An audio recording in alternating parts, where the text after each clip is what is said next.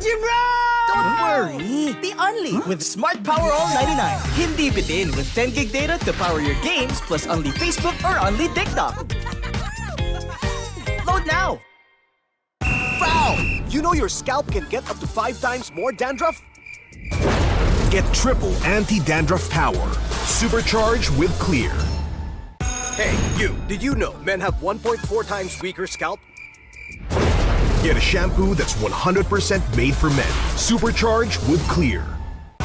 Enemy alert. Your scalp gets 1.5 times greasier, causing dandruff. Get triple anti-dandruff power. Supercharged with Clear. Stop and pull over. Your scalp gets 1.5 times sweatier. For cooling power. Supercharged with Clear.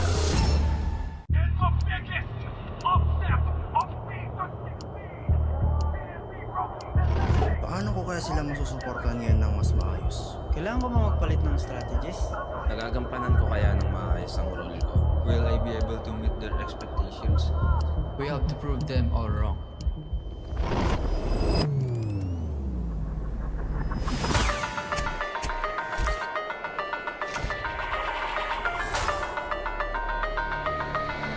It's time to win.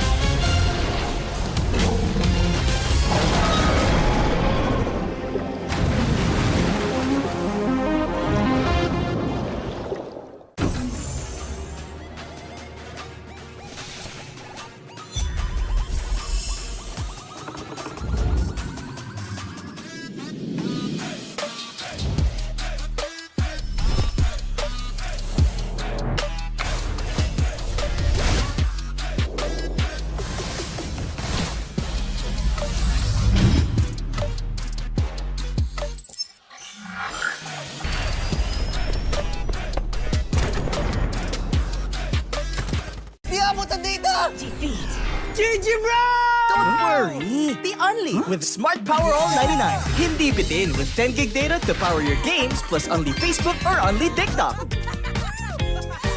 Load now! Foul! You know your scalp can get up to 5 times more dandruff? Get triple anti-dandruff power. Supercharged with Clear. Hey, you! Did you know men have 1.4 times weaker scalp? Get a shampoo that's 100% made for men. Supercharged with Clear. Enemy alert! Your scalp gets 1.5 times greasier, causing dandruff. Get triple anti-dandruff power. Supercharged with Clear. Stop and pull over! Your scalp gets 1.5 times sweatier. For cooling power. Supercharged with Clear.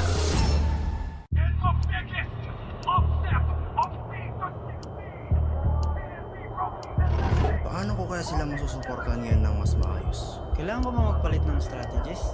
Nagagampanan ko kaya ng maayos ang role ko. Will I be able to meet their expectations?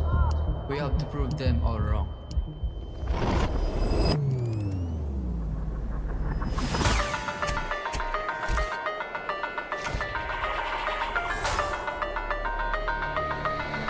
It's time to win.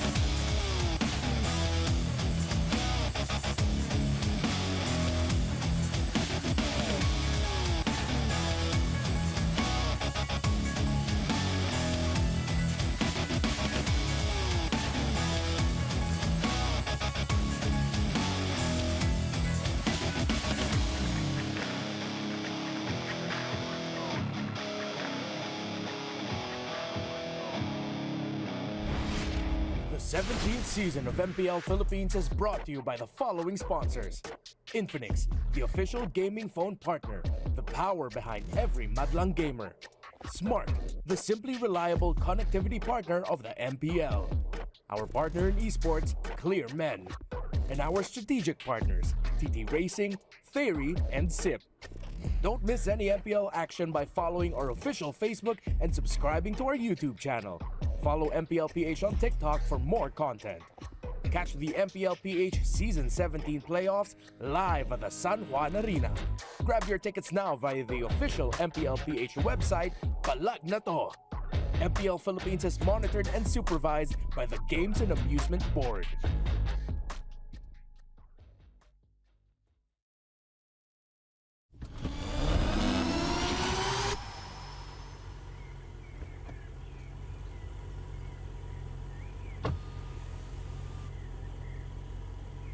Ano, Palag? O tara, palag ka ba? 7 taon na simula nang lumakad kami ng katatag. Simula noon, tumibay lang ang tahanan ng pinakamalalakas. Ngayon, nagbabalik kami kung saan nagsimula ang lahat. Pero isa lang ang plano. Palag na to. Sa tahanan ng pinakamalalakas, ano nga ba ang ibig sabihin para maging pinakamalakas? Ayun nga world champion kami pero top 6. Habang nasa tuktok kami ng mundo, hindi namin namalayan na nakakahabol na sila. Kaya ngayong playoffs, wala nang world champion. Palag na to. I can say I am the gold standard. The beauty about having a super family is how everyone got your back. The gold standard may be irreplaceable, but coming into the playoff, the pressure become the best gold laner. Gusto ko makilala yung Smart Omega ngayong season na lason na mas pinalason pa. Kita ko sa mga kampi ko, pati sa mga boss namin na gusto talaga nila makapasok playoffs and makapag-compete para sa trophy. Hindi na kasi ako bata and kailangan all-in na talaga to. Marami akong sinakripiso para makarating dito. Mahirap magsisi sa huli. Asahan niyo, napapalag ako. Masabi ko siguro pag Prime Haji na pag nag-champion na ulit kami. Nung last season, kasi sobrang miracle na nun na nakapasok kami. Kumbaga, sa sobrang liit na chance na yun, kaya namin makapasok. Kaya yun din yung nag-drive sa akin kasi kahit anong porsyento talaga tinitake ko and tinitake namin na sa team. Para mapigilan yung Team Liquid pati si Carl, mawala talaga yung mga kampi niya. Kita naman sa regular season and pinatunayan nila kung bakit sila yung top seed ngayon. Gigil na gigil siya ngayon. Gusto niya mag-Paris. Confident ako na sabihin na kami yung pinakamalakas ngayon. Sa tahanan ng pinakamalalakas, ako ang pinakamalakas.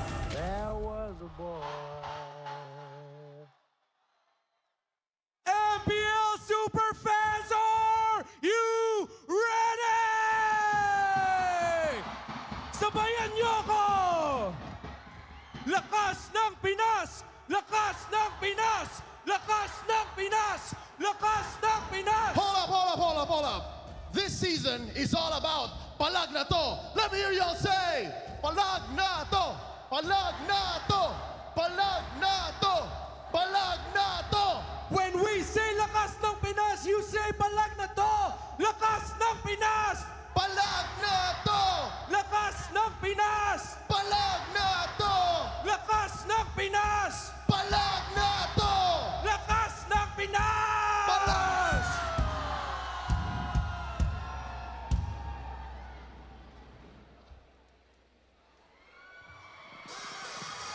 O tara, palag ka ba?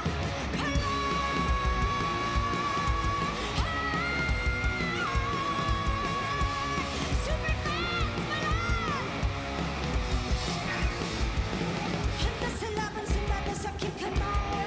Watch with my click, burning fire in the eyes. Yeah, I walk with my head held high. Ano ba yung bakit kung tari ang aking gabay? Di alam if I'm young, I hold down my pain.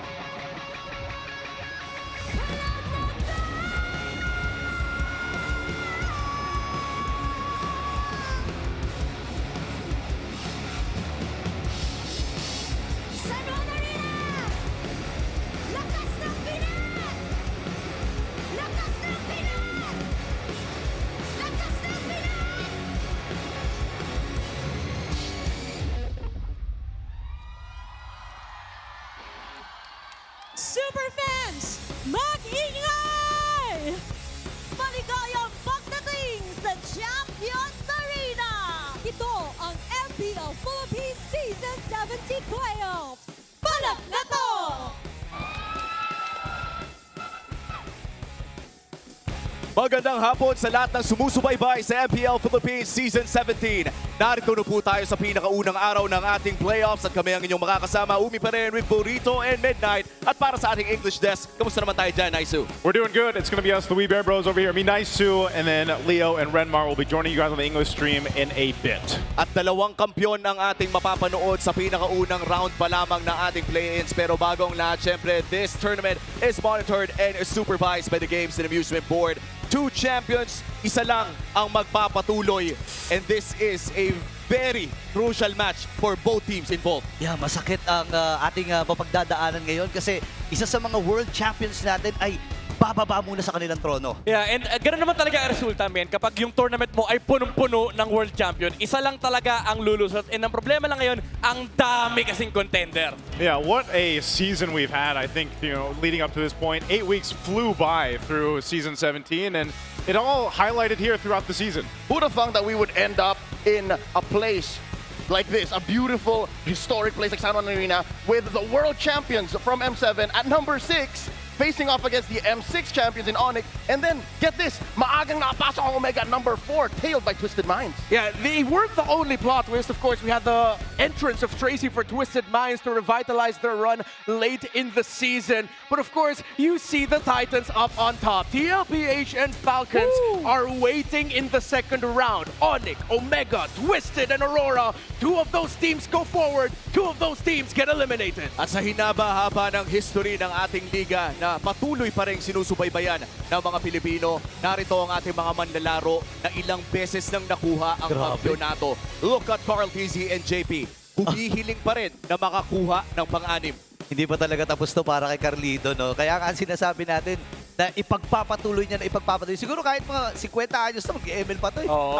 Alam mo, ang daan yung cabinet niyan, feeling ko punong-puno na ng trophy. Kanina nakita natin na showcase sa video, nakakalat na yung trophy sa paligid ni Carl TZ. I love what he said too at the end there, for the international viewers too. I know they also had the same reaction. In the strongest region, he claims he is the strongest. And of course, for the first day of the playoffs of the strongest, toughest, most difficult, brutal region in the global MLBB ecosystem, as we mentioned it's 2 world champions facing off against each other in the opening match of the playoffs. You can literally only say that in the Philippines. And I hope you guys are ready because given it's a holiday today, nobody went to the office, you have to strap in for a long day. Yes. Tonight, possibly the best of 5 you'll see ever, wherein the last one goes up against the plot twist. I think that's the one that'll go the distance. When we look at both of these series na mapapanood natin ngayong araw na to, parang nakakalungkot na tanggapin na may dalawang team na kailangan ng umuwi pagkatapos ng araw na ito. This is just the play-ins para sa lahat. And for ONIC and Aurora na mapapanood po natin sa pinakauna nating serye, ay dalawa na nakatikim na ng World Championship. Parehas gustong makarating ng Paris, pero mahaba ang actually kalsada na tatahakin nila patungo sa gusto nilang makuhang goal. Yeah, totoo yan. Lalo na ngayon na ang dami kasing doubters din ng Aurora Gaming. At ang ONIC Philippines naman, napunta siya dun sa footing na parang sakto lang eh. Yeah. Diba? Hindi sila yung pinakamalakas, hindi rin sila yung pinakamahina. Yeah. Nandun pa lang sila sa gitna eh. Tama kayo, nandun yung doubt, nandun din yung pressure. Kasi nga, being world champions at their own rights, mind you, M6 and M7. Tama si Renmar, dito mo lang pwede sabihin yan sa MPL Philippines. Maglalaglag ka ng isang kampiyon. And for Aurora, ang laki ng task na galing ang World Championship, kailangan mong pumalag, kailangan mong kunin yung unang local title mo for your franchise. But that's also very true for ONIC Philippines. Savero is a living pressure. He is. He claimed it himself, week 1 or 2, when he said, I'm the pressure, when everyone was asking him how he felt about being in the gold lane and being the only import here in the MPL Philippines. And he's had a phenomenal run throughout the regular season. I'd love to see him continue on alongside the Super Fam if they can get through today. A dozen heroes, a dozen. A play style that you can only see here in the Philippines. Hindi siya ganito sa Indo eh. I saw him when he was new. I saw him in his debut, what was that, early 2025 Snapdragon Pro Series. Iba siya, going up against Kelra, the gold standard. He's learned a lot in his time in MPLPH. Yeah, there are Filipino gold laners admitting just how surprised they are with how good Savero is in the laning phase. He is going out for blood every time you go up against him. in the gold lane. He will hunt for that kill. And looking at the hardships of a champion, parehas kang nakakuha na ng kampyonato, parehas sa kupunan na ito. And when we look at the stats, ay talagang nakikita natin na nagsa-struggle talaga ang mga teams matapos sila makuha yung mga malalaking championships na nakamit ng dalawang ito. Yeah, and I would like to quote all the past champions, all the coaches na nag-spearhead na ng international campaign ng mga teams natin. It's easy winning the championship, but it's so damn hard to be a champion. Yeah, because we heard it in a lot of the videos we got to share with the teams, especially Aurora, you know, and what the other players thought about Aurora, how after winning a world championship, like what was the drastic change that they went through during Season 17 where they struggled so much. And I feel like even at the end of the last week of the regular season, you saw the sigh of relief, not just from the players, but also the huge fan base that they have to get to this point. So what does that break, a week and a half, bring now for Aurora? Yeah, it's not even a meta shift. It's a mindset shift. Aurora has admitted it feels like all of the teams watched our M7 campaign and said, all right, good luck coming back home. Thank you for winning another world championship for the Philippines, but you're not going to be able to win one here because we're going to make it tough for you. And I love how we're featuring these two. We talked about Severo. Dom and Kite, I'm excited to see how he's going to deliver against the pressure. I am guilty for being one of those naysayers. Madalas ko nababanggit sa videos ko kasi nga nababanggit naman sa community. Hot takes, they say, Dom and Kite can't carry.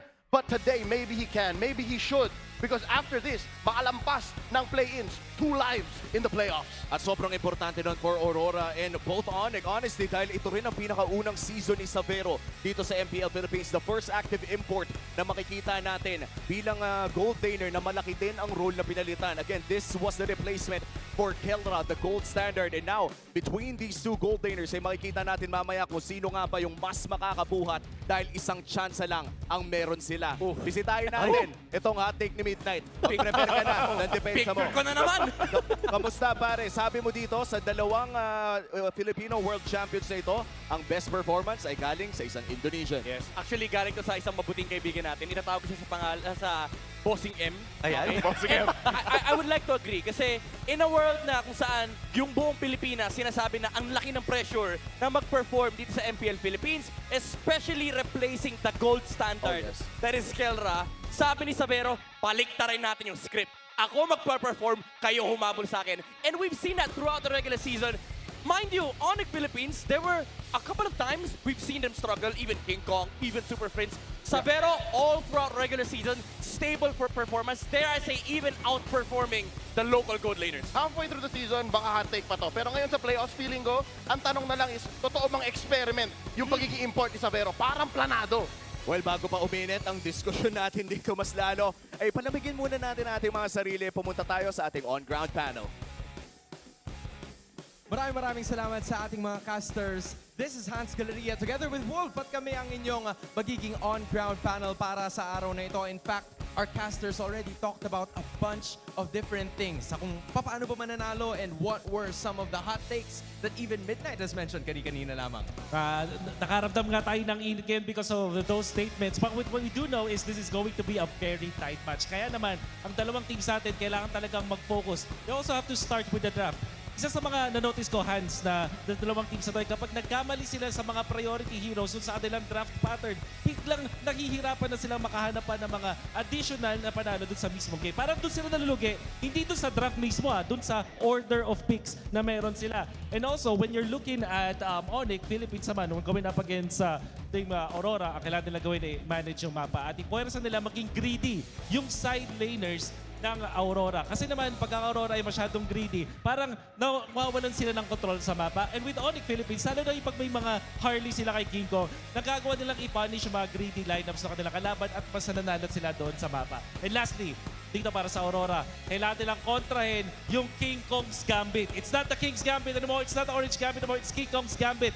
Yung early game ang kailangan bantayan ng Aurora. Their jungle has to be secure. If not, nako po, ONIC Philippines can take over. I mean, dude, these are some very important games that we have to talk about. Maraming salamat para sa iyong real cooling tactics brought to us by Infinix Wolf. Maya-maya lamang, because in just a bit, we're actually going to be looking at one of our super fans na nandito kasama natin. VIP access together with everybody else. Hello guys, good afternoon. And of course, one of our super fans actually volunteered to be here with us today. So pakilala ka naman para sa ating MPL super fans. My name is Patrick Rebato. Right, Patrick, you've talked and kita naman sa uniform mo na supporter ka talaga ng ONIC Philippines and they're walking right behind you sa panahong ito. Malaki ang tiwala mo para sa kupunang ito. Ano bang pinagkaiba ng ONIC PH this season compared to the last? Ang pinagkaiba ng last season is mas maganda yung chemistry nila ngayon kaysa dati. Siguro, nung regular season lang is nahihirapan sila dahil sa import nila kay Sabero. Pero habang tumatagal, nakakasabay na sa laro. And, hey, you know, I completely understand what you said, Patrick. Kasi nung una, medyo maraming doubters si Sabero, di ba? But later on, he's starting to make doubters into believers and I hope you continue to enjoy. Makakaupo ka na, Patrick. And of course, to our VIP super fans na nandito mismo sa San Juan Arena. Tickets, I think, are still available. So if you guys would want to go for that, you can take it at the official website of MPL Philippines. Pero na-mention mo kanina, Wolf, something that is quite similar para manalo itong dalawang teams na to ay yung draft pattern. What are some of the things na pwede nating pagtuunan ng pansin before the start of the draft? Late-to-late matchup, yung gold laner na hindi pwedeng malugi. Pero parang nung dumaan yung mga coaches dito kanina, parang may na-feel ako kay iba. Parang gusto ko itapon yung mga sinabi ko, mga kiss nila kanina. Kasi parang iba eh. But what we do know is magkakaroon ng magandang draft battle dito when it starts. And I'm excited to see kung ano yung baon ng dalawang teams na to. Wolf, you've talked about baon. And in fact, it's 2 weeks na halos hindi natin nakita itong dalawang teams na ito. In fact, all 6 of them. First things first, Aurora versus ONIC. How essential are those 2 weeks? Magiging malaki ba talaga yung changes na makikita natin in your perspective as a coach? These two teams ay mga klase ng teams na hindi tatamad-tamad. Alam mo yan, Hans, parang willing sila na maglaro ng only games all throughout those 2 weeks. And I'm sure na yung mga coaches din nila ay sobrang naghanda for this one. Tingin ko nga, baka makita tayo ng mga kakaibang mga picks na mga pocket strategies in this particular matchup, lalo na best of 5 na yun. Yup, and nabanggit din ng ating mga casters kani-kanina lamang that this is the M6 World Champions facing off against the M7 World Champions. Kaya siguro sa ngayon, isa na lang ang natitirang tanong na nasa aking isipan. San Juan Arena, handa na ba para sa unang laban ng araw na to? I think we're gonna have to split it out. Nasaan ang Super Fam Sonics? I love the spirit. Nasa naman ang mga liwanag ng Aurora? It's Aurora Gaming Philippines against Sonic Philippines. It's been Wolf and Hans. Teams, time to shine. ONIC time, ONIC time, ONIC time, ONIC time, ONIC, ONIC, ONIC, ONIC, A sweep in the first leg, a clinic in the next. They own this international rivalry. All doubts put to rest. Bila ONIC pinagandali, jangan semua harap dapat gas. Dari coba if you let me. Sekali sentuh kata mercy. Baby jangan lupa nyantai. Leading the Super Fam is the Aura Farmer, the Sigma Jungler, looking to prove that no celebrity can shine brighter. This is King Kong, and this is ONIC Philippines. ONIC time, ONIC time, ONIC time. Aurora, shining for the place we came from. Carry every heartbeat like a war drum. Forward, never bow, never run. Homeland in our veins till the lights go numb. They crawled through the dark, and they found the lights within. The regular season is in the past. Another conquest begins. Flame we march lifelong.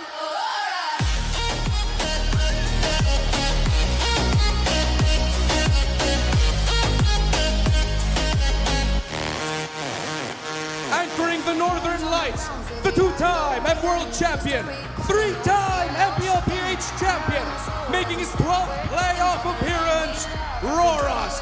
Make some noise for Edward and Aurora Gaming Philippines. We move as one, unbroken in the fight. Raise the flag at the sky, remember. To ensure the integrity of the game, please welcome our marshals, Miko, Chico, Joshua G, and Luis. Our head referee is the Job Master, Sen. Our head coaches on the stage, Coach Hayes and Coach Master the Basics. Only one will earn the right to face the Falcons. This is the ultimate international rivalry. San Juan Arena, Palag Na To! History was made here in San Juan Arena years ago. Both these teams have made history themselves, but only one can move forward. Let's start with ONIC Philippines. To answer the question, if whether or not bringing Sabero in was an experiment, I'd say no. They had so much time and they really prepared for the pressure for Clayton to come in and to take care of business. I can't believe how much easier his season was compared to Dominic and Aurora. Yeah, on one side, you're going up against a player who called himself the Pressure. On the other side, they have the weight of the world, the crown on their shoulders. The reigning world champs of MLBB could be eliminated today in the very first day of the MPLPH Season 17 playoffs, which is why I'm looking forward to seeing how did Coach MTV, how did Coach Dexstar, and the entire team get their ish together to get back to that top-class world championship form. You know what? I don't even think it's about the stats. Yeah. Many a time in the interviews, Coach Dexstar, Coach Master the Basics, they mentioned that we prepare, we play the same way, but might be actually a mindset thing. They gotta be hungrier. They gotta make it like barracudas. Yeah, that's why I was saying, man, you know, bring out the teeth if you need to. It's just like that. Let's listen in on a Smart 5G ping test on how they're preparing. Are they bringing out the teeth or not? Why you get my red? Uy, ulots! Ulots! Guys, magaling ako, promise. Okay na. GG na. Ikaw na, Jet. Why is bro barking laser? Ano daw ang naging preparation natin ngayon dito sa paparating na playoffs? Masasabi kong nasa full condition kami. Kailangan na lang galingan, kailangan na lang lupitan. Mas intense, tapos more crowd, more excitement, more hype, tapos mas malamig. Anong palag namin? Galingan nyo kasi gagalingan namin. Ano ba palag natin, boy? Kirk, wala daw, malakas daw si Prince. Prince, ano daw palag mo kayo eh? Alam mo na yan? Alam ko na yan. So secret na lang guys. Sensya na ha. Yung nagpa-raid kanina, yung mga karoras natin dyan, thank you sa full support guys. Mula week 1 hanggang ngayon. Thank you so much guys sa effort. Sa venue, ano masabi ko sa venue? Sobrang laki. Ang daming pwedeng makanood. So, enjoy dito guys sa Phil Oil San Juan. Dami tao pre. Puno. Home of the champions. Champions, sorry. And there we go. That's our Smart 5G ping test. Once again, the international rivalry here. Some shared words between the two. That's a new player, by the way, the opening scene. New player, Janine. Who's she playing for? Yeah, that's a good question. Playing for all of us, really. I'm a huge fan. She actually did. She played for all of us. That was a terrific opening, but of course, Janine, I would like to call her Janine Bardon. But it is Janine Bardon, of course, because I like to call you anthem. I have to side here with Wolf, the fan, thinking that this is really going to be a draft battle. Mainly because for Aurora, the thing that we've been talking about for the longest time is that you know what's coming. Yeah. They, as you mentioned earlier, they love to play the same way. They also love to draft the same way. There needs to be evolution. It can't just be play their game. It needs to be play their game, but with what new way to deal with it and what new way to execute. Because teams have had them read all season long. Yep, they have. Let's take a read here on ONIC Philippines' playoff appearance. 100%. This is their 14th.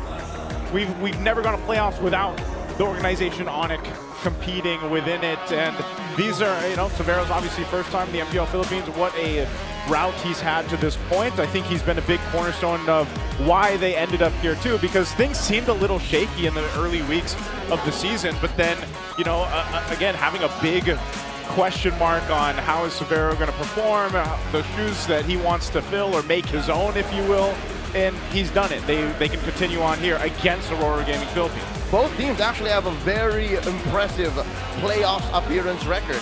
And that's just as franchises, but on an individual level, you see some of them miss out. Light in his time with RSG and TNC, and for Dominic, his time with Minana Evos. Yeah. Demon Cat and Edward, of course. Well, Demon Cat, perfect on the attendance. You as well, if I'm not mistaken. Yep. Edward, of course. That one time with Blacklist. Yeah, there's been 17 seasons of MPL PH. He's played for 13. He's shown up in 12. So we're going to head into the draft. Broken Walls for the very first one. And this is a great tempo setter. This means ONIC are looking to play their gambits. They're looking to play their plays of taking away green camps from Demon Kite. And for those who don't remember what we mean by King Kong's Gambit, it's basically them attacking the orange. It's an early vertical jungling pattern. It replaced the Sigma pattern. Replace the Sigma pattern. Remind me too, because we've spent the whole regular season going in best of threes.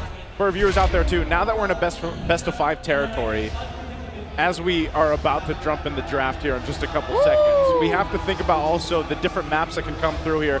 By the way, Broken Walls for the first one. Boom! We've got some new effects. That looks pretty cool. Broken Walls. Can't wait to see all of them. But yeah, so how does it work in a best of 5 again? We got the side choice, random. What's left, and then I think it resets at the 5th. Yeah. Okay. The 5th is an open random pool.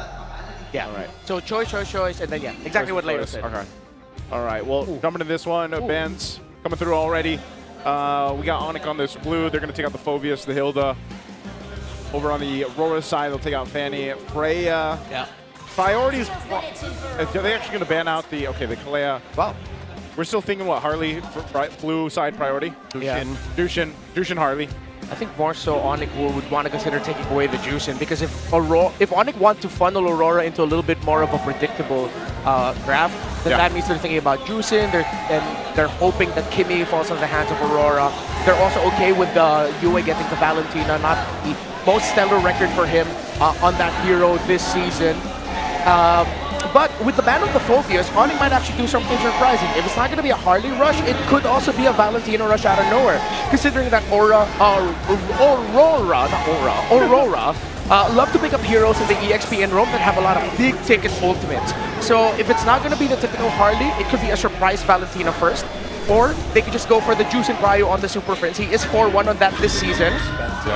They go for the Marcel, which is open, which is interesting. Not a lot of teams would want to pick up the Marcel with the Valentina open, but times have been somewhat shifting, and we've been seeing it as well in global MLBB.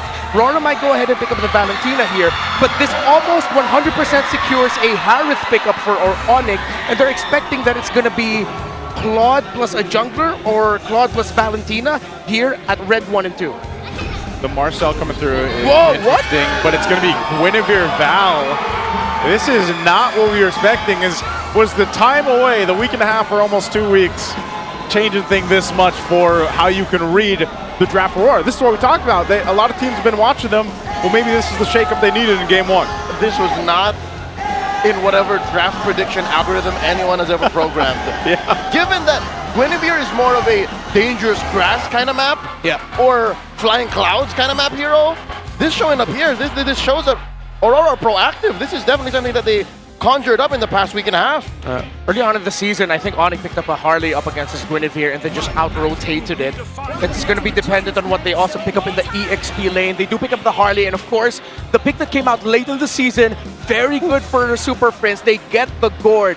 Folks, 100%, it's undeniable. Gourd is meta. 5-1 for ONIC in the season so far. Okay, I like it. I'm glad. Yeah, I've been pretty vocal that I'm just glad that he's been really like meta now. But it's also just paired up really well with the Harley, right? So you've got the Harley, got the Gourd. That's probably the most winningest combo they have. Do you bum rush the Sora? Because that's what ruined the Gourd lineup. Yeah, you might want to take it now before it gets banned out. It's good. It can be proactive. Oh, but they go ahead and pick up the Khalid. They want a wider pool for the EXP. They can still set up an R-Lot for the Guinevere later. Okay. They have choices. So they got a Khalid. First phase is done. We've got to pick some brains over there of Hans and Wolf. What do you guys think about this?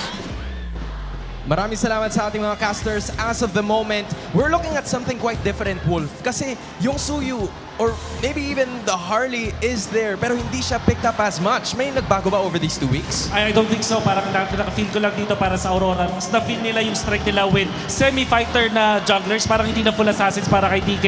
Going in for the Guinevere. Whereas ito namang Onyx, sticking to their style. Yung Gord, pati yung Harley na sobrang comfort hero sila yung kinuha nila dito. Now we're looking at Aurora being the next to pick first in the second phase. They're still missing an Edward and a Doming-kite hero. What are some of the possibilities that you're looking forward to here? Tingin ko yung mga mapupunta dito kay Doming, yung mga malakas mag-control ng river like yung Claude, the Moskov, at yun yung first pick nila, ilang last pick nilang hero. Coming out from Edward, maybe even a Benedetta, eventually makita natin, or a Lapu-Lapu. Sa ONIC naman, nararamdaman ko dito yung classic setup heroes ni Brusco, yung mga Cho. I think we will see that, and then the Clint naman para kay Savero. It's classic for ONIC, a little bit different for Aurora. That's it for us here at On Ground. What's up with the casters there? All right, thank you, Hans and Wolf. Some insights there. They mentioned the Cho of Brusco? I was thinking that maybe Wolf was thinking about Kirk surprising with a EXP Cho. Like a swerve. Like a swerve, yeah. That applies a lot of pressure. Again, that's why Aurora were thinking about picking up the Khalid. Because if ONIC end up with a pick that rotate out of the EXP lane fast, Khalid and even a Hilda is one of the few heroes that can actually deal with it. As expected or not, ONIC will take away one of the best options that Aurora could pair with right now in the R-Lot. We still have Clues on the board. Uranus is a fantastic ban as well. Low on the draft predict. But then again, you get a hero that can mess up a lot of the macros and the presence if Uranus was given to ONIC, so you take it out. Number 1 in the draft predict ONIC ban is actually a Sora, and I think we are on that boat. You gotta take out the Sora if you're ONIC. Because again, Aurora didn't rush it in Red 3. They're giving you the option to ban it out. That or how is the Zhong not showing up? Because that also would ruin ONIC's lineup. That combo wombo. Yeah, combo wombo, petrify. Maybe that's something on the mind of ONIC. That's why they're taking their sweet time with this ban. Oh, they are expecting a surprise Paquito pickup here. Newly buffed. For Aurora, is that a smile of, hey, you just took away our surprise, or a smile of you guys are overthinking? I can tell it's been a long week for Aurora. You see Edward with a little bit of stubble. Yeah. They've been in the trenches, man, practicing for the playoffs here. I would too. If I was in their place, if I had that rough of a 2 months, I would too. This is probably one of the best things they can do too. Get that gold lane locked in for Doming-kite. They get him the Claude. Naria Harris, it's a Claude. Yeah. I think Aurora know that ONIC would be too greedy if they go ahead and pick up something like a Harith right now. That's too much magic. They'd want to go physical if they're in the gold lane. Either go back to the YSS of Savero or the Moskov. Or the Moskov. Yeah. You can even go surprise with the Clint. Despite all of that dive, you have space creators for you. You can pair that Gord and the Clint together. You don't really need to match mobility per mobility, but you definitely can. In terms of the EXP for Kirk, again, something that can get out of lane quick. You can't pick up the Sora right now. I think you already see the Valentina. There's a chance to swerve. Lapu, Alice are going to be really good. Oh, they go for the Bruno. Okay. They get the glue, so Bruno counters Claude in lane. Ole. While glue is just the tempo breaker that ONIC PH needed a little bit more of in their team fight. Glue's enough to like be a distraction too in that front line. Go ahead and soak up if they need to. But also the Bruno tends to be what we've talked about a lot, being that counter pick into the Claude. We saw that work wonders in the regular season for the teams that decided to go for it. So they have a ton of damage for ONIC, and oh, there's the answer, Edward. He's gonna pull out the Benedetta. Prior, it was vintage Vinuya. But now we're going old school Mr. Consistent. Yes, sir, we are. Superfans scan the QR code and predict the match winner correctly for a chance to win 1,000 MLBB Diamonds. This one is a heated way to start this best of 5. If you want to go a little bit more PH theme with that, you have vintage Vinuya. This is dating Dapadap. Old Dapadap, bro. Dating Dapadap. Yes, sir. Hey, that works. Let's take a look here one more time at the lineups. Again, we got our draft index here, but this is, what a way to start this. You know what, just to throw out to our global community, I spent the past weekend casting MSL Thailand. Yep. Aurora's draft, looks very much like a KOG draft. A KOG draft. MSL newly crowned champions. Yes, sir. Hey, we've seen similar things even in MCT East Asia, man. So I've liked that we get to see all this on the global level, but now let's focus in on this as we jump into the Land of Dawn and our battle, the international rivalry, the last one we'll see of Season 17. Day one already feels like a grand finals. Of course, Super Friends would want to pull yourself together as the Gord needs faster access to that flicker. Aggressive trades in the mid as expected. The Khalid and Valentina together. Mid prio gonna determine a lot of the early wins. River control, very important for these two. Now with Glue going to ONIC, they have a slightly slower lineup. That's why RORA's invading. Oh, forcing a flicker out of Brusco. And ONIC Philippines are on the receiving end of an orange gambit themselves. That projectile saved a life right there. That little stun kept them alive, but good thing. But they're showing aggression here in the early game already. Who is this team? What a jump by Light and Demon Kite. They draw first blood. He just paid for it. A lot of growth by Aurora here. They know their Benedetta is faster than this Glue. Again, that's why they invaded Orange, and they continue to invade. Brusco running through 3, stopping the invasion, but Demon Kite wants it. He's hungry. Do you want it? Do you want it? And he gets it. Oh. And they jump him. King Kong punishes the celebrity, and Light eats up one.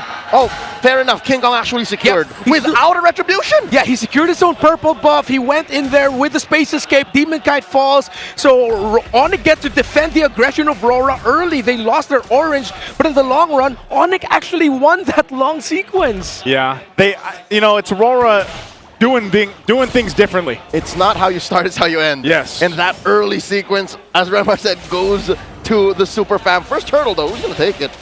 First turtle being up here.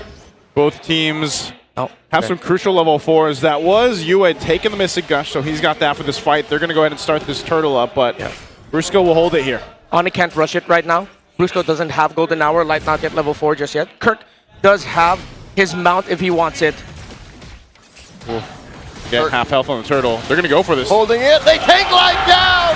Getting the mount and everything thrown at him.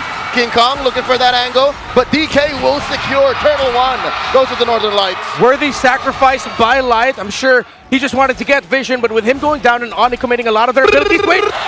Dominic Kite up top! He's feeling himself, forcing Savero back. Multiple times in the season, Savero has had Dominic Kite's number in the gold lane with their little duos, but with the very first big trade, it's Dominic Kite who goes out on top. But for longtime fans of Dominic Del Mundo, aka Dominic Kite, they know that the strength of this jungler is, this gold laner is in the laning phase. Yeah. So if there's any time Dominic Kite will win against Savero, it's in the first 5 minutes. It's going to be a great series just already with these first 3 minutes of game 1. They have some time to go ahead and settle in, and now with a heck of a start for Aurora being on the more aggressive side, that could be enough to go ahead and start to set things in their favor. But one thing they do have to go ahead and take note of is, again, King Kong, despite all the pressure, it's pretty much fine. And that's going to be the case with a Harley like this. So, and I'm wondering, where do they find these little openings? Where do they find these little windows of opportunity for them? Also, because you have Brusco on the Marcel, so when you think you want to start with tempo, Marcel can be enough to kind of stop that from happening. Yeah, so Aurora have information that Savero is close to a minute away from getting his flicker back. He's at 50 and counting, less than. And so that's why Aurora would commit a rotation from Light to go Gold Crab so that Dominic Kite would be able to take it. Because they know that Savero cannot play risky and try to take it away. There's a cut by Demon Kite behind Savero. Does Savero know the pressure? Ill intent from the Northern Lights. 4 now. Dominic Kite with a big duet. And here comes the save. Golden Hour. Stolen. Gosh, where does it go? And it seems like they flubbed it. The jump, the flicker, the dive. Savero lives. Oh my God, Light. He's going to be the one to get punished. What a counterplay from ONIC. They went too deep. They went too deep. Brusco with the save. Aurora trying to take a page from ONIC's book with all this aggression, but it takes just a nice little platinum snap to snap Aurora out of their comfort. Oh man, that's exactly what I was saying. You want to set the tempo. Well, there's a Marcel across from you, and you saw how much value a perfectly timed golden hour can give to your team. And look at this, though. There is going to be a bit of a trade. Edward will grab some extra gold. Whoop. Off that bottom side. They want to do it again. Dominicite, BMI through. Brusco again to the rescue, forcing a defensive Rampaging Sandstorm. Oh my lord, the long con by ONIC. When everyone thought they were experimenting with an import, here they were using him as bait. Oh! Gosh, on the light, he might fall once more. Bulls in his face, Severo can't finish the job. Aurora will be able to get away, but ONIC, this is why they like the glue. It loses in the big overall rotations compared to the Benedetta, but when it comes to the fighting, it's kind of awkward for the Gwyn, kind of awkward for the Claude, even for the Benedetta, because of all that tempo breaking. And that's just the Marcel. We've seen most of it. We haven't seen Kirk for a lot of these big sequences. When it gets to that, Aurora might have some difficulty. Yeah, they're already having a little bit of difficulty in trying to deal with focusing on Severo, because Brusco's just been so well protecting him and staying on that side of the map if he has to, and that's one of the benefits of being able to travel fast as well. Again, that's just the Marcel. Oh, another one! Demonkite barely gets away by the skin of his teeth. Okay, he stays alive. Surprised at how many beams we're seeing not convert into kills, but they are knocking down turrets. That's what they're going for. Hey, technical knockouts are still knockouts. Yeah, that's it true. leads to Demonkite not being present. And the only real place that RORA can breathe is where Edward is. Yeah. He has to open up the map here. That allows a few more avenues for Aurora. But until Aurora gets the tower in mid, all the side lane pushes might not be that beneficial to them. ONIC handle the long lanes and far lanes very well. They have had fantastic macro this season, and they're willing to give it up if they know they get a big objective. If they know they get Turtle 3, if they know they get Lord 1. Yeah, this Turtle's going to be up. Last one of the game here, pulled through. Edward's going to join this one. It looks like after he clears mid. He's got a Blade of Hepsies too, so depending on where he puts his Petrify, like the final blow, he's going to be pumping out damage. And there they come. Golden Hour stopping the action. And a stolen one by Yue. The fight has broken out all the way back. And Brusco falls. Requiem by Demonkite finding Kurt. And this has split up the Super Fam. And just like that, RORA gather back. And King Kong running away. Yue. Down goes King Kong. They go for the turtle. RORA scores the final one. Terrific counter by Aurora. ONIC tried to salvage that by sending Severo and Super Prince in the mid, but since Edward was there, they couldn't cover. I was a little bit wary of that fight for ONIC heading into that, because Kirk was in the mid trying to clear lane. It seems like they weren't talking with each other. If Brusco and Kirk were a little bit more connected and you had the glue messing up the backline of RORA, it wouldn't have gone that way. Since the glue was slightly out of position and out of time, ONIC just got run over by RORA. Great golden hour as well by Yue. Benefit of the doubt. I myself am an advocate of Kirk. Maybe he was playing man-to-man defense with Edward. Maybe that was the wrong call. Maybe you shouldn't have done that. Yeah, because Edward's going to be hard to man-to-man defense against, just because of how much he can maneuver around the fight. Best case scenario, what do you get? You mount the Benedetta? Yeah. And then what? The Benedetta takes you for a ride away from your team. Yeah, RORA gets to do whatever they want anyways. Yeah. I know ONIC were thinking about the chance of RORA getting a big team fight win and then getting their tower pushed in mid. But at that point, with Super Prince and Severo able to get away from that, they were all right. Oh, look at the damage being burnt down onto Severo. ONIC, just like that, suddenly struggled to play proactively against Aurora. They're up 2,000 gold. Dominicite getting this push up top, and the map suddenly turns red. Oh, he got an easy push on that tier 2 top turret. Dominicite bringing that down, and you're thinking here for ONIC. Oh, shut up. Requiem, beautiful catch. This is the defensive use of the Golden Hour. The answer as well, stopping them from pushing forward. Light, barely alive, gets taken down by a rogue projection coming from Prince. The World D came out in time as well. Super Prince, his first initial Mystic Gush was actually diminished by Yue, but the Golden Hour by Brusco to follow up after Yue's Golden Hour is what put RORA in a better spot for ONIC to at least get a kill onto Light. River control and mid control still for ONIC heading into Lord 1.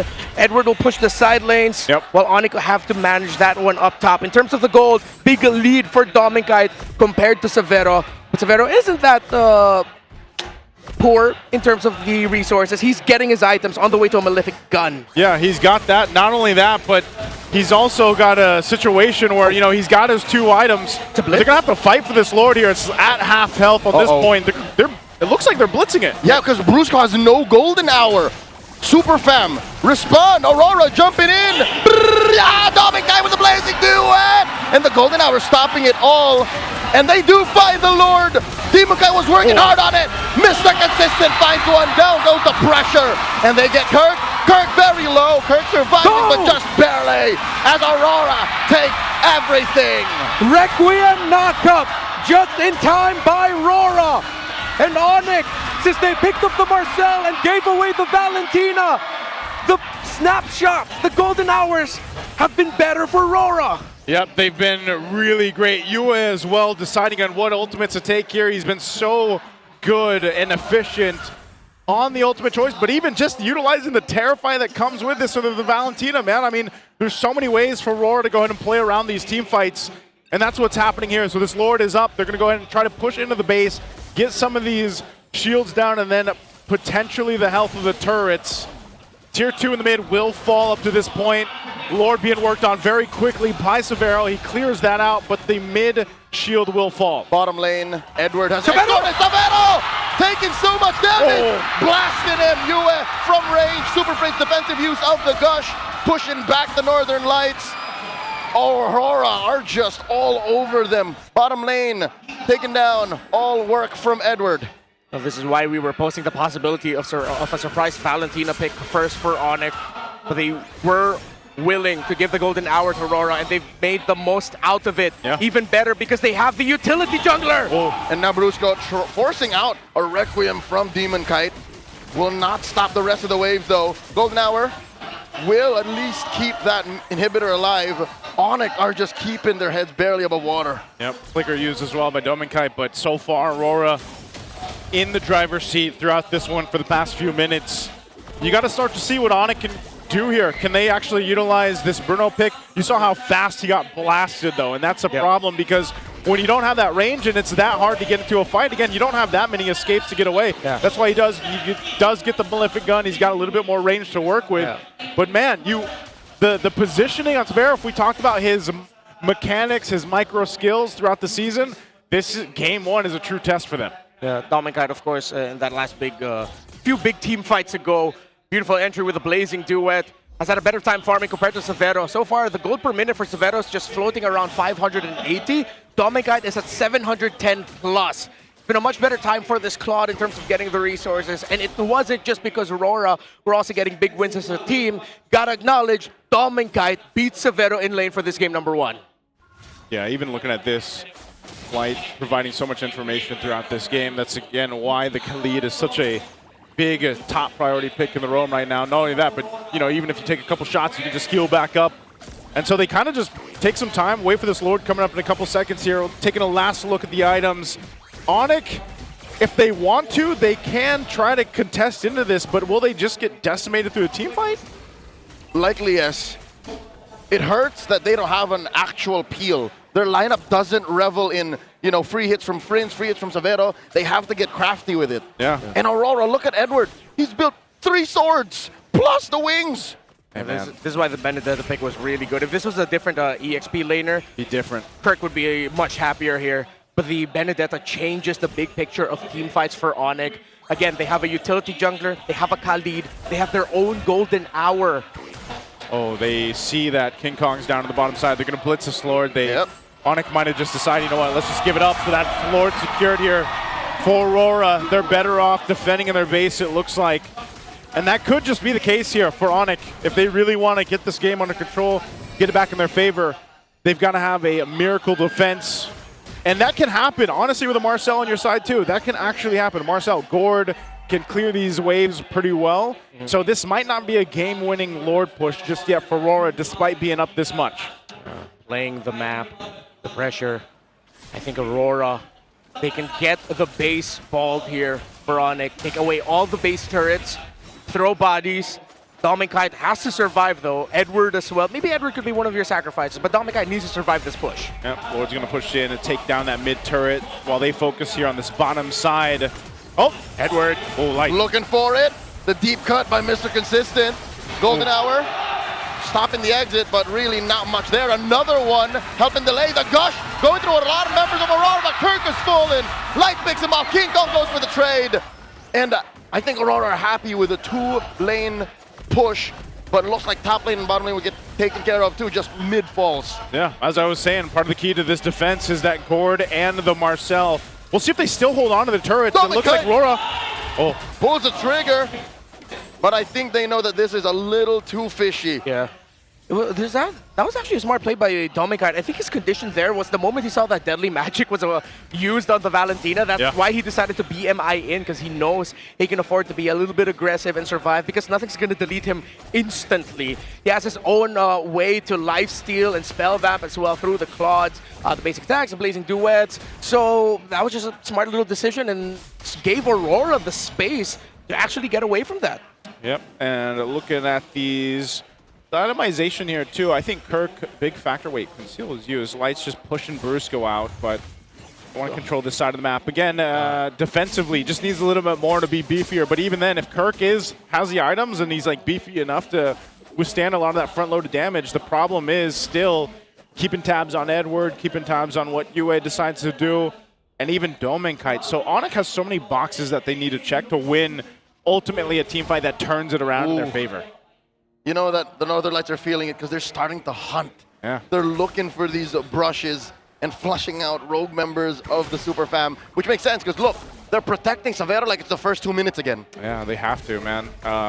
He is the key here for them to eventually...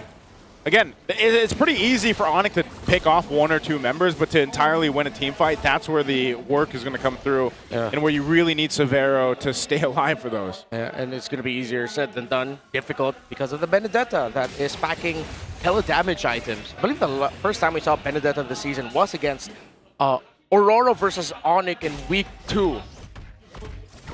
Yeah, Week 2? Yeah, Edward did use a Benedetta then. It did not win, but it's a completely different picture. Oh, it's a blitz by Aurora. Oh, ONIC are trying to respond. Brusco here, Golden Hour. Early. Delaying the Lord take, stuck at about 1/10 of its health. In comes Demonkite, looking for more. Dominkite forced to use the freeze on that Wintercraft, plus the blazing duet defensively. Lord will still be secured. They take out King Kong, and now the jump, the Requiem, the clash. And Kirk falls, and they're not done. They're looking for more. Savero kicking bows, trying to stop him. Another knockup, down goes Brusco. And Savero holding on. Maybe I can, maybe I should, maybe I shouldn't. It's just him and Savero left for defense. Early on the golden hour from Brusco. I think a little bit of a panic button. And then Aurora just decided to go for the jump. They saw King Kong first, found his hat. Brusco got taken down, or Kirk got taken down next, and then Brusco. Aurora looked to take game number 1. Yep, they're going to be pushing in with this Lord. A little projectile thrown up, but it's only 2 guys of ONIC left. And in comes the Electo final blow. That's it. They escort the Lord out of the base. Aurora draw first blood in San Juan Arena. Early on, that's one doubt answered. They still have a long series to go, but Aurora looks so much better than they looked in the regular season. That was just game 1. A very different Aurora that we're seeing here. That week and a half, that 2 weeks, whatever it was, ended up paying off, at least here in the first draft, first game. And it leaves to wonder again, you know, in this case, down from the drafting, down from the execution, as we look at the highlights throughout this game, they started fast and they ended fast. I mean, it was a pressure game themselves that they put on against the Super Fam. I think in the long run, the glue ended up becoming a pick that hurt them more than it actually helped them. And of course, very easy as well to get AOT stacks for the Claude through the glue.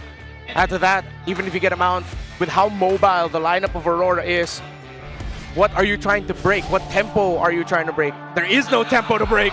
And you can't break Dominkite, who is the MVP of game number 1. He won that because of how he handled Savero in lane. He delayed the Bruno. And of course, his entry with a blazing duet during Lord 1 was beautiful. I kind of get now why people doubt his clutch gene. It's because he doesn't have to carry single-handedly. Yeah. He played very well from early, mid to late. And again, when it matters, Domenkite is there. He was proactive. He was just everywhere. Yeah, he played this to a T. And you gotta mind you too that just down in the lane, they put a lot of pressure on Severo to also allow Domenkite, I feel like, to have a little bit better time to farm up. Not that he usually doesn't, it's just one of those things where if Severo's being pressured and they have a composition that should be getting off pickoffs because you have a Harley, you have a Gord to work in conjunction with a Marcel, they kind of had to shift their focus to keeping Severo alive. We saw that down to the very end where they were really trying to protect Severo. Well, Domenkite, and the reason why this Claude is such a priority, especially for teams like RORA, is you already can be confident enough that Domenkite's going to do his thing, right? This is his hero that he's able to go ahead and just kind of take autopilot and be very useful and efficient on a hero like Claude. I think ONIC need to put a lot more weight on this Valentina pick. Again, very rare that we see teams willingly get the Marcel and still have a Valentina on the other side. I think in the long run, Aurora built around having their own golden hour much better than ONIC built around their own golden hour. There were some times where Brusco's golden hour actually hurt the Mystic Gush of Super Friends, and a lot of times denied by US own golden hour. Now, for the trades, I think ONIC put a little bit too much value on the ban on the Kalea because they can pick up Kalea themselves. They are one of the teams that have picked up Kalea as one of their first picks, and they've shined with it in this season. That's one of their highest win rate heroes. Yeah. So the fact that they picked the Marcel when they could have maybe found out Valentina at the blue 3, then pick up the Kalea for themselves, so there's no Tsunami Slam for Rora. You're okay with picking up Kalea over the Marcel because we've seen she's one of the best responses to a lineup with the Marcel. Yeah, there was, that's why I was saying, the Marcel there was a lot of good moments from Brusco, honestly. Like that incredible save that he made up top, they really utilized this Marcel the best they could, but I think there was just a great way for Rora to execute things. And my low-key MVP for this would have been Yue, because on the Valentina, like there were so many good moments where he was actually able to go ahead and, utilize his own golden hour, utilize his own Mystic Gush, utilize his own tools. But then again, like I said, the damage that comes with Valentina plus the Terrify mechanic within her kit is just so good. And that's what we saw from Yue. That pressure alone is what left a lot of the time Severo thinking like, I can't push forward too much on this Bruno. I'm checked in my zone because of this Valentina. Which compromised the ONIC's whole game plan. It's clear, even if they don't say it, they play for Severo. They do. We're going to give our players a little bit of rest here. We're going to be going on a quick break. We'll be back after this.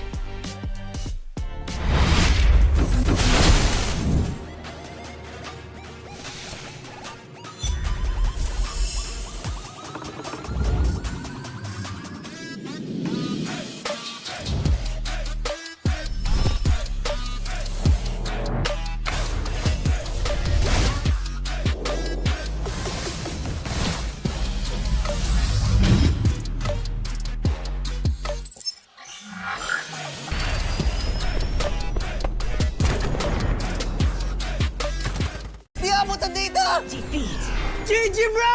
Don't worry, be only with Smart Power All 99. Hindi bitin with 10 gig data to power your games plus only Facebook or only TikTok. Load now! Wow! You know your scalp can get up to 5 times more dandruff? Get triple anti-dandruff power. Supercharge with Clear. Hey, you! Did you know men have 1.4 times weaker scalp? Get a shampoo that's 100% made for men. Supercharge with Clear. Enemy alert! Your scalp gets 1.5 times greasier, causing dandruff. Get triple anti-dandruff power. Supercharge with Clear. Stop and pull over! Your scalp gets 1.5 times sweatier. For cooling power, supercharge with Clear.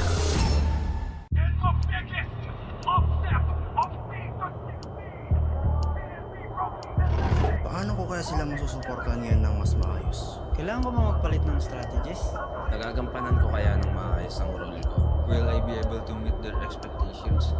We have to prove them all wrong.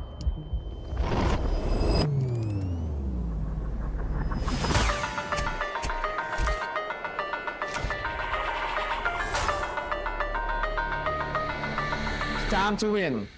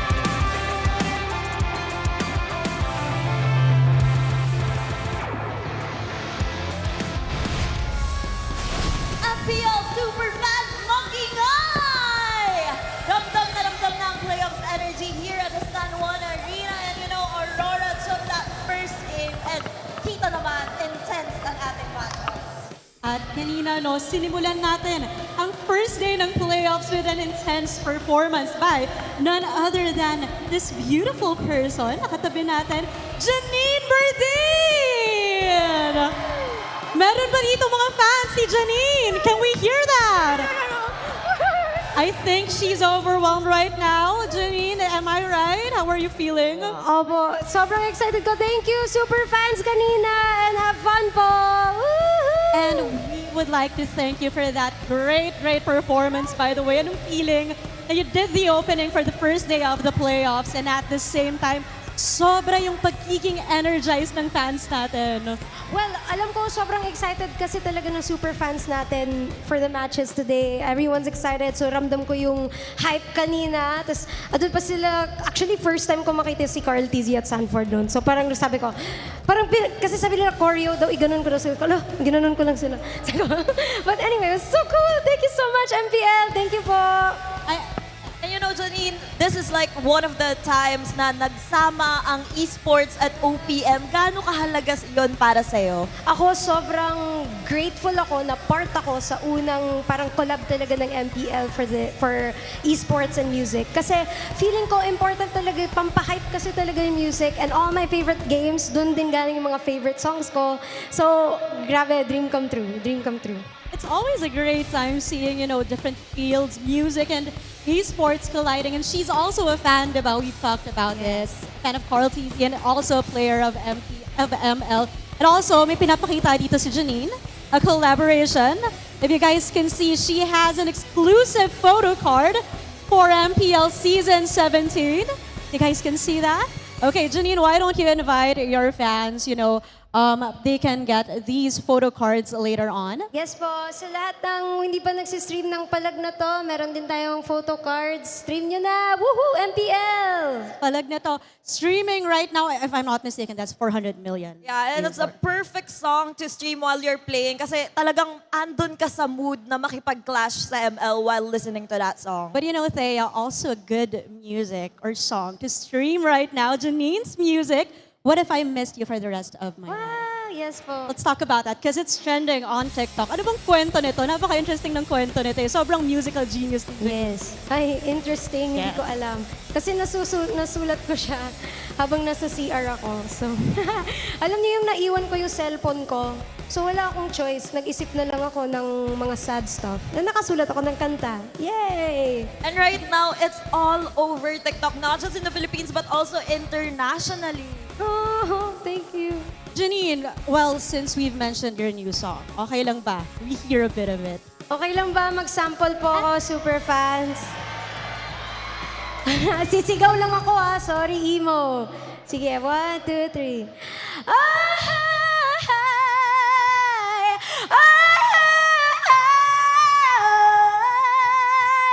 I have built a house where I wait for your return. I only want you to be mine and not a lesson learned. And I will wait and wait and wait until this city burns. I will wait and wait and wait and live on what we were. Grabe! Denise, parang wala lang kay Janine. You know, while I was listening, aside from being in awe, I was like, paano mo maiisip yun habang nasa CR ka lang? Kasi naiwan ko nga yung cellphone ko. Grabe! Parang lagi kailangan iwanan mo na yung cellphone mo palagi. So you can bring more songs to live like those. Supporting OPM. Thank you po. Support OPM. I can't stress this enough, a musical genius. At dahil we love your presence here. As you know, Janine, meron tayong Wall of Fame dito sa MPL where we want to honor Filipinos who are excelling in their fields and we want to invite you to sign this as an All right, MPL fans, Janine Berdin officially signs at our Wall of Fame. Palakpakan naman natin si Janine Berdin. And right now, Janine, we would like to invite you, some of our fans and some of your fans here would love to have some of your photo cards. Is that okay? Mamigay tayo right now. Yes, okay lang po mamigay. we have, ilan ba to? 50 ata to? 50, paano marami-rami. ibibigay? Mamimigay lang tayo some of the special fans here. So we'll be na going mapipili ni around. Janine. Alright, raise your hands if you want a photo card. Hello po! Hello po! Paano po ba? Paano po ba? Hello po! Sorry! Hello po! Ayan. Ay! Nahulog ko! Hello po! Pupunta po ako. Sorry po! Sorry! Hello po! Hello po! Hello po! Salamat po! Hello po! Sorry! Hello po! Thank you po! Ay, meron pa po isa! Thank you po! Ay! Ito! Madami daw eh! Ito po! I'm sorry! Gusto niyo po ba? Sabi niya, ayaw ko. Char! Ay, sorry, Maite! Thank you po! Hello! Sorry po! Kulang! Sige. Sorry, isa lang magkakagay. Ano ba yan? Hindi kita. Nanay. Pangit ang silat ko. Sorry. Bye-bye po. Thank you po. Alright, palakpakan naman natin, Janine Berdin! Oh my gosh, Janine, ramdam mo ba yun? The MPL super fans love you right here. Super fan din po ako, kaya thank you. Maraming salamat po. We love you so much. At ibabalik na natin sa bakbakan. In 3, 2, 1, we would like you to say our line for the season. Palag na to. Yeah. Alright, are you ready? In Yeah. 3, 2, 1.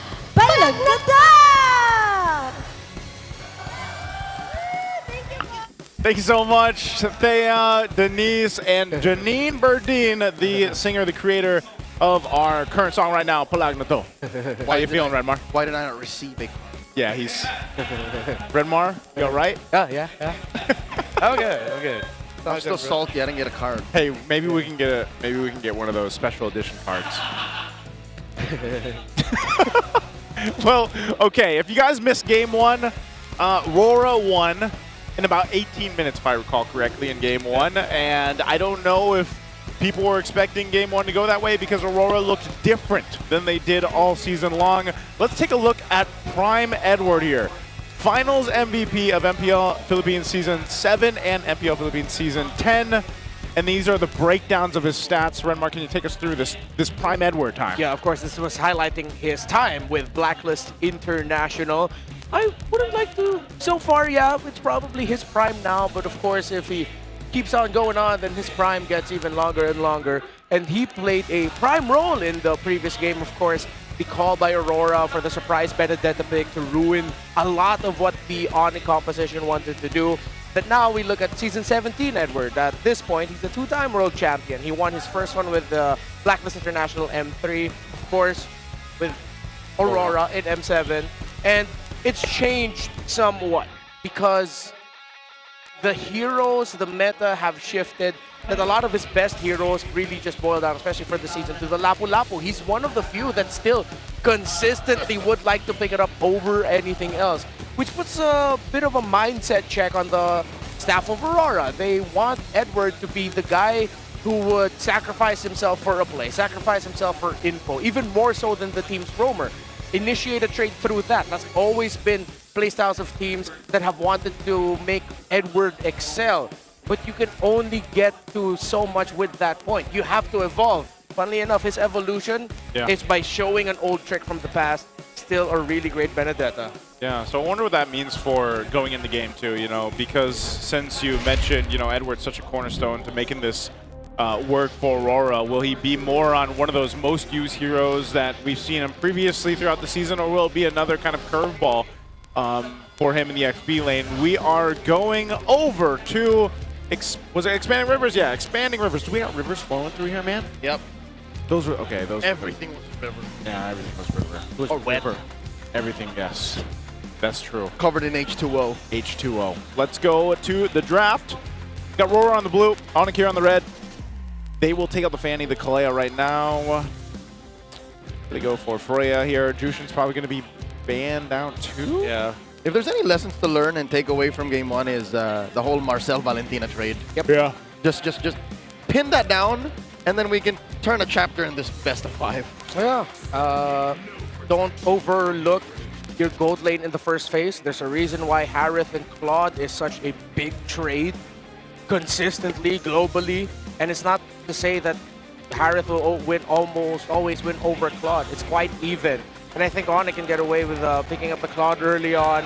The only thing here is, again, don't overlook the Valentina. So Aurora ban out the Kalea, but if Aurora go for the same route of picking up the Marcel while there's a Valentina for Super Friends, that's not going to be good. But statistically, and if you'll remember, Light's games on the Marcel, they did not work out. Yeah, that's so true. did he learn to pick up the Marcel in the past week and a half? It plays a very different way from what we know Light to do. Yeah.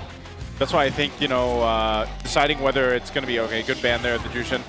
Deciding whether it's going to be that kind of setter that Light needs, or just like even with a Khalid, like he's able to go ahead and be activated so much in the previous game because he was able to provide vision, do his thing while, you know, taking care of himself with the heals. Amuse me with this prediction. Okay. What if they just let ONIC try to go for Valentina Marcel?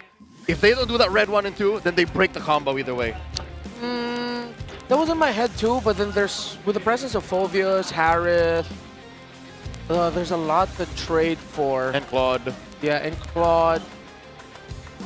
If Rora willingly give that, yeah, I'm not a fan of it. Not a fan. Oh, Guinevere being banned out though. This will tell us, like, do they lock in the Marcel or do they go Harley for Demon Kite? I'm more on the cray side. Maybe I've been casting a bit too much outside of MPL PH. Just pick up the Valentina now. There's just so much weight on that hero. Yep, you block out the Sora too? Yeah. Yeah, well. Okay, fine. Sorry, this is... It's MPL PH for yeah, it's MPL PH for a reason. You know, they'll grab the Harley. They can surely still... Unless it is going to be the response, like picked up right now by ONIC, it's something they could still play around with or into, or maybe again, RORA wants to take their own stab at the combo of the Gord Harley. There's plenty of options that they can go for instead, but over for ONIC anyway. I think ONIC would be okay with picking up a surprise roamer pickup, like a Khalid Claude early on, that type of deal. Or Valentina Khalid. For Valentina Khalid also, just get your roam mid duo already. Just win the early. Yeah, pick up your gold at red 3, then jungler second phase. So they go Phoveus Claude instead. They're trying to turn off a Valentina pick potential from RORA. I think they're on the same mindset. It's like, there's no way Light plays Marcel. Yeah. I don't think it's... I don't know. It's someone who is a fan of Light. I just don't want to see him on a... I'd rather see him on a Badang before Marcel, honestly. On a Cho. On a Cho or something else, yeah. If ever Aurora might get greedy and then suddenly surprise pick up like a even Harith together, just so that they can get their combo in, but you show all magic damage. That's your course. Yeah, your course, and then they'll adjust for EXP and Roam, which would make the drafting quite obvious. So they get the Clint. This is one of the bans early in the first phase by ONIC. Take away the Hilda. And I think this is where we're going to see Light teeter around. Just trades between Hilda and Khalid. You really can't go wrong with just prioritizing those two heroes over and over again in this current metagame. So now the pressure's on ONIC. Do they pick up their jungler here? They do. And the Leomord. They'll take their Leomord. If this wasn't like Edward, for example, I'd say, you know, this Hilda could still be flexed. Technically, I just don't think we're going to be in a world where Edward plays the Hilda. But who knows? Aurora has changed over the week and a half or so. So maybe they have something up their sleeve. But what about the Clint? Is this the right time to go and just pick this up now? Okay, so the problem is they have Harley in the jungle, they have Hilda in Rome. You put all the pressure on Edward now. Unless Edward goes into the EXP with a Hilda, then you get something like a Hylos or a Gatot for Light. Maybe even a surprise Badang pick later on to break the tempo of the Leomord. I think ONIC should not forget about the Sora here. If they give the Sora somehow to Edward, King Kong's gonna have a bad time during the turtle fights. Even Claude on the Claude, even Severo on the Claude, excuse me. Joseph, to tickle your brain on the whole Clint situation, why it came up so early. Remember in the early days of Season 17, RORA brought out the Leslie? Yeah. Clint does a better impression of that kind of damage profile against the Claude. It's on-demand burst that the Claude can't deal with. That's true. And it's safer than a Leslie. So there's more range. I guess it also kind of helps, like, for example, we saw how tough it was if you don't have the range, like on a Bruno. Well, Clint, at least he can still do damage from afar. Yep. You know. So I've only ever casted elsewhere last weekend, and that time I saw Thailand. So that's where I saw it. Yeah. It's a Clint versus a Claude. Did it usually end up winning then in that matchup? Or was it more so just kind of a 50-50 tie depending on who's playing it? I need to revisit my stats. Okay. I think the tough thing here now for the second phase is Lilia is going to be... Okay, never mind. ONIC read the Lilia perfectly. Thinking if RORA are crazy enough to pack something like a Valier onto Yue with all of the dive, a well-timed Searing Torrent ruins the team fight of ONIC, and the pokes as well, which might alleviate pressure from the EXP and the roam to hold down long enough. RORA also needs some really sure stun. I know they have the power of wildness, but I think High Loss or the Badang is just really good for their lineup right now. All that tempo breaking. Yeah. With the Marcel open, tough because you still have a Marcel Valentina trade also still active. It's looking like... Oh, wait. No, they forgot the Sora. They're willing to give the Sora? Oh, okay. I guess they are going to give the potential for a sword to come through. And they're pressuring ONIC like, go ahead, pick up the Marcel. I think ONIC would want to consider something like a Leomore now. They take out the Khalid. You're gonna be slower in terms of the map, but as long as you can get fast clear, they took away the concussive blast roamers, unless they settle for either Gatot or High Loss. Oh, RORA are in ONIC's heads right now, man. Yeah, this is sort of one of the things that you look to see in the draft throughout the playoffs and how it differs from the regular season, and some of these patterns definitely are different. Yeah, I think crazy enough to pick up a Cho if you're ONIC later on. They take the Valentina, good, but they lack a reach. They are all gonna be dive here, and RORA can change that with a great pickup in the mid. I got it. The Clint did win against the Claude. It was Bacon Time versus ACT. And Guns on Bacon Time just ran roughshod on that Claude. So yeah, it does work. It's a better impression on what RORA did early in the season, which they lost, by the way. Yeah. This is long-term storytelling. Long-term. And it's nice that it comes through, because I think in this case you'll get to have that picture painted too, how well that Clint does, because he's slowly popped up towards the end of the regular season more and more. Lacking. Oh, so high chances Hilda might actually go in the HP, but there still could be a swerve. Got the catch as expected, and they get the gourd. That's what I thought, man. Yeah, good closeout, good range, good balance. It's just so balanced right now for RORA, while ONIC are just full in your face that if they don't win Turtle 2 or Turtle 3 with significant kills for the Leomord, maybe even the Phobius, RORA can win this in the long run. The only way ONIC can actually get to the gourd is through the Claude, weirdly enough. Yeah. For now. Yeah. And that's a little too dangerous. It's expected. It's what was left on the board. Yeah, that's why they needed to pick up the Cho. They picked up the Valentina for safety, but you knew the Cho was coming out because of the Clint there, and even with how a Harley and Hilda would like to enter. Wave the Dragon's really good, but this puts a lot of pressure on the Roman trio of ONIC and their early to mid game. That if they don't get a considerable lead early on, RORA win in the long run. Yeah, this is quite the interesting draft to go through for Game 2. Some similar concepts, but just kind of flipping over onto the other side. You guys can let us know what you think, and don't forget to make sure you guys scan that QR code earlier on to get a chance to win 1,000 MLBB Diamonds. We'll have that every match throughout the playoffs here. One last glimpse at our lineups. If I had to go and say this is going to be one team or the other here, I like what ONIC brought to the table. I'm wondering if Aurora will start as quick as they did in Game 1, though. Because of the full dive playstyle of ONIC, RORA are banking on the fact that a well-timed flicker is better real estate than a well-timed Purify. Yeah. Because once those dives are committed by ONIC and they use those abilities and RORA gets the flicker out, gap closing for the rest of ONIC is gonna be a struggle. Okay, looking at this too, emblems pretty standard across the board. A lot of early aggression. This is what we expected from ONIC, at least, especially with that Valentina. They're actually going to go ahead and send back already. Light to reset. Look at this. Classic ONIC, the orange gambit. Yeah. And they know they sent Light back, so King Kong will get his num-nums. That's Grand Theft Green right there. Yep. It's not going to be a double green take. He won't even take his own Lizard. Skips out and helping in the clear in mid. Will go straight to his own Golem, if I'm not mistaken. Nope, it's... he's doing the Golem orange pull that Leomords can do. Yeah, going Oh, no. No, he's just getting orange, it looks like. Oh, mid lane. Brusco running through two. That's just what you can do with a Cho. I like that RORA's just applying as much pressure as you can, despite them going up against the Valentina. Yeah. So the rotation for Demon Kite was he got the gold crab up top, also got his own lizard, and he should hit 4 after taking his orange buff.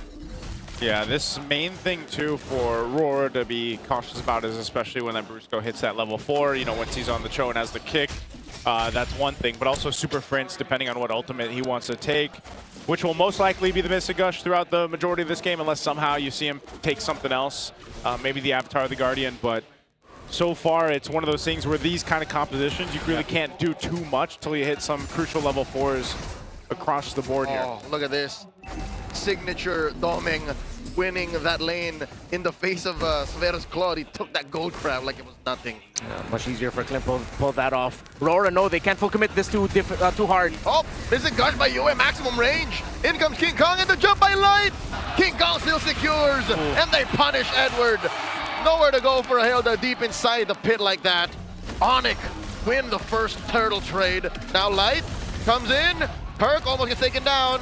Oh, Light so close to going down. It's all ONIC from here. Good coverage there by Super Prince and Brusco to really help Kirk. It would not have helped the cause of ONIC if Kirk fell there. Of course, Domigite still locked in with getting gold. As Severo left lane a little bit, Doming was able to get a few hits on the tower. He still gets the hit on the second. At this point, it would be the third crab, excuse me. But Severo does have an EXP lead. He's gonna go for the double lane 3 minutes in. Okay, so pretty safe start anyway. You know, 1 kill did go over, but nonetheless objective as well. Aurora, not too much ground that they have to cover. Because they have a Harley, they can make this happen really quickly if they're able to go ahead and focus down on a potential gank in one of these off lanes here. It's more so of who do they actually go for. Part of it is playing around the tempo of, again, Brusco, what he's been doing. He's so proactive on this Cho here, giving information over and just kind of leading into this. Super Prince has the Avatar of the Guardian himself.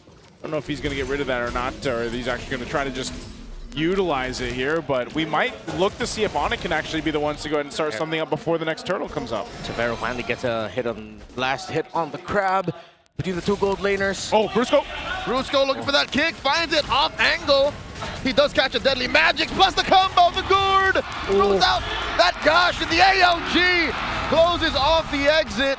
Now Super Prince does not save Brusco, and in comes Edward, wailing away, looking for targets. King Kong can't fight. Now there's the AOG stolen away by Prince. Gets out of there. Light just popped out. Passive trade. ONIC still, though, up ahead by 1. Yeah, for a lot of the early to mid-game expectations, ONIC are taking their conditions, exactly what they need to do here. Turtle 3, if it spawns on top side, near the gold laners, and ONIC still win that, that could mean a exit of Severo from the gold lane. They're gonna dive Doming Kite, and then first tower breaks up top. ONIC are looking to see if they can expedite that process.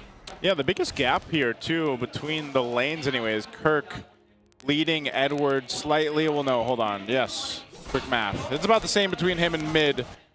Gold lane is nearly dead even, so this is more so who has the upper hand in terms of timing with the ultimates or the kits that they have here, and that's what we've seen ONIC a lot of times. Aside from that kick that was off by Brusco, that's going to happen sometimes, especially when you're trying to get that angle just right. Yeah. And that's where that tough work comes in for Brusco on this Cho to utilize it. Blade of Hephaestus, first item for Edward locked in. Genius Wand 2, pick up now for RORA, so that's going to help UA's damage burst profile a little bit more. Yeah, so a lot of the problems that ONIC might have in team fights when it comes to reaching the gourd, reaching the Clint, is also answered now by the fact that Super Prince keeps getting the Avatar of Guardian of the Gatot Kacha. And I think that's going to be okay. Keep that pick up. You don't need to rush for or get the Mystic Gush. You'll have enough damage in your dive. Just go all in the idea of getting in the face of RORA to make the gourd and the Clint uncomfortable. Yeah, you put enough pressure there where you can't even get the right lineup there with the ultimate of the gourd for UA. Uh-oh. Oh, this pressure on Severo. Severo answers with a blazing duet. But down in the jungle, though, they find DK, the celebrity. Gets caught down by a 3-man paparazzi squad. Oh, Yue and Edward. Okay, good projectile there by Yue. It gives space for Domikite and Light to push that tower up top. Severo not falling is good, but Super Prince has an angle to hold. 10 seconds for the next turtle. Uh-oh. I think it's going to be all ONIC for that one, unless Aurora catch ONIC off guard. Dear God, off cam, the beast actually took DK's lunch money. Yeah. That is a purpleless Harley going into the final turtle. We were wondering where they were going to put the pressure. They put it on the jungler of RORA. Demon Kite goes down, now is buffless. Turtle's up here, last one of the game, and ONIC has control of this. RORA might want to just let this one go. And there's nowhere for Edward to go. The gush, the full combo, the answer, blazing to wet, the forward push. Brusco gets punished. And there's an AOG by Light, no one home. And they force back Edward. King Kong looking to run him through, run him over, and he'll find Yue. King Kong takes him down. Domikite the damage in there just yet. There will be a momentum swing. Bang! Super Prince takes down Light, and no one else follows. The Super Fam get on out of there. Severo also gets to open up the map in the mid with a push there. And he did a great little job. Instead of actually committing a full Blazing Duet chase onto Yue and RORA, he decided to back off, which pulled the attention from Light away from RORA. He was able to survive. He got space because he knows he doesn't need to be the sweeper all the time. You're playing through a Leomord. All the conditions that we laid down for ONIC to hit are being met perfectly by ONIC. Yeah, you can see that with the way these items are falling into place for them too. Severo's going to go ahead and knock down this tier 1. He should be able to get it just in time. Yep, RORA won't be able to defend that one. So opening up the map even further up to this point. ONIC has control of it, and they'll continue to at least give information and put pressure on the purple buff of Demon Kite as Brusco and Kirk are both around here. But since King Kong doesn't really have to worry about this, actually he's going to rotate for this too. I guess they just want to fight it out, knowing that these tier 1s are down in the mid, but it will be secured by Demon Kite. Demon Kite now picks up the Malefic Gun. So the hope here is that he's had enough time to farm up to where he needs to make this Clint now shine, as he's got the range to duel with. I think your main point though is the problem you pointed out earlier, Renmar. It's, you know, for the most part, Super Prince taking the Avatar of the Guardian. It's so efficient on making RORA kind of scrambled in a way on what to do. And because I mentioned this earlier in the draft too, Edward being on a Hilda, it's a little, it's so honest the way that he approaches the fight. So it's not like Edward can swing around to the backside or try to cut some off or replicate that pressure against ONIC. And that's the thing. When he does try to swing for the backside, that's all he does. Yeah. Because just the same, RORA can flicker out of the way from ONIC's dive. ONIC can do the same to Edward, pick him off, and then go again. I think Edward needs to stay with the back line so that he can power of Wildness the entry of the Claude. ONIC are going for the blitz on the Lord. Lord now at a 10th of its health, a 12th, a 16th, and the Super Fam secure with very little resistance. Let's go! Light catches a lot. Look at the back line. He gets a kick on a Demon Kite, and Severo finishes the job. How did the Bruiser do that? And they find the next target, Edward. No bush nearby, forcing you in to get that gush through and a flicker. ONIC are just calling all the shots. Brusco made up for the one-off that he missed the angle. Now he finds the mark in Demon Kite. They're going to take down this tier 2 in the mid as well. Brusco is on a hot streak. He's got educated feet, man. Like, sure, he missed one, but whatever else followed just keeps Aurora honest. Yeah, that was a conceal from mid 2. Lord marching down bottom. ONIC looks like they could get more towers. Everything has gone well for the Super Fam, but they still cannot get greedy. You're up against a Gord and a Clint. Wave clear is actually terrific. Yeah, the wave clear biggest thing right now for Aurora to potentially turn the game around. They still have to solve the issue of either avoiding Brusco's setup every time that flicker is going to be available, and even if he does have it. Whoa. Deadly Magic thrown out. Lord will charge in. That's what you call the business of wall banging. Yeah. Brusco's just backing in, backing out, forcing a response. That's why he caught the Deadly Magics. Allowed for the rest of ONIC to pop that shield. Yeah, that was a perfect space creation by Brusco. And I liked the idea of the Cho even before he came out, because I was reminded of that absolute crazy win. Wait! Oh! They break out a fight. Kirk here catches, what, 2-3 seconds of the combo. Now they punish Edward! Edward Balboa falls! King Kong once more. They push him back. Another Deadly Magic's caught here by the Super Fams. Cavalier. King Kong backs off. Okay. I think they can get the tower and a few pokes on the tower in mid. They have the numbers advantage, and there's no Hilda. Yeah, they can focus on the turret. Brusco again, a one-man army pushing back. Oh, Aurora, Light, Comes through. They just want this. They call it Wow. the momentum, the charge, the pushback. Light take it down. Wow! That was just great execution by King Kong to get that knockback onto Light, and the follow-up by ONIC. That was gorgeous. Yep, though they work for this turret. Still can't get it though. 1 HP, okay, they're not gonna get it down, but hey, I think ONIC is happy with that. They're still in the driver's seat throughout this game. They've controlled everything up to this point. As the great Mr. Chow said, but did the turret die? So it's worth it. It's worth it. For now. For now, it's 1 HP away. I think, then again, it's something that this lineup can do is just buy enough time to go ahead and clear these waves out. I think part of it, though, is Aurora is struggling to figure out how to approach these team fights. Yep. Because if they do if Light jumps too forward, then who's going to peel for Domikite? If it's Edward, again, Edward can only really run in one direction, right? That's the biggest problem with this Hilda XP lane. I feel like overthinks in the draft are very active. Though I understand the Atlas ban. Maybe I'm just a little bit biased towards the Atlas. Valentina ended up with ONIC, so the fact that Edward's on something like a Hilda, I think should have been a different pick.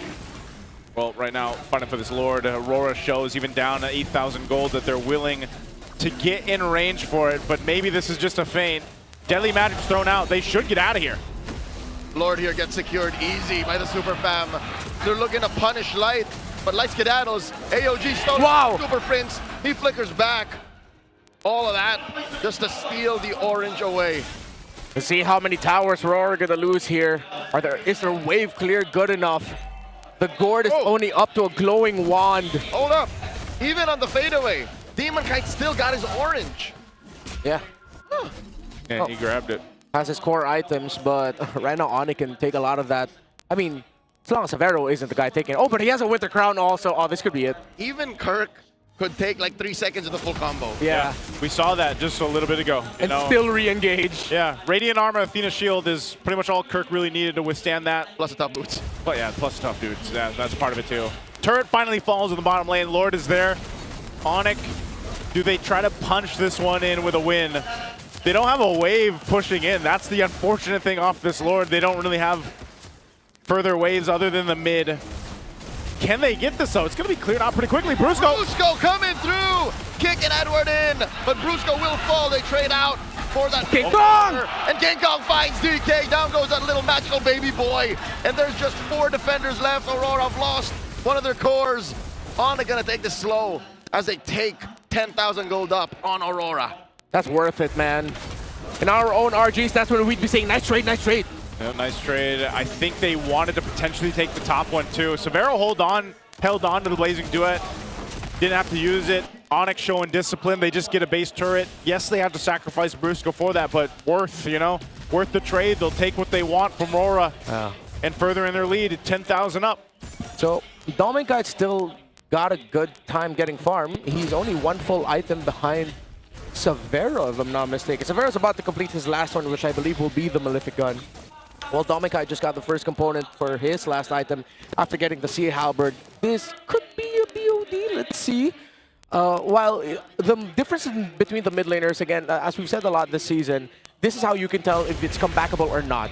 Once Yue gets his 4th item, unfortunately not his 3rd, then it's ONIC not ending the game quick enough, and Rora can definitely make a comeback. But so far, he's only up to a Blood Wings, and still on the way to the 3rd item. So it's going to be a long time until Aurora can make a comeback. ONIC just, well, they shouldn't throw, to put it bluntly. Yeah, if they end up losing this game, that's kind of what it's chalked up to. Divine Glaive's picked up, though, finally, here for the Gourd. In juxtaposition, they should throw themselves at Aurora. Yeah. Now that they have a 10,000 gold lead, just ride that to victory. Blitz this Lord coming up in 10. Yeah. And then end there. Yeah. If Aurora still survives this Lord, that's alarm blares ringing already. Yes. Yeah, it's not impossible to come back from these types of deficits if you're Aurora, For sure. 9, 10,000 gold. We've seen it before. That can happen. This Lord is up. ONIC's going to go ahead and start it. Aurora has the information here, though. They're still going to try to contest. They try to blitz down Light, forcing out a Revitalize from that Gatot Gacha. Lord at 1/3 of its health. There's a projectile thrown out by Yue. And it gets soft reset. Wow, ONIC are respecting Rora. Yeah, Demon is way too close within retry range. Brusco still has his kick though. No, Light's probably got to go back to reset this. He already used his regen and the revitalize, so with Light gone, they're going to delay it further. Brusco catches the deadly magic, tries to... There's the BMI, there's the gush. Down goes Light, Super Prince takes him down. That is a man advantage for the Super Fam. And now the Lord still standing. Frozen! DK with the steal! But they punish Yue. They run through the rest of Aurora. Bang! As Dominkite falls. 3 for the Lord. ONIC needed to clean up house. Demoncat and Edward are the only ones left. Lord spawns in 10 seconds while minion waves are crashing for ONIC. Far from unfavorable. ONIC still go for it. The Lord will spawn in 10, but they will end right here, right now.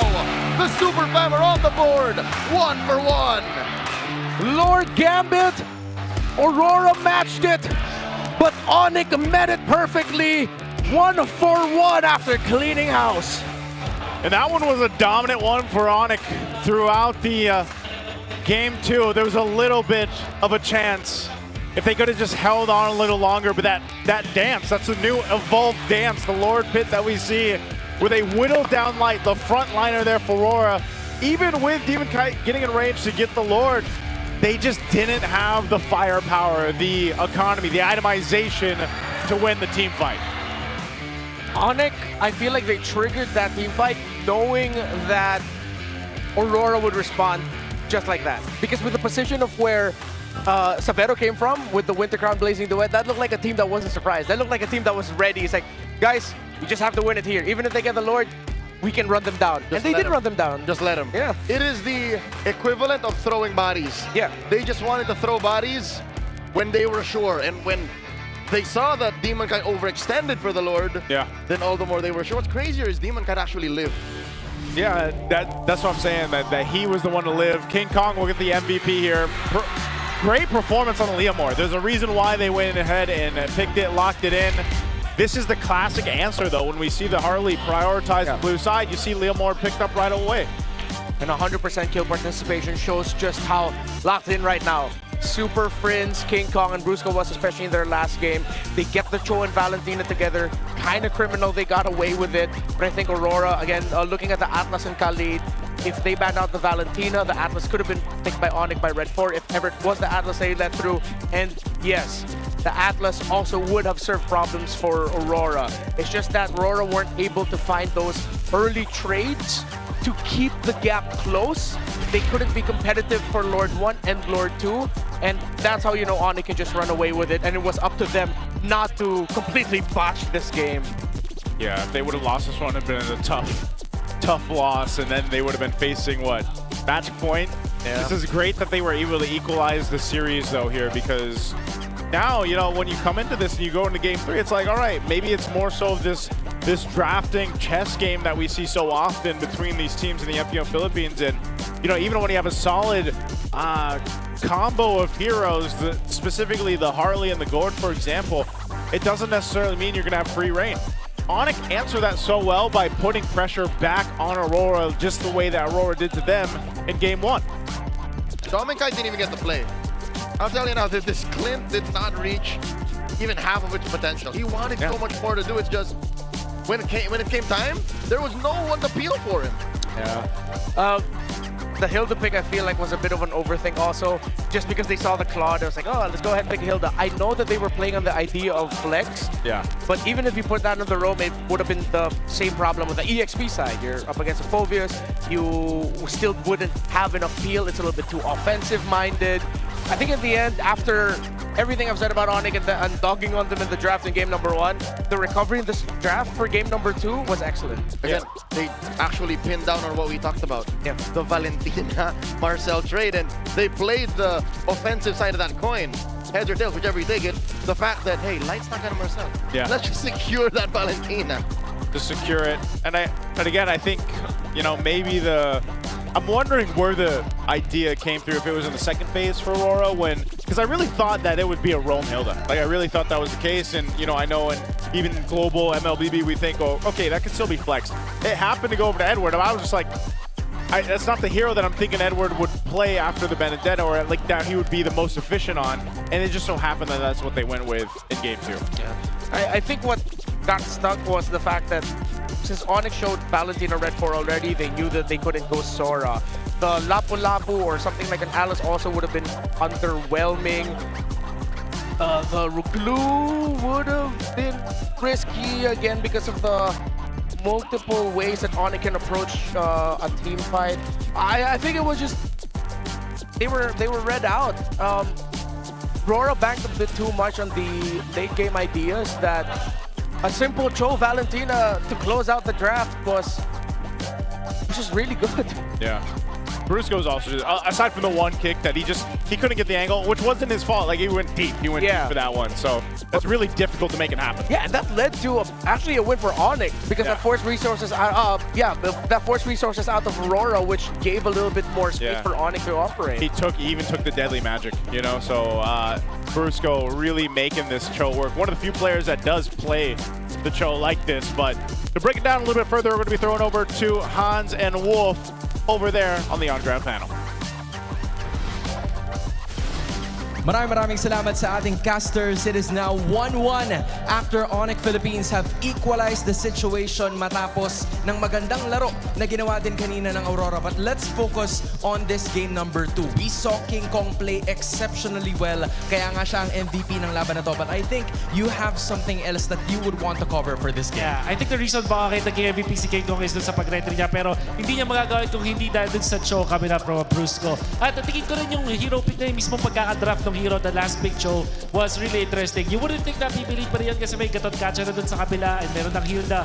Pero yung nagawa niya in the first 2 minutes was instrumental dun sa kanilang pagkapanalo. It's mainly because kung paano niya na-zone out yung kanyang mga nakakalaban. Yeah, especially when we saw the early portions of the game. Mas nakikita natin na nagagamit lalo ng ONIC Philippines yung mapa. We see Brusco kind of ganking them towards the back. Talagang hinahanap niya yung tamang targets, which is the reason why may mga oras na talagang napipick off si Demon Kite completely and there's no other damage na panggagalingan itong Aurora in spite of having Clint in their roster.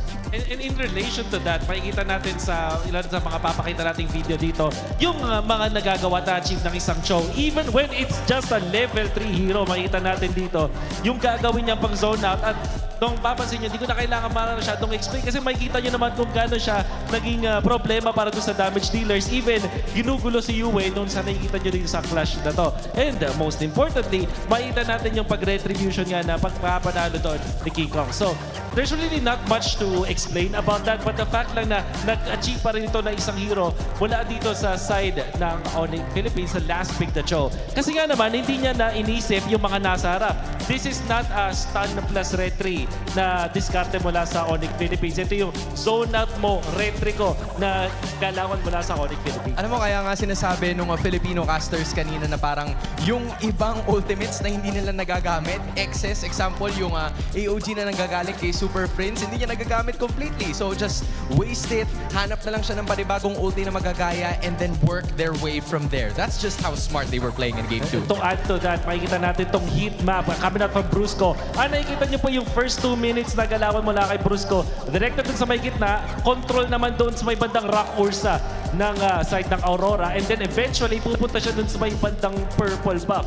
Makikita natin dito na ang daming nabibigay na vision coming out from Brusco at naging instrumento para ma-delay yung Harley nitong sa Aurora. Kaya naman dun sa first turtle fight, parang madami pang kailangan nagpasa na doon si Demon Kite. At bago siya makarating sa mismong turtle, bukod sa na-damage na ng ONIC Philippines yung turtle mismo, low na rin yung health at hindi na nakapwesto ng maganda doon si Jay. And having a Harley on your squad, kinakailangan mo talaga ng napakagandang scaling. And for ONIC Philippines, napigilan nila yung scaling ni Demon Kite na yun. And with that being said, it is Game 2 going to the side of ONIC Philippines. But from what I'm seeing in this series, early game is very important. Aurora has managed to get theirs nung game number 1. ONIC naman pagdating sa game number 2. But game number 3 is right here with us. Casters, balik sa inyo. Thank you, Hans. Thank you, Wolf, for the breakdown there. Nice little heat map we've got going on here and getting a closer glimpse on things, especially for Brusco, because it's so important for the roamers and how they move around the map. We talked about especially the Cho pick that he has and how efficient he was. Before we move on to Game 3, MPL fans, there's some new beasts on the Land of Dawn with the Infinix GT Watch 5 Pro on your wrist. GT Buds 5 in your ears, I wish I had those right now, and the GT50 Pro in your hands. You can now unleash the liquid cooling beast powered by Hydrofold liquid cooling and 144 FPS. MLBB certified performance, no lag, no heat, pure cool, pure speed every game. And as a gift for our MPL super fans, Infinix is launching an exclusive payday sale from May 27 and 31, that's right, playoffs weekend, with up to 30% off. Scan the QR code now and grab these sulit deals. And for those MPL fans here at the venue, enjoy the exclusive GT50 Pro pre-order with 11,999 pesos worth of freebies and discounts, including an Infinix MPL jacket. Plus, the first 10 pre-orders daily at the Infinix booth will get free Grand Finals tickets. That's why don't be falling behind. Get your Infinix today. That's real-time translations right there. Hopefully, you guys get a chance to go ahead and grab one of those because it's amazing. Also, to dominate the land of Dawn, you got to grab this. You need a connection that never lets you down, from scouting rotations to tracking the pros, stay online and in the zone. Power up with Smart Power All 99. Get 10 gigs of data for MLBB and share every GG moment with Smart. Yes, simply reliable partner of the MPL. Hey, you know what? Just keep it. You're welcome. So sometimes we got to have each other's back here. Again, with our sponsors out, shout out to them. This wouldn't be possible without them. We've got this new venue, the MPL Arena, going on. I'm looking above us, man. I think the seats even all the way up there, are starting to fill up. Those seats, like in our view, I don't think those are for sale, right? Yeah. But those will probably be full towards the end of the playoffs too, just because they'll put people there. Like right behind us, that's just full. Like you probably didn't say, oh my God, no one's watching MPLPH. But right there, full, and then there's lovely people right here. What an opening! There's a lot of super today fans. was. By tomorrow and by the weekend, this should fill up. Yeah. I remember we completely packed the house for the Grand Finals in Cuneta. Yes, last year. Yeah, we did. But I don't know, San Juan Arena, this is my first time here. I love it. But before we go into Game 3, we're going to have to go ahead and throw it over to our hosts to see what they've got going on for us. International rivalry, putting on a great show. It's 1-1 for Aurora Gaming and ONIC Philippines. And right here in the Champions Arena, please welcome the MPL Philippines Season 7 champions, Aurora Hunters! But guys, before anything else, why don't you introduce yourselves and your roles to our MPL super fans? Hello everyone, I'm Zen Romer from Aurora Hunters. Hello po, ako si X6 man ng Aurora Hunters. I'm Dave, head coach of Aurora Hunters. I'm Vlad X Belay. Kapo mid lane. Jungler Dangero. Atams, gold laner. Atams! Nung Season 5, kung babalikan natin, you were almost there, being called the champions. At ngayong Season 7, finally, champion ka na. Anong pakiramdam na champions na ang tawag sa inyo? Siyempre, unang-una masaya nakapag-champion din. Then, grateful kami na kami pa rin yung magkakasama na champion. Congratulations once again. Andun ako, napanood ko sila. Grabe, ang ganda ng performance ng Aurora Hunters. And speaking of Odin, yung performance na yun, napaka-unforgettable and talagang pinakabang lahat ng nanonood because you guys were able to come back from a 1-3 game deficit. Pwede nyo bang makuwento kung paano yung nangyari doon? Yung nangyari po kasi doon, so unforgettable moments po yung paano kami mag-reset tsaka paano na pinag-usapan yung mga mali namin. Naka-reset talaga sila. Grabe yung atmosphere doon sa Tagaytay Sports Complex. And right now, we're here with Dangero, a two-time MPL champion. At alam natin na iba talaga yung feeling kapag naglalaro ka with the crowd, live audience. At ngayong nandito ka sa Champions Arena, ano ba yung vibe mo dito sa ating audience? Yun, mas nakaka-excite pala manood dito sa MPL PH Arena. Lalo ko, ang dami nanonood. Kinakabahan ba kayo para sa Aurora Gaming? Sakto lang. Confident kami na mananalo naman sila. And speaking of the excitement, namomotivate ba kayo na baka kayo na yung susunod na maglalaro dito sa arena? Pwede. Pwede. Siyempre, yan ang developmental league natin. And moving forward, baka malay natin, kayo na ang susunod na nakaupo sa ating mga chairs. And after winning MPL Philippines, ano ba yung aasahan namin sa Aurora Hunters? Ikaw, Eska po, bilang regular season MVP at ang ating finals MVP, ano pa ba ang goal nyo na susunod? Makapaglaro sa MPL, tsaka kung kaya international. Aabangan natin yan, Thea. And with that, maraming salamat. And you know, tapos na yung MDL, guys. And I'm sure you're here to support your main roster. Ano naman yung message nyo sa kanila, guys, now that they're playing and tied yung series? Focus lang sila sa strength ng team. Tapos, since lahat naman gusto manalo, sana wag nila kalimutan enjoy yung game. At enjoy nga yung game, Odin. Thank you so much once again to MPL Philippines champions, Aurora Hunters. At ngayon, balik muna tayo sa ating international rivalry para ituloy ang bakbakan sa loob ng Land of Dawn. Casters, Palag Na To. Thank you so much, Odin, Thea, and the Aurora Hunters. Whoa, estimated crowd attendance, by the way, of 5.5 thousand people. 5 bands of worth of people here? 5 bands. If you ask each and everyone here for 50 Philippine pesos each, you'd be loaded. That's a lot of money. I wouldn't mind walking away with 1 Philippine peso each. Yeah. That's a pretty good amount of money. Hey, I would treat all of y'all. You would treat a meal. Oh, okay. I would. What would I get off that? Yeah, I'd treat you too. I would treat you back. Or you'd buy yourself protein. Yeah, I would. 5-pounder. That's about 5 pence. You protein. still owe me some protein. Do I? Yeah. Oh yeah, that's right. What did I take of He yours? gave you his meat? No. Oh. No. He has to because he took my. I have to. Yeah. Okay. What did I take He again? took my protein shake the other day. Oh yeah, his scoop of protein. Well, you know who else Do takes that to protein? King Kong. King Kong. King Kong. Yeah, well, he takes protein. You know. He did take mine. I know. Well, how about Prime King Kong? King Kong, let's look at his. This is his season 14. His stats across the board here. Sigma jungling patterns. Yeah, that was his season. That was a point where you could still play these heroes. Nolan definitely is still a surprise pick that could show up. We did see Ling show up from time to time in MPL ID, even just like last weekend. During their last week, it showed up. Roger, I don't miss him, honestly.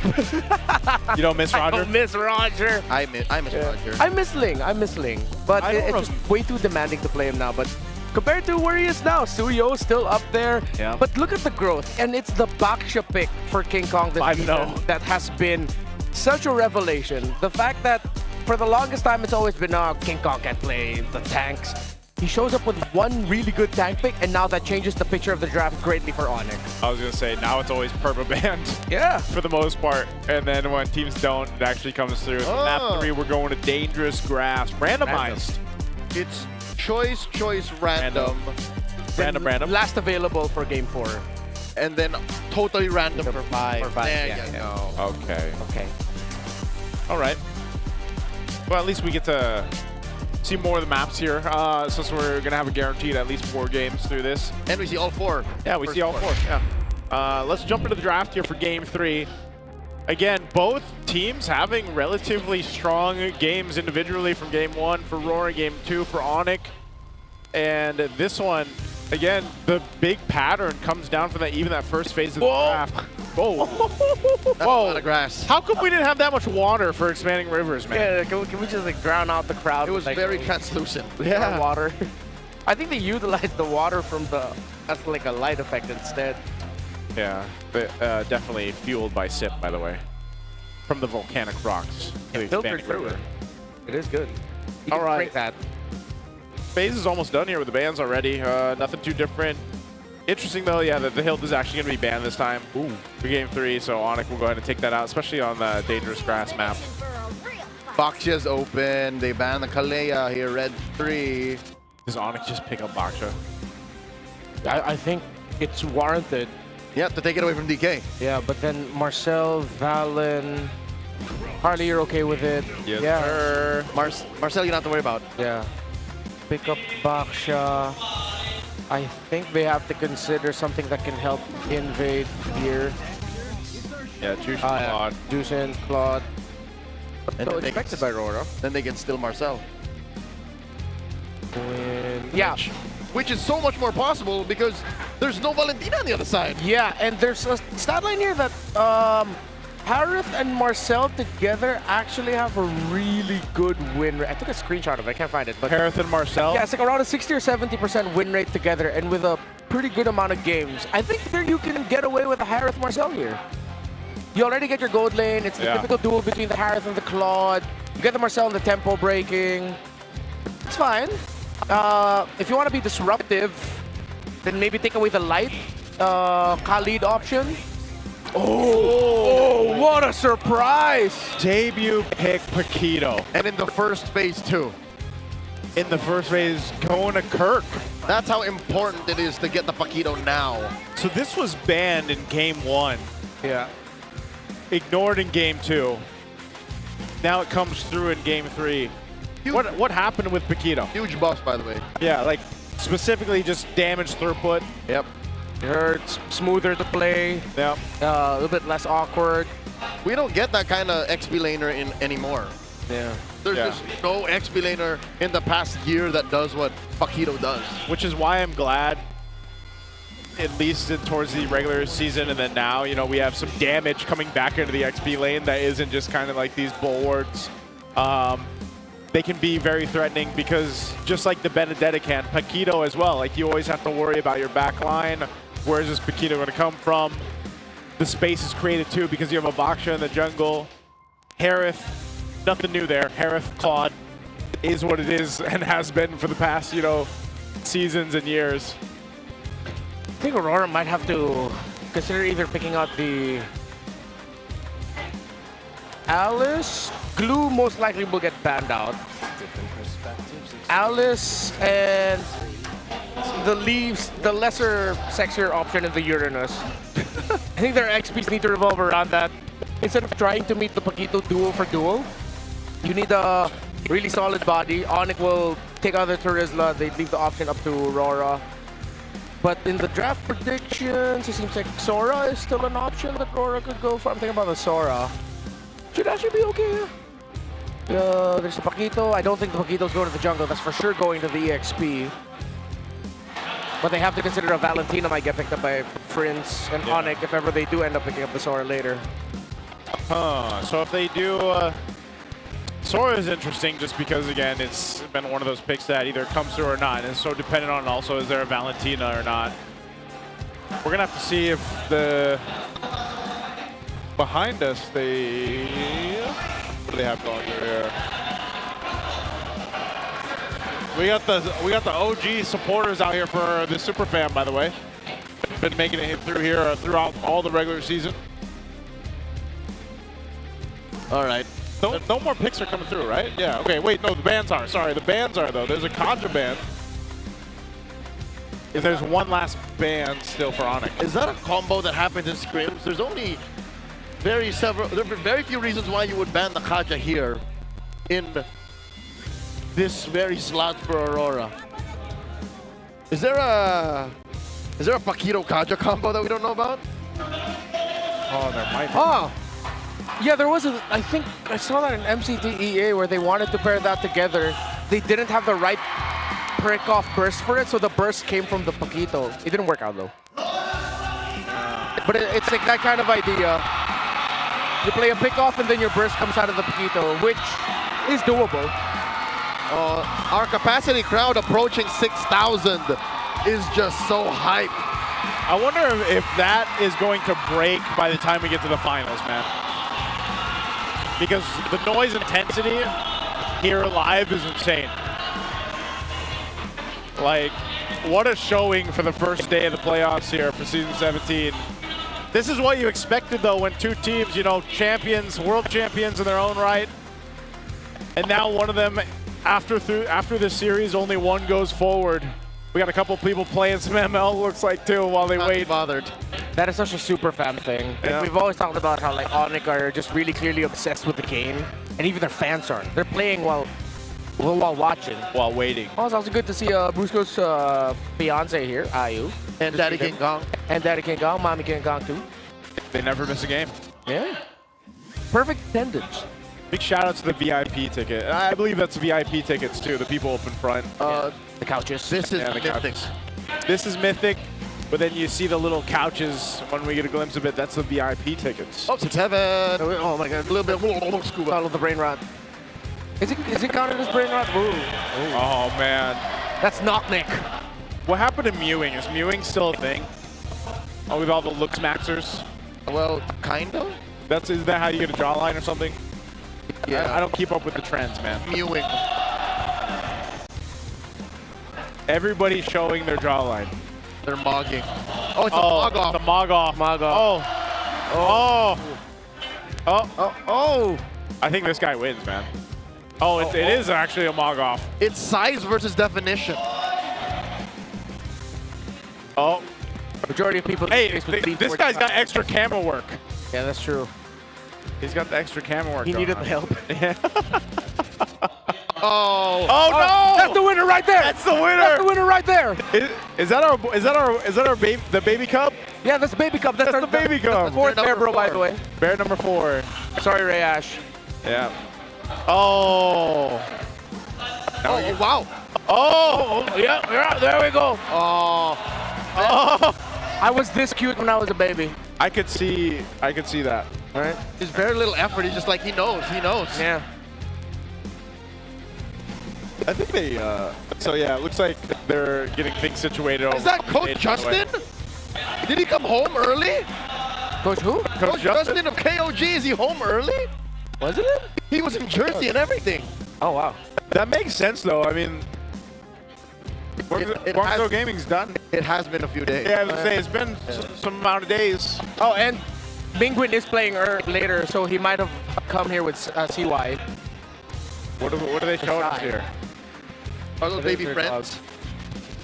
Yeah. Oh, yeah. So for people wondering what's going on the ONIC side, seems like there was a bit of mishap during the draft. We're not sure of the issue, but the Marshals, including our Chop Master Cent, are talking to Coach Bluffsy and Coach Hayes. So they're making sure that everything's settled. On the Aurora side, looks good. Hey, is that former Liquid member Gian? Where? Was on cam earlier. Leo, you're really good with faces, man. Yeah, no, I mean, it's lore. And Those don't know. There was a time where KOLs and influencers were actually part of the lineup. Yeah. So that's when Gian was part of Liquid. Ah. Echo at the time, if I'm not mistaken. Right. Wait, was that I was thinking Gian? Liquid, but when you said Echo, I was like, okay. Yeah, that's not Gian Sanity, is it? Wait, who am I thinking? That's a different sport, sir. Oh, that's a different Very sport. different sport. Gian with a J. Ah, okay. It's crazy how this our arena looks just on match number 1. I hope we have the mines and the Brung guys show up later too. You know what's crazy? Last season we opened up with M4 and M5 with Falcons and Liquid. Yeah. Now we open for M6 and M7. Yeah. We know AP Brand are the champions of M5, but I'm talking about the rosters here, yada yada yada. It's them. Taking a look at the head-to-head here for Severo and Nobenkite. This is what we were talking about coming into the series. You know, both of them locked in. It's also kind of crazy to see just how much focus goes into attacking the gold laners in this series, you know? Yep, that's how RORA won game 1. Yeah. They denied the whole Severo-centric playstyle.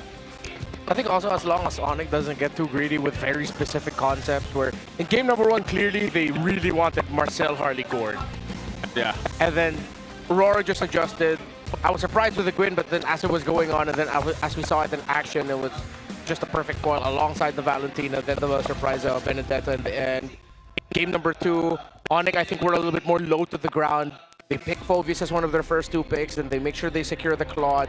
RORA, knowing that Harith into Phoveus is very risky, they went with a Clint instead. That was a bit of a checkmate. Then now here in game number 3, they get the Harith and Phoveus as RORA decided to go for the Juice and Claude. Not to say there's a clear winner there, but for ONIC specifically, it seems like they've changed their priorities to be a little bit more low on the ground and getting out of the big concepts, big ideas that they think they could use to dominate.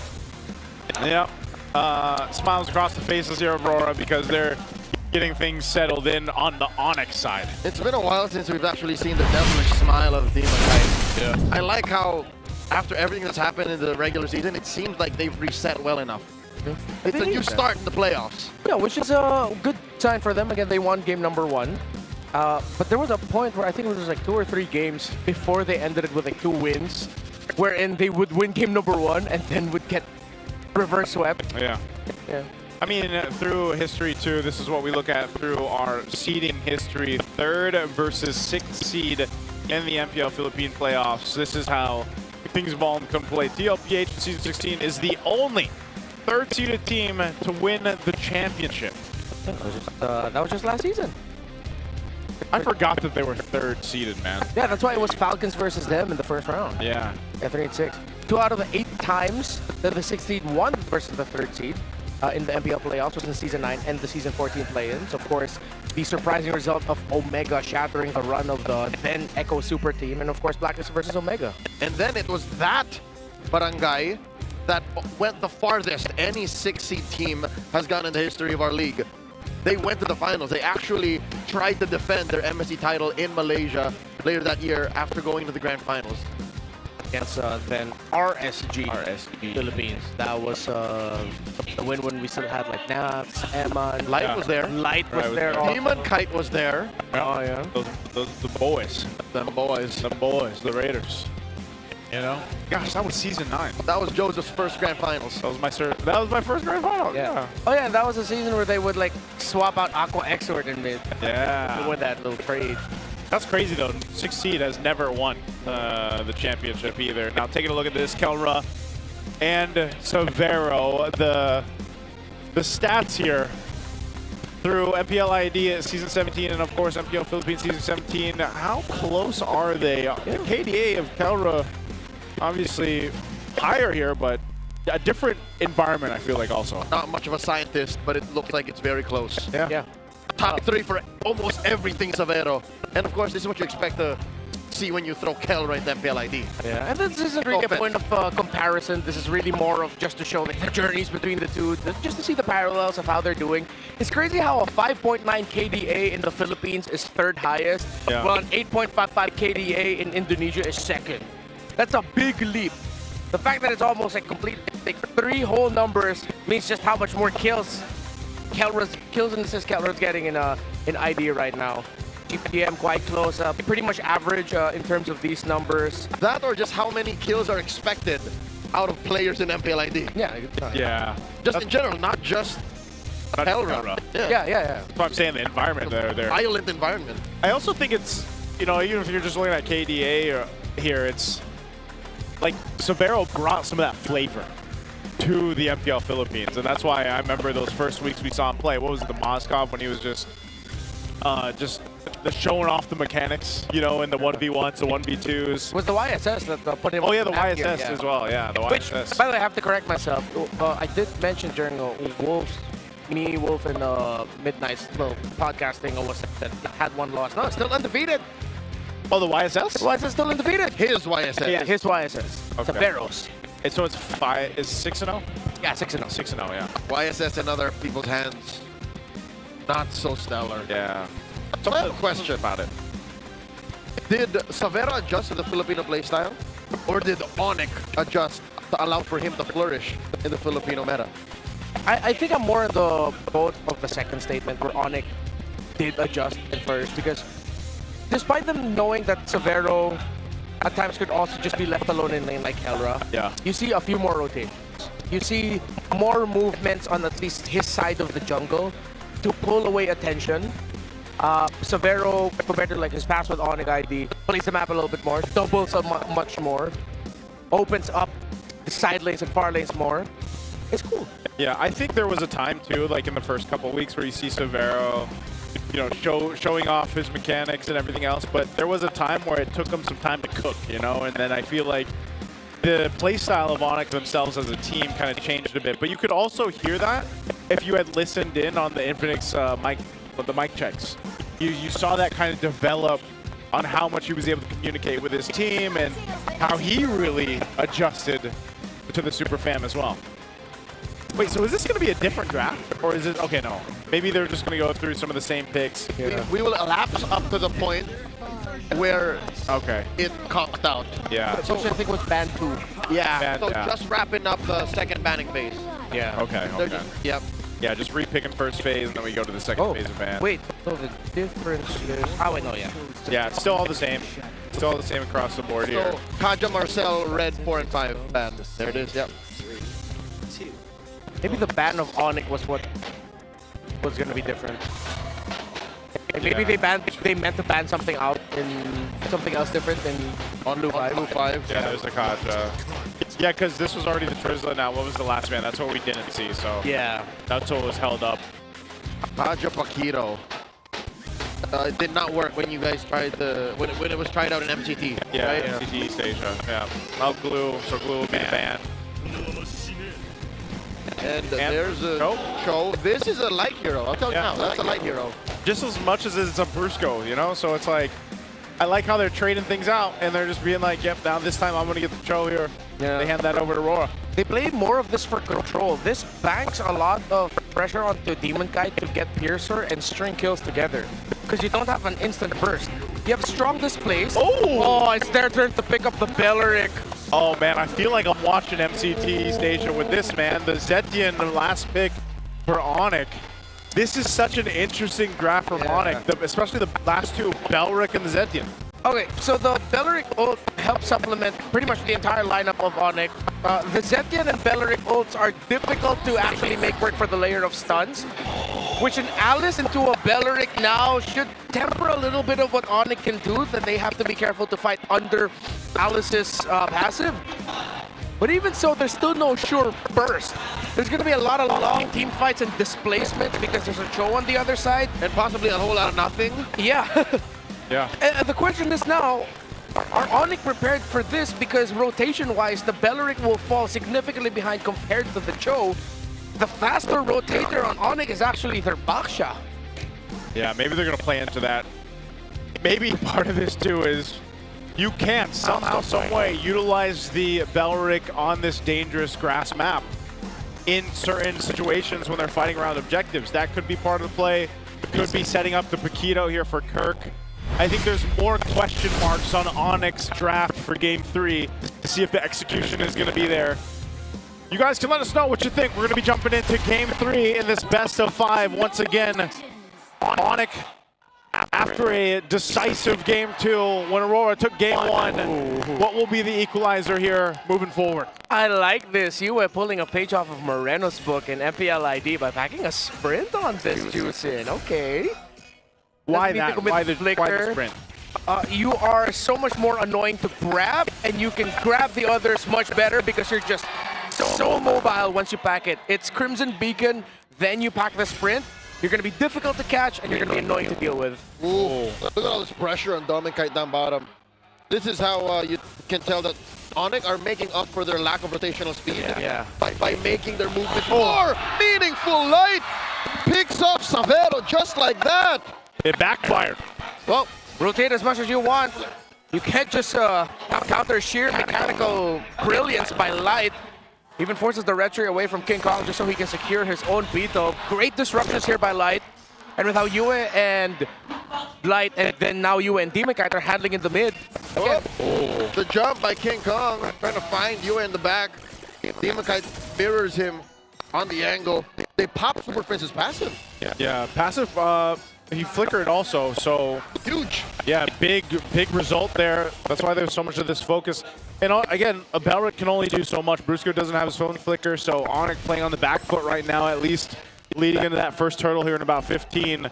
RORA has control of things so far. The last time we actually saw Belleric be a big player was when Aurora flunked out of the group stage of M6, the Swiss stage, and when ONIC eventually won.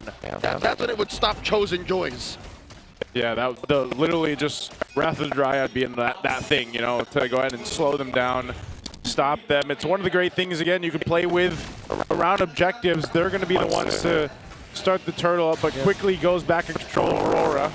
Let's see if ONIC really can convert this or not. They're going to be dragged for it. Oh, here's Phoenix, allowing them to find a re-engage. Light pushed back out. Edward looking for it. Does glimmer through, takes down Kirk, serves up the turtle to Demon Kite. DK finds King Kong, stringing kills. Down goes the big tree. 3 for none, plus the turtle. The light is blinding. Girls need blinders. ONIC is left to where the sidelines is. Really awkward team fighting there by ONIC. Why are they full committing this early on? That's my question. The Alice is using alone, you know, are going to be a problem for you. There's a 2.5k gold lead. It's 4-0. Massive swing. Yeah, it's a Paquito into an Alice. You don't need to full fight that. Your initial rotation was already messed up. Brusco already suffered 1 death. You don't have Wrath of Drive. Why? Yeah, that's why I asked. Like, is this the first turtle you want to fight for? But then RORA takes everything from them and builds themselves this kind of lead. I mean, we haven't seen this strong of a lead in a while throughout these games, even at the end of the regular season for this. So this is a great start to go ahead and play into when you have this kind of composition. Oh man. Another pop on the passive. Demon Kite with a charge sever there. Close call. Yeah, Brusco can't hold the bushes because there's a huge risk of him just getting lifted. The combos of Kirk, Edward doesn't give a damn about it. He's an Alice. It is miserable for Prince now, dude. 3.5 minutes in, and he's popped both flickers and passives. Yeah. For nothing. Dominkite is beating Severo in lane. Oh, entry though. King Kong jumps on the Dominkite. Dominkite does survive. Light is back up too. Man-to-man blocking Brusco. Okay, Brusco, he's at level 4 now.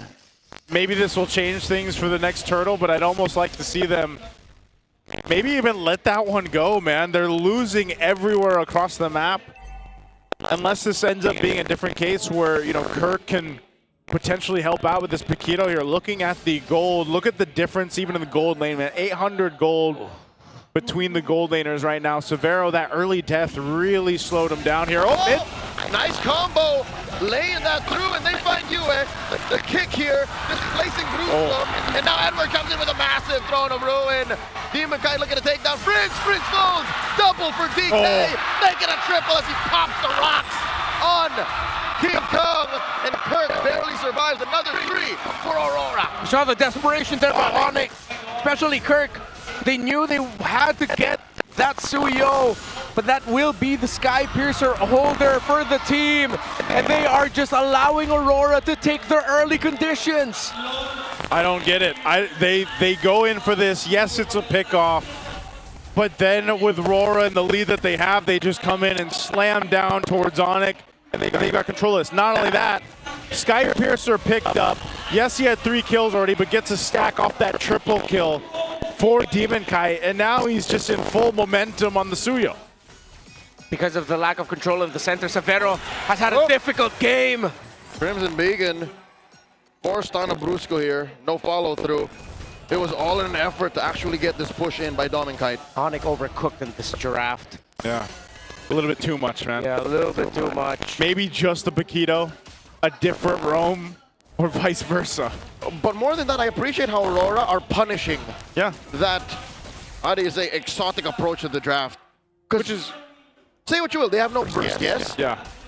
And they win the macro, yes, but they're so willing to fight.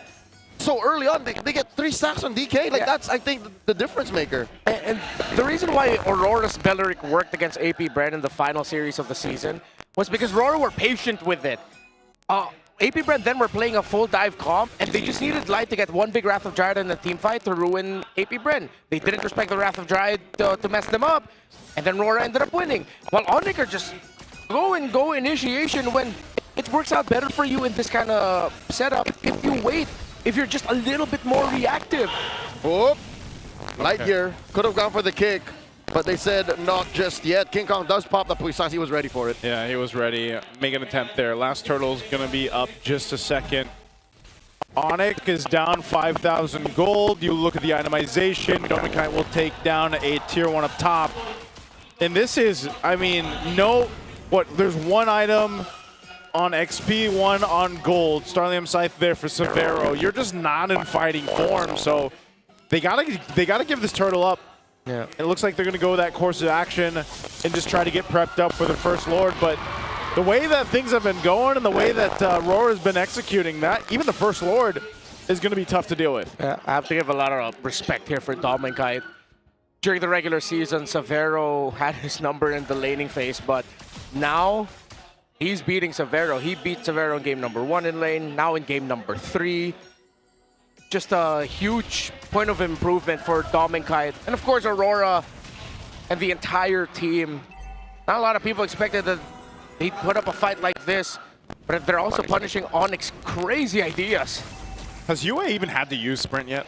Like, I feel like I haven't even used it. Yeah. I was gonna say, I haven't even seen it because need to. He doesn't really need to catch anyone. It's ONIC choosing to be in range of his Jushin here. Joseph, that's how short-range ONIC's draft is. Yeah. That he's just like, no, I'm just gonna kite you guys away. I don't feel any threat here. No. It definitely feels that way. Taking again a glimpse at the items here. Look at the difference between the jungle, man. That's just how good of a game Demon Kite has right now. 3,000 above King Kong and the Baksha.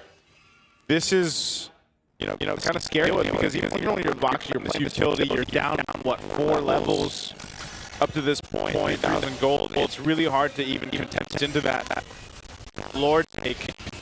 Even though he's supposed to be the tanky one here, even though Paquito really hasn't been able to do anything just because of there's no entry point for Kirk to deal with here. So they're desperately trying to hold on to this side jungle, but RORA takes whatever they want at this point. As your tier top will fall. Don't make knock. Kirk Kong? King Kong! Deep behind the enemy lines! The Ruin will stop it. I think that was just a little bit of overkill as he gets picked off easy. Overcooked with this one. Too slow. Didn't respect the Alice. AOT to be in my back. Nice push down bottom by Severo. But that seemingly feels like a consolation prize for every Aurora's taking now. Yeah, it really looks like we're going into Aurora, going into match point with a 2-1 lead. When the Dominance Ice comes out for that Alice, good luck trying to take it down, even with just a Radiant Armor and an Oracle. Edward's already way too difficult. They don't have the right damage profile. First base, perplexing to me as why you want to play either with Uranus and Alice still open. It would be greedy. Were they thinking about the Pokemon? Were they thinking about the Suicide still? You have to look at the big picture of it all. It seems like a lot of ONIC's overcooked picks are looking at very specific things without looking at the big picture of drafts. Yeah, this is one of those situations again where you are almost thinking that this can end on this first push, just because of the nature of the composition that ONIC brought.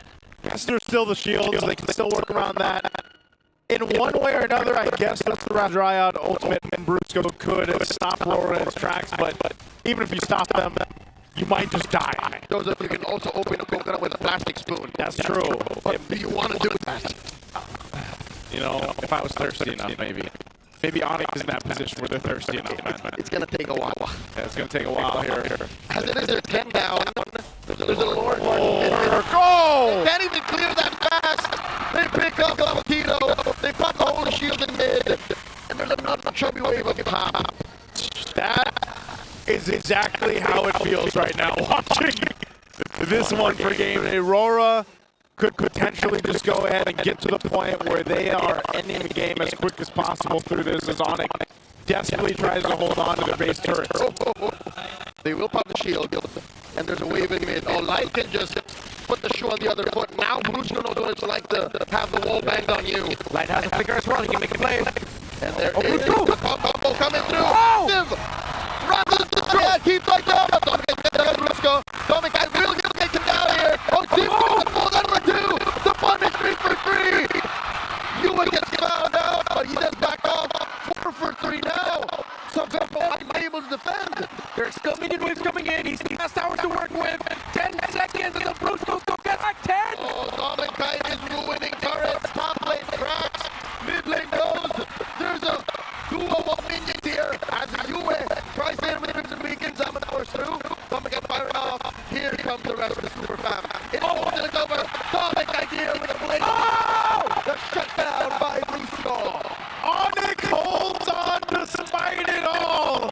Off of a wrath of Brian from Brusco. Followed up by the fury of the Phoenix.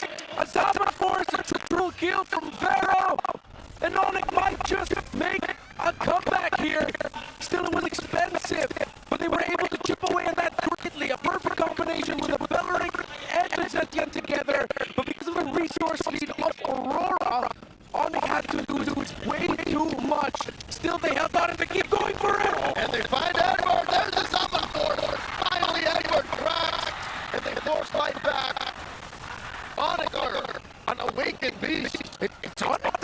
talk about that was a fumble by RORA, man. Fighting into the turret, even with that lead, you still got to respect the rest of the Dryad. That's what I was saying, under the turret. That's what they did, so now it's ONIC with this Lord. Again, Aurora still ahead of 5,000 gold. They can still secure this Lord here. ONIC has been able to pull it off so far. So can they continue it? Now you see the respect here on both sides for the positioning favor around the Lord. They have to go faster. Minion wing scratch here. S17, there's a 7-4. Good to be by US. Going back. Oh, Demon Kite. Tavernas get shut down here. Demon Kite is going to kill on Brusco. And ONIC are backing out the super fan retreat. Turning tail. Happy with the Lord take. But here's 5 members of Aurora. They want to go. Here's Phoenix. Now goes King Kong. Kurt clearing the waves. Lord spawns in 15 seconds. It's miraculous that ONIC were able to secure the Lord for themselves. It has to spawn here. RORA might be able to end it. Oh, they're going to push in with this wave. Kurt and Super Fight with the flicker and the kick and the combo. Serving up a kill to DK. And the Lord does come through. Brusco spawns. Savera 2, but the base is in jeopardy. The Northern Lights are our match point. ONIC needed to take desperate measures. But it's the simple thing in the Philippines. Minion wave, far lane. Aurora made the most out of it. And they are 1 win away from advancing to the second round. That looked spicy towards the end, and you got to give it to ONIC for trying. Despite being down that massive deficit, tried to turn it around. Aurora held on and held strong. And I think at the very end there, I finally saw UA pump the sprint to make sure that King Kong didn't go get away. And there you go. Match point now for the current world champions to get closer to the grand final. That's the goal here. They've scrapped through this one. Again, they control the majority of this. And what a start for Demon Kite. What a start for them. You're noticing the hard focus on putting pressure in the early game. And that's what's happening here. I find it hard to pinpoint who the MVPs, but I think this is a award-winning performance by the celebrity. Yeah. I think it's got to be DK. It's got to be, man. Ice KDA much more patient. And it was an easy gun for him because he just needed to capitalize on ONIC's questionable aggression. There's the celebrity getting it. Oh, yeah. This is Demon Kite. I don't know, there was something about the what did you say, the grimace he had, or the smile that he had before the series. I know, smiling demon again, dude. Smiling demon again. We didn't get to see that smile for weeks, man. 9-1 and 5, by the way, on the studio. And he can run that marksman emblem. Man, he made this work. He got stacks early on, and you know the idea, by the way, between the Belric Ultimate, the Raptor Driver, and the Fury of the Phoenix. In theory, it's quite deadly, but if you fall behind and you just don't have the economy there, that's where it falls apart. Which is why ONIC knows their combo. What are you doing full fighting turtle number 1 when you don't have that combo yet? Yeah. And the Belric already died early. Even Savera got taken out early. So what the heck are you doing full fighting that? A lot of the moves here in the draft and even in game from ONIC felt like it was just a lot of ego. Yeah. A lot of maybe overshooting and overestimating their own capabilities with what they have. But for Aurora, they really just touch most of their guns. Their discipline of like, okay, we can just hold out here, keep going aggro. We have an Alice. We're happy with that. Your Belric doesn't have level 4 yet. Thank you. Why fight? But you see it here that despite this massive lead, ONIC were able to chip at it. And this was one of the few times in this game where Aurora got a little bit undisciplined. This is where I was thinking ONIC should have gone faster. The moment they saw light get brought low, with the minion wave up top and with there being a clear push angle there, they should have just rushed forward. Even if they didn't get it, they'd be able to get away. What did they hesitated, which allowed the minion wave to crash even closer to the lane, and Aurora just to use their battle spells to chase down the members of ONIC.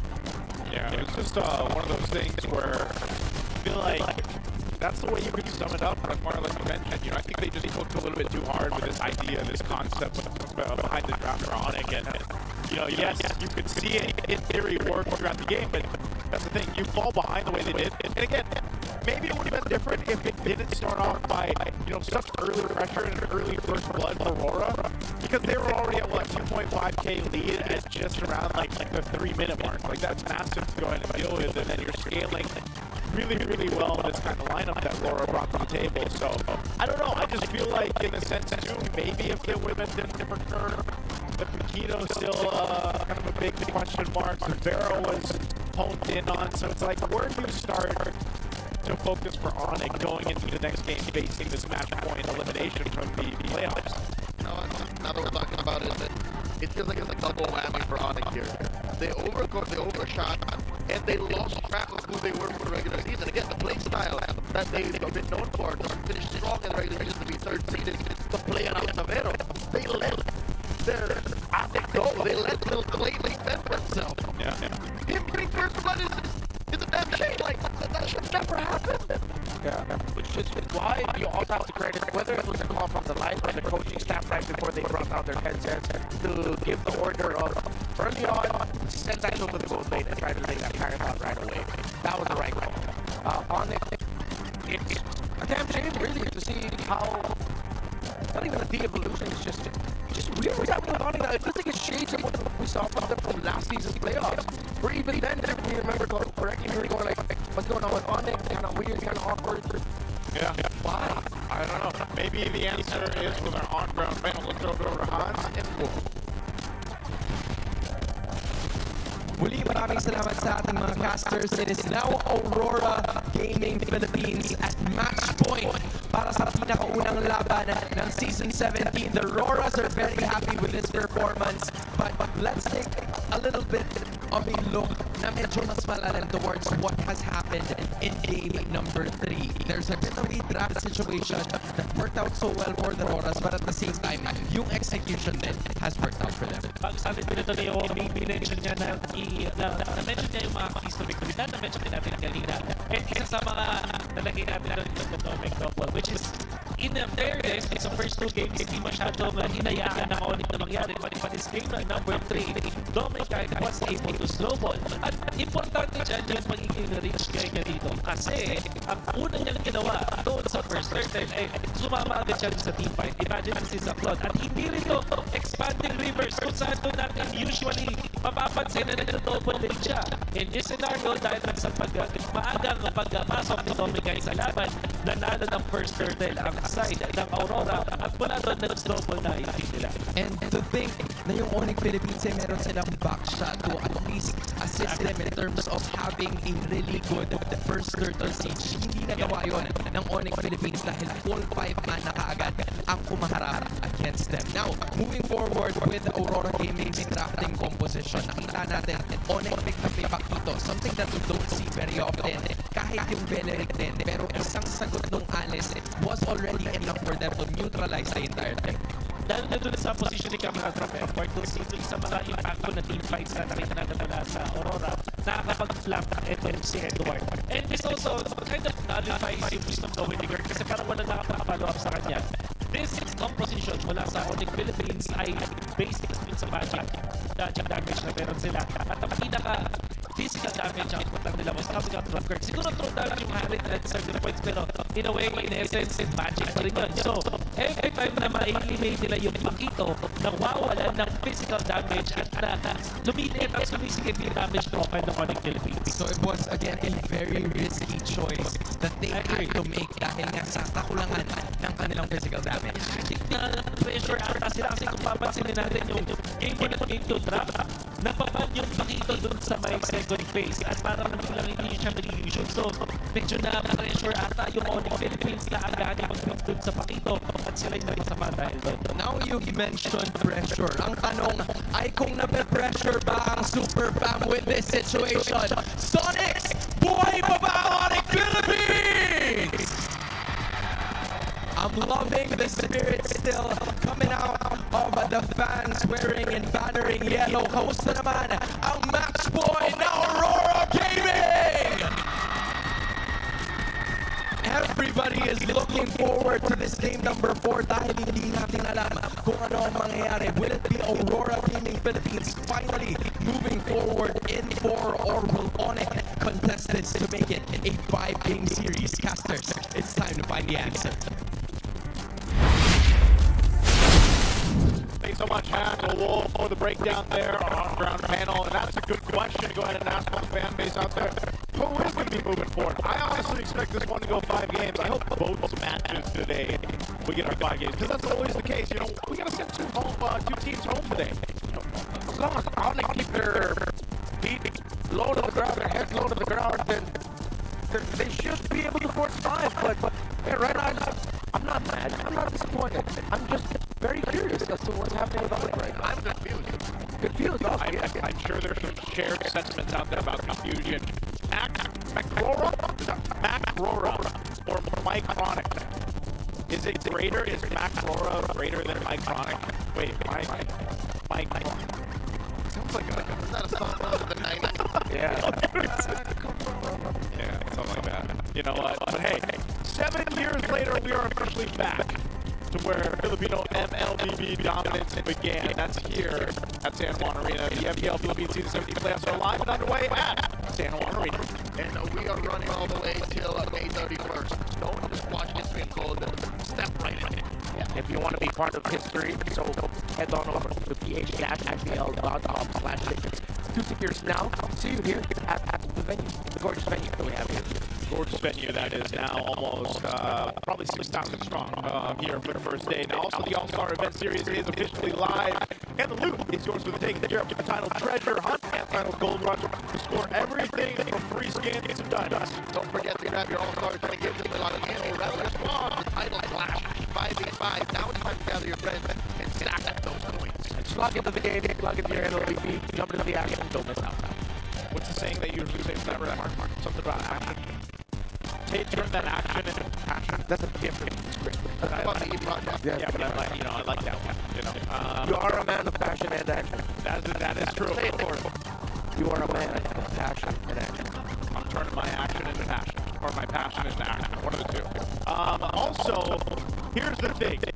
This is crucial because for a lot of people, I think, that are looking forward to one of these teams, whatever fan base you're coming from, right?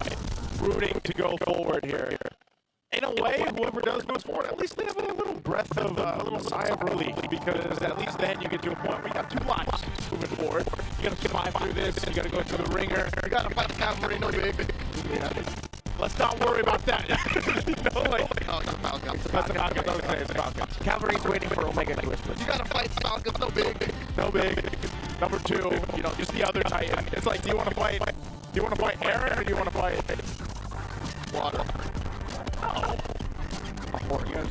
Not the Titan. Oh, Aaron. Aaron. Oh, yeah, I heard Aaron. I heard Aaron. Aaron or... I have to say it like that? Hey, spoiler alert. Can't say that. Why? There's some people who just watched the first season of Attack on Titan, also known as Shingeki no Kyojin, and they don't know. Brother, it's been out for like how many years now? More than a decade. There's been a final part. So that's their fault. But before we jump over to game 4, let's go ahead and take a look at our little video here with King Kong. Aaron dies, right?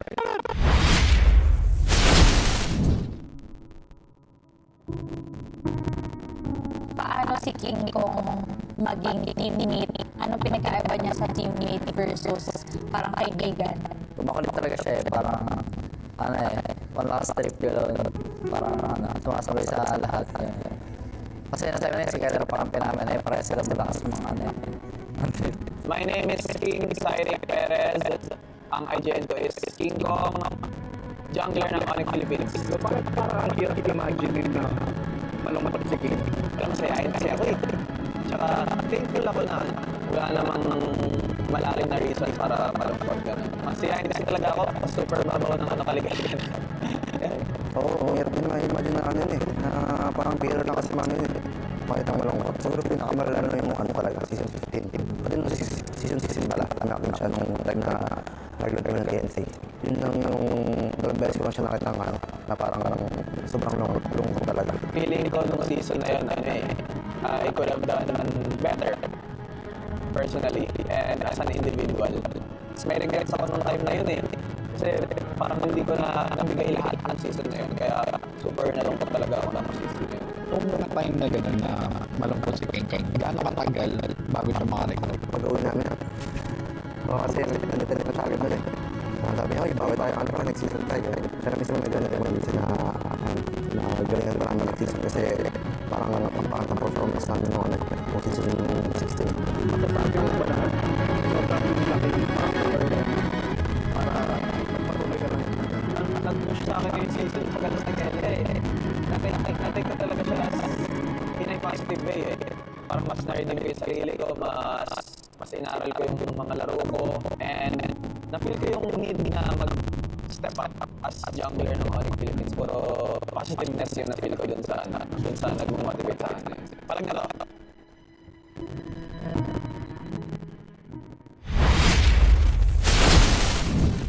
Really great video there with King Kong. Of course, Brusco there too, talking about just how happy of a guy King Kong is, and that's true. And yeah, I mean, even I remember that, seeing them. That was like one of the first times I saw King Kong just kind of devastated and sad and down when they didn't have the season they wanted to in season 16. And I like how you mentioned that one of the things that motivated him was Kevin Lee. Yeah. Because that's a sentiment he shares alongside Kirk. Their ex-billionaire, Kirk Dennis. He mentioned in an early first break episode, we want to prove this season we can win without Kelra. Trying to title for ONIC PH, I think King Kong definitely backed that up. Terrific season. Of all the players in ONIC PH, I think he's the one, alongside of course, America, you could really say that they showed up day in, day out, they got to do their jobs here. But clearly, in this series, not about the individuals anymore. It's about a lot of layering of problems, from overcooking the draft to not respecting your own potential things that you need to execute. Yeah, I think even looking at this, you know, a team that really had problems was RORA, and this is from Master the Basics. I think number one was the mindset of the players, because even if we were on a lose streak, it was all about hard work and the dedication from them, the goal. The goal of each. And they still have one goal, and they all wanted to make it to the playoffs here. When asked about how they stayed motivated even after the regular season struggles, and we saw this throughout some of the videos and interviews that we had with the players and of course Coach Master Mason. So this was asked in week 8, day 2, and I think it's a question that was lingering all throughout their lose streak anyways. And I think it's good that it came from Coach directly, that it's a mindset thing, it's a mental thing. That maybe after winning the M7 World Championships, they all kind of went in different directions. But I'm glad to hear as well that the hard work is still there, the commitment is still there, and here we're seeing the results of those. And, you know, not only that, too, when we see what map 4 we're going to be going through here, which is randomized as well. So the last remaining match, it's just the last remaining match, so Flying Clouds. Is also, you see how locked in RORA has been. Aside from the little glimpse of the smile that we saw from Deep Kite before the game 3, they came into this very serious, I feel like, very locked in. They want to continue to go ahead and ride on that momentum that they had qualifying for the playoffs, and it's showing within the way that they're executing in the game. I think that's one of the biggest things here too. Maybe after today, if they end up winning this next game and proceed to the next phase of the playoffs, we'll see them relax just slightly. Or maybe this is that world championship mindset where they're just hard focused in all the way to the end. I know that in the twilight of the regular season, I said that Aurora should not in any way be happy with what happened, even if they them qualifying. After this, I agree with you. So maybe they can sign a little sign of relief. Maybe they can get on a little bit of flying cloud and say, you know what, we deserve this. We have 2 lives. But just the same, job's not done. Job's not done, man. One game at a time. We're going to jump to the draft here for game 4 against Flying Clouds. And Aurora will be on the blue side. We'll see what their idea of priority is still going to be here once we get through this. Historically, RORA for this season has been 2-6 in Flying Clouds, while ONIC are very 50-50, 5-4. It's not a good stat line for both. This could go either way. I know ONIC is a little bit more in the positive, but a 50-50 in MPL PH is just closer to... Are you sure? Phobias, Kalea, Fanny... Consider for a surprise Harris Rush. If they're greedy about it. But with Juicing gone, Marcel still active, Valentina, the full of they managed Phobias. Valentina was doable also because he does not have the Phobias. How about the Mars? Do you want to play the Marcel this time? That's why I'm saying. That's why I'm thinking Valentina first. Valentina. You block out the Marcel and the Soda. And their Baksha. Oh yeah, they stuck that through again. They have been doing this throughout the series, gentlemen. They've been seeing ONIC pick a pick, and then they say, all right, let us go. Let us go. Yeah. But I mean, this is a RORA staple. For the longest time, since their inception as a team in MPL Philippines, Baksha has always been on their list of heroes you should not give them. Deeper than that, I think it's just a demon kite staple. Even as far back as before the actual establishment of utility jumpers, DK has been like, just... Yeah, he's been that guy. This season, perfect record for the Baksha of Aurora, 5-0. 5-0. And then so King Kong got his first Baksha loss. Yeah. Yes, last year. Even with their lose streak, he's 5-0. Yeah. That's actually kind of insane. The thing about it, how difficult it's been. The Leo Morton claw to the answer from ONIC. Yeah. There's one pick here that Aurora could show up as poison later. It would be a Uranus and the EXP. Use it to go invade King Kong's jungle, whatever the Uranus is closest to. Yeah. Take a resource away from that. You still have some terrain queue picks available in their mid with that full dive. It would be tough to play something like a... You might want to consider Lilia Kali if they really just want mid lane domination and they want to play for their side lanes later. Pick up Lilia Kali together. But Light wants to continue the show and UL will get a Valentina instead. Of course, because the Lemurs on the other side, there's a lot of value taking away the Phantom Steed, and because they know that the Marcel will be going into the other side as well. Oh man. Yeah, that's good. Not only that, but also, again, like you mentioned, the Sora, who really hasn't been out throughout the series at all, but you got a Valentina, so now that should kind of stop the issue of that coming up too. So really good first phase, I'd say. I mean, you could say the same thing. These are power picks for ONIC, but let's go ahead and get some insights here with our on-ground panel. We're going to be throwing it over to Hans and Wolf to share their ideas about this. Muli, maraming salamat sa ating mga casters. Kanina lamang, game number 3, ONIC did the same thing. They Baksha blew 1. But now, what do you think is going to be the difference moving forward para sa Aurora since parehas na yung ginawa nila? Yeah, I think kasi naanakaw nila dito yung show na magiging crucial para dito sa ONIC Philippines. At the same time, hindi pa natin nakikita yung kanilang gold later NXP. So madali pag-adjust yung side lanes dito. Trio din ang inuna ng Aurora kaya naman sa matches pa nila. I do like the adjustment para sa ONIC Philippines. Sino man nila dito yung Marcel. I think both teams have gotten the first 3 picks na maganda for both of them. Yeah, because when you're looking at the 3-level composition, it is ONIC Philippines na kahit paano meron ng damage dealing heroes with the Claude and the Leomord. But if they can fortify or kung meron pang ilalakas yung lineup ng dalawang squads na ito, how would they finish it off? They will have to look for a long-range look mula sa ONIC Philippines. Tipong mga Eve, mga Parsa na may good combination with this Marcel. And then close it off with tanky hero na may setup pa rin dito para sa ONIC Philippines. Para kay Kirk, maybe an Alice, eventually, nakikita natin ordinary sila. And Aurora kailangan handa rin doon sa mga ganong heroes. Eve, Farsa, you've mentioned din para sa ONIC, but considering that the Valentina is on the other side, magiging malaking problema ba to para sa ONIC or will they have to worry about it less? Good point. Kasi yung naisip ko katulad doon Teresa at Alice, good copies agad yan para isang Valentina. Kaya maganda yung pagkakapwesto ng Valentina dito para sa Aurora. Now, if you're looking at the show and the Baksha na first 3 compositions para sa Aurora Gaming, facing off against ONIC, what would the Marcel role be para sa ONIC PH?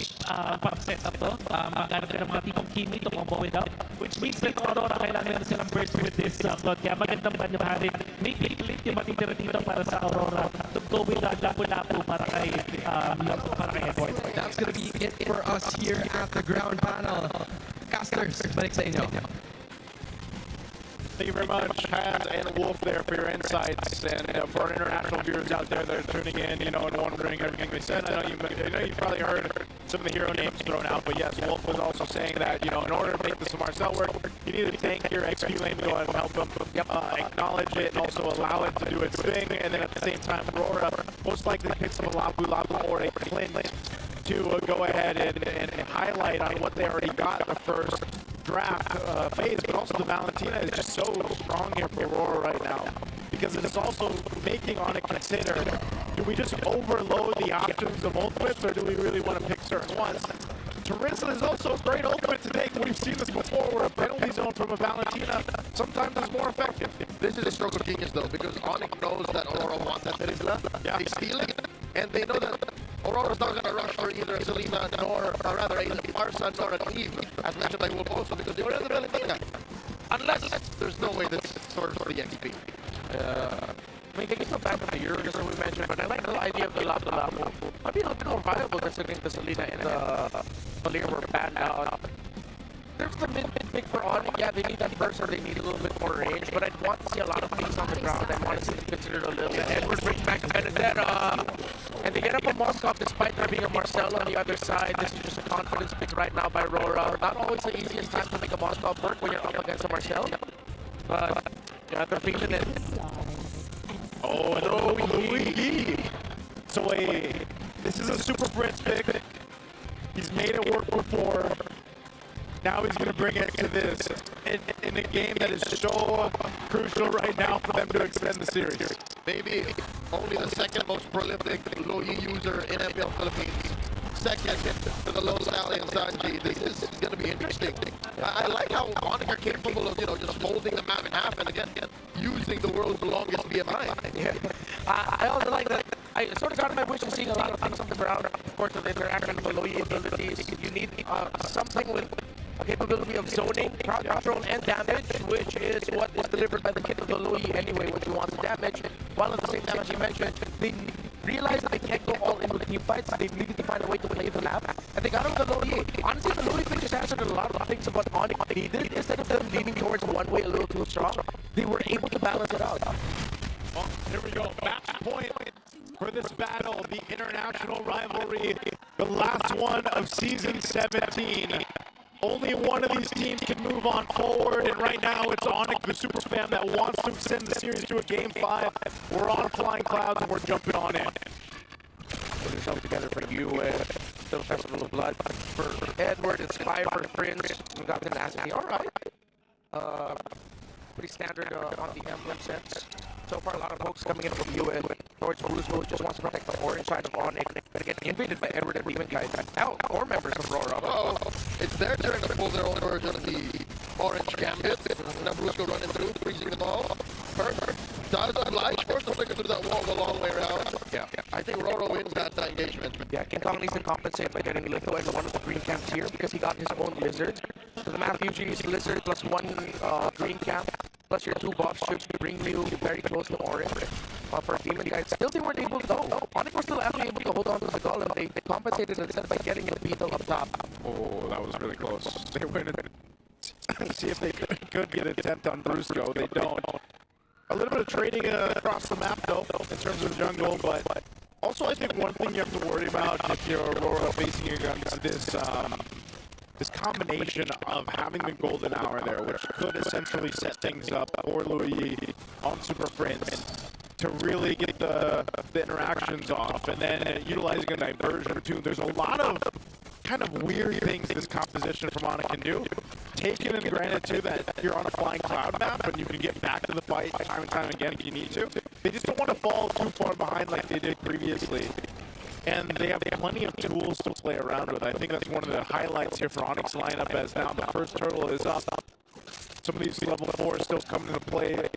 Edward has his select the final blow, and even the Phantom Seed for UA could play a part. Diversion used up on the top side for Super Prince. ONIC have fully relocated. That is a 4-man coalition light forced to respond on Super Prince. There's a real Leomord calling in his own penalty zone. The battle coming in!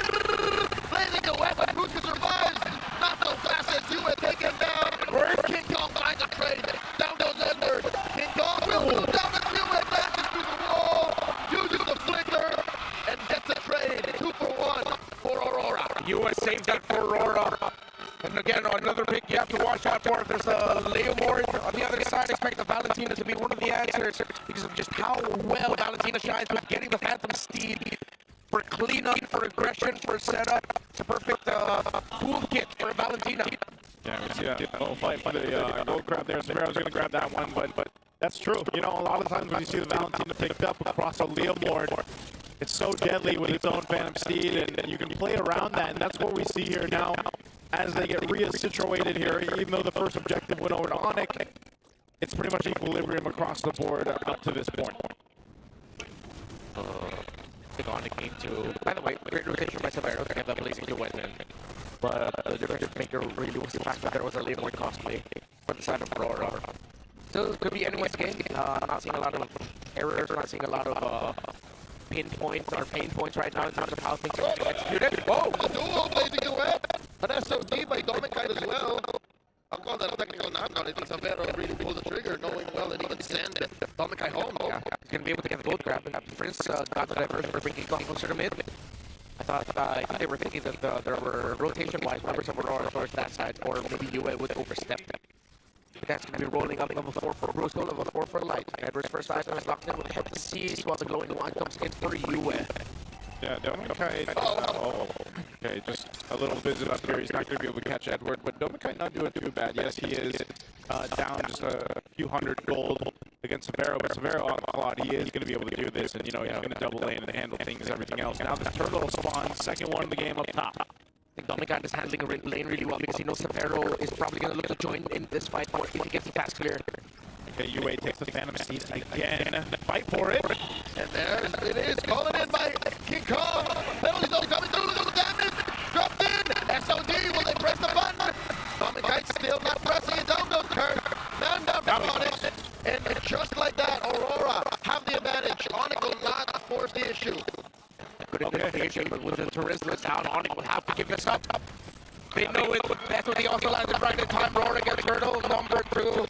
No dire straits, but that was just perfect entry by Edward. ONIC were not ready for the elective final blow petrify combo to come from that angle. That had to be the very last second that he could follow through that SOD. Whoa, Edward! Forces the flicker out of Super Prince. Will he get punished? That's the question. And it seems like, yes, he just too deep. King Kong takes out Edward. Bot time because Severo's now getting pressure in bot. Severo, another Blazing Duet. Pushing the Dominic back. Does he know the Demon Kite and Lighter here? BMI back, here comes the backup. Super Prince and Brusco coming through. Defensive use of the SOD. The flicker back. Close call. Yeah, really good for Light to be there. Just good response on both sides. That was really a back and forth between both teams, but they keep their gold laners alive. Yeah, they know it's a really tight situation. Very fast to pull the trigger. And trying to find an angle for either of these because RORA team fights so far slightly better. Yep. They always have 1 or 2 options remaining after ONIC have blown out the majority of their abilities.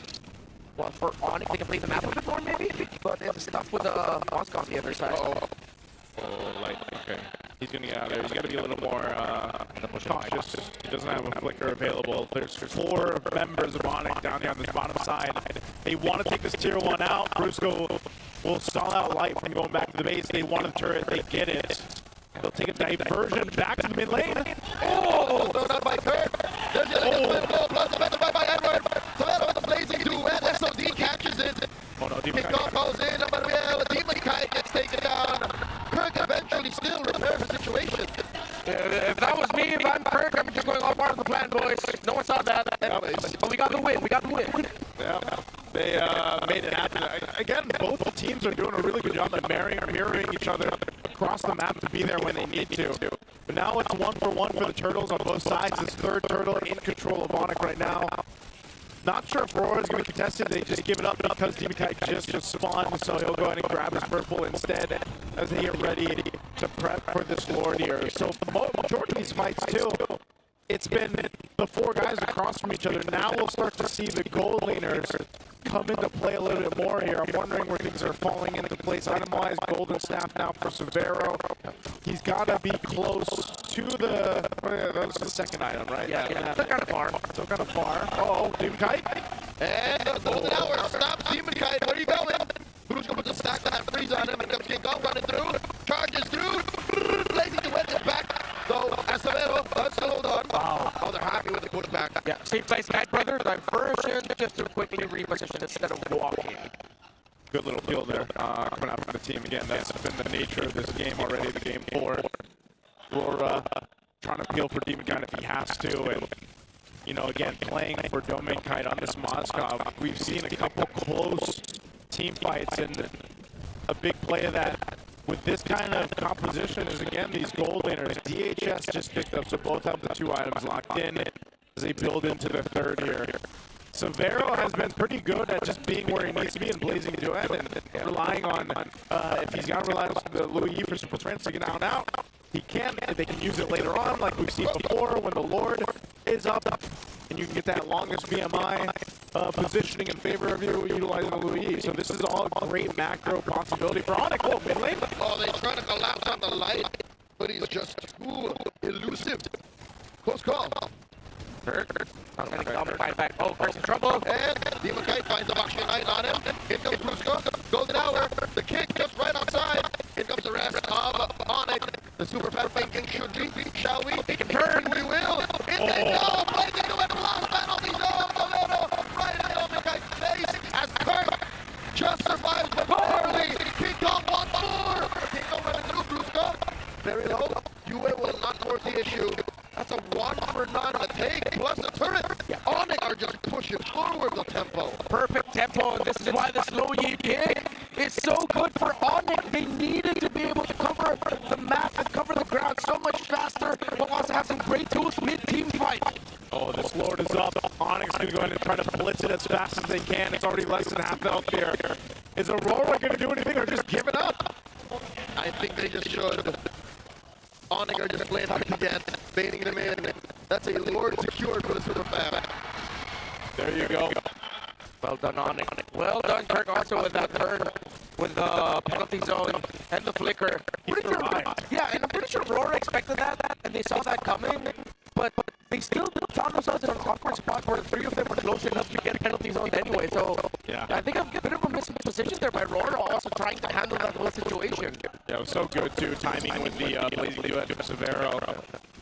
If only, you know, they were able to capitalize it on a little bit more, but I think they were happy with what they got. They're slowly chipping down these turrets. It's the first turret. Yeah, opening up the map. He's now got his Trinity locked in for Severo.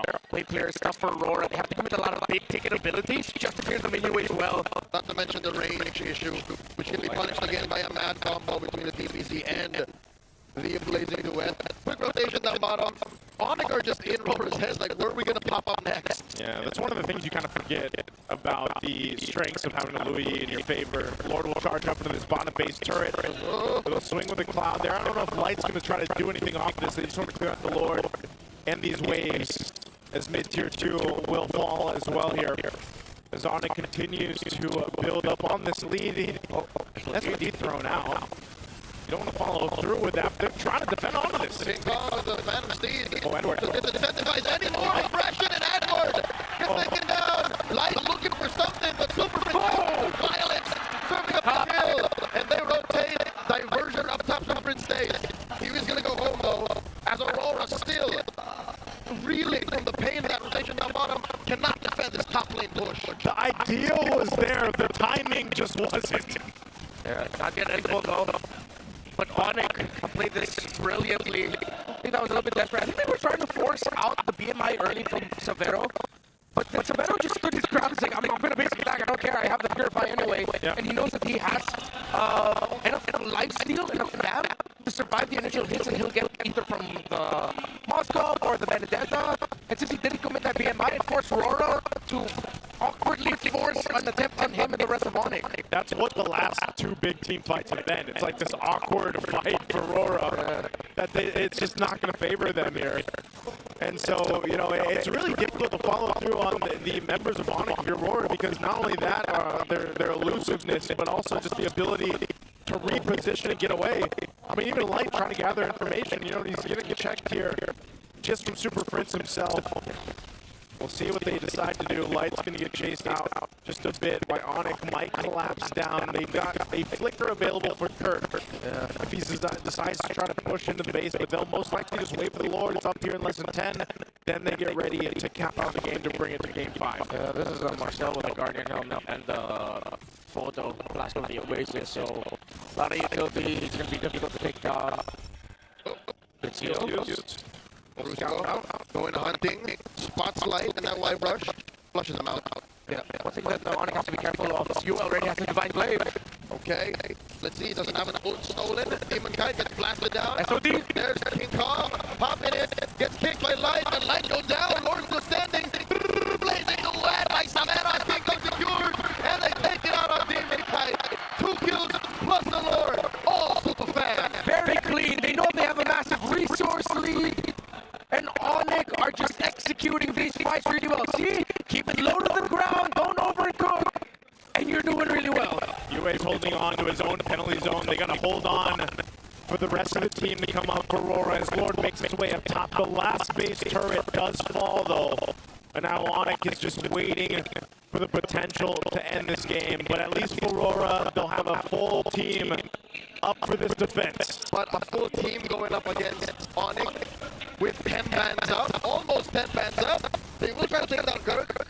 Kirk's still holding on to that penalty zone. Oh, here comes the big fat Lord wave. And here Flicker! And the blazing to that. There's a battle! Does take down Light, double kill for him, and moves! And Demon Kite will try, but it will be all for naught. As ONIC has their eyes on the base. We're going all the way as ONIC go to the The toughest region, the home of champions.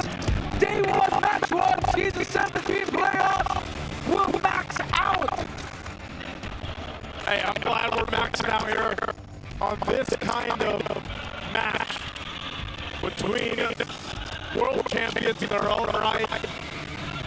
And it all comes down to one game. This has been sort of a back and forth from each game throughout the series. But this time, ONIC didn't overcook, man.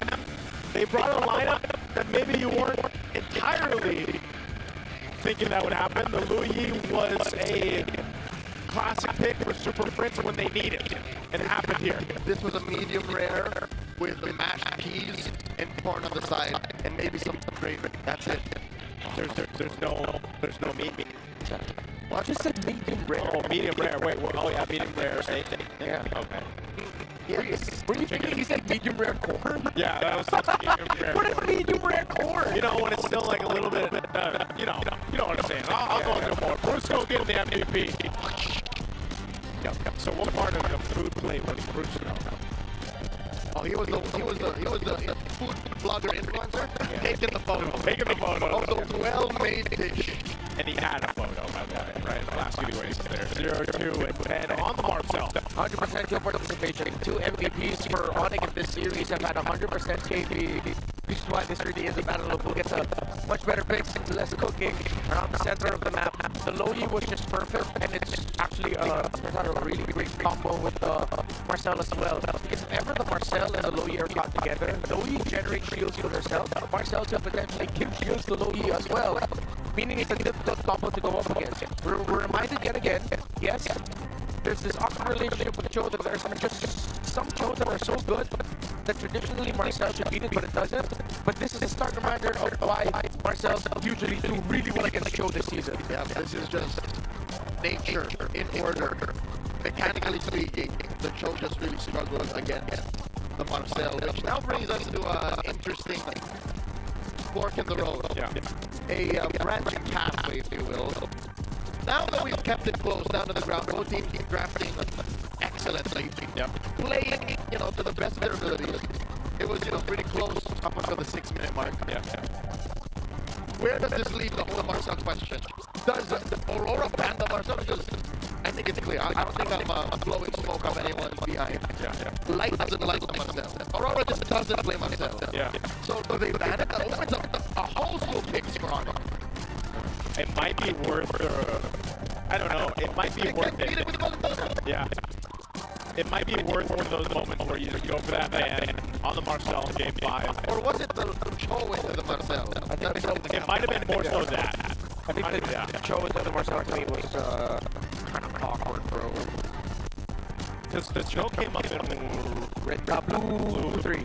After you saw Claude and Leomord, and you could have picked the Cho, the Marcel, but instead you picked up the Cho. But again, this is RORA we're talking about. Yeah, not really a Marcel team, which maybe that's where, as you mentioned, ONIC looking to pinpoint on. But again, the closeout of the third is really good. The low E was just a perfect pick. They were stuck with either a Moskov or a Clint, and Moskov struggles against the Marcel. The Benedetta, again, with all of the mobility for ONIC, your main target is what, the low E. But then you have either, most likely, the Marcel near it, and then we talked about the relationship of the whole Marcel and low E thing together, where they empower one another, and Marcel adds even extra protection for the low E. Again, it's like whichever team I dog on does better in the draft in the next game. But again, there's only one last game left. There's only one last game left. Which will be randomized. Okay, to help all of the fans watching that might be new to, the bullshit big. I'm gonna put it in combat sports terms. Combat sports. Yeah, ONIC is a complete MMA artist. They just know almost all of it to some extent, right? Yeah. Aurora, they just have a weird ground game. And that's Marcel. They just don't do so well when Marcel is introduced. So they're always trying to fight standing. Correct. They don't want to be on the ground. They've got great question mark kicks. They got a nice keep. It's just don't sprawl on me, bro. Yeah. Don't try to switch me. I hope we have some combat fan out there. There's plenty. Plenty out there. There's plenty. Yeah. I don't know. I have to see what the insights are from Hans and Wolf on the on-ground panel. What do they think about this combat? Maraming salamat sa ating mga casters. Wolf, I don't know what to tell you, but that is the perfect way to respond. The ONIC Philippines has won game number 4 at unang serye pa lamang natin ay 5-game series na kaagad ang ating makikita. There were so many good things that we can say about how ONIC has performed kanina lamang, but probably 2 things to be specific. One, first off, is Sabero not getting enough ganks. And in fact, siya pa nga mismo yung dumadalaw sa ibang lanes, right? Sobrang nakita ko din kung paano niya nakita yung kanyang lane intact. Pero part sa mid-game kung saan ginagyak na siya ng 3 members at marami na akong umilikinamit sa kanya. Pero nagulat ako kasi maaga niya ginamit yung blazing to win. Delikado pala. Pero nangyari, nabigyan niya ng oras na dumating yung teammate niya. That was enough para bugawin yung side ng Aurora. Alam ni Sabero kung paano talaga makakapag-farm. Kaya naman siguro siya din yung naging eventually pinakamayaman na player dito sa laban to because of how he's able to keep his gold in check.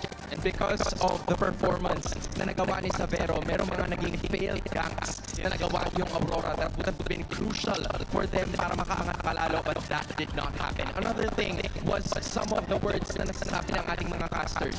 Diversion play. How does that exactly happen and how efficient was ONIC Philippines in making that work? Very, very quickly. Hindi lang yung ultimate tuloy. Pati yung ibang distract nila dun sa invasion na ginagawa ng Aurora. Dun sa jungle nila, still up, mag-split push. And then eventually, Louis, the control of the map was there for ONIC Philippines. With that being said, I'm sure that we have a lot of thoughts, but I think we have to include one more person. San Juan Arena, please give a warm round of applause to one of our content creators. You probably watch him online. It's ML All Day PH.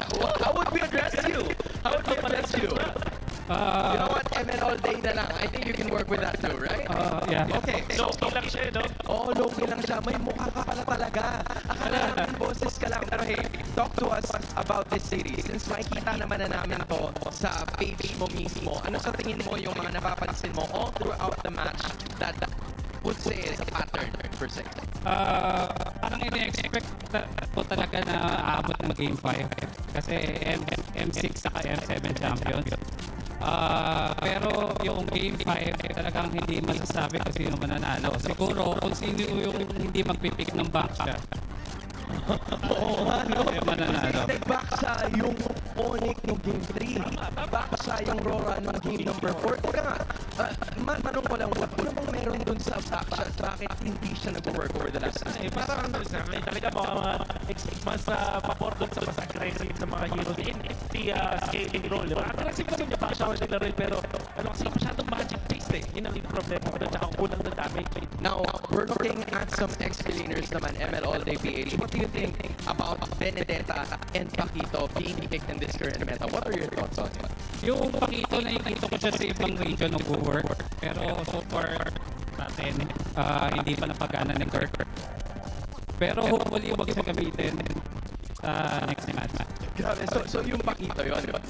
Paano naman sa Benedetta? Yung Benedetta, okay siya eh, kaso natalo ng game 4. Okay, so heavy hitters. I think that's what ML All Day PH is telling us, Wolf. Yung mga major na playmakers but also the ones dealing damage. Ganun na ba kalaki or hot commodity siya in this current meta? 100%. Kasi nasa playoffs, kung nasa playoffs na tayo, yung mga players natin, nakikita mo naman on point yung mga players natin. So when they're giving heroes that can deal the damage, kaya talaga nilang i-execute.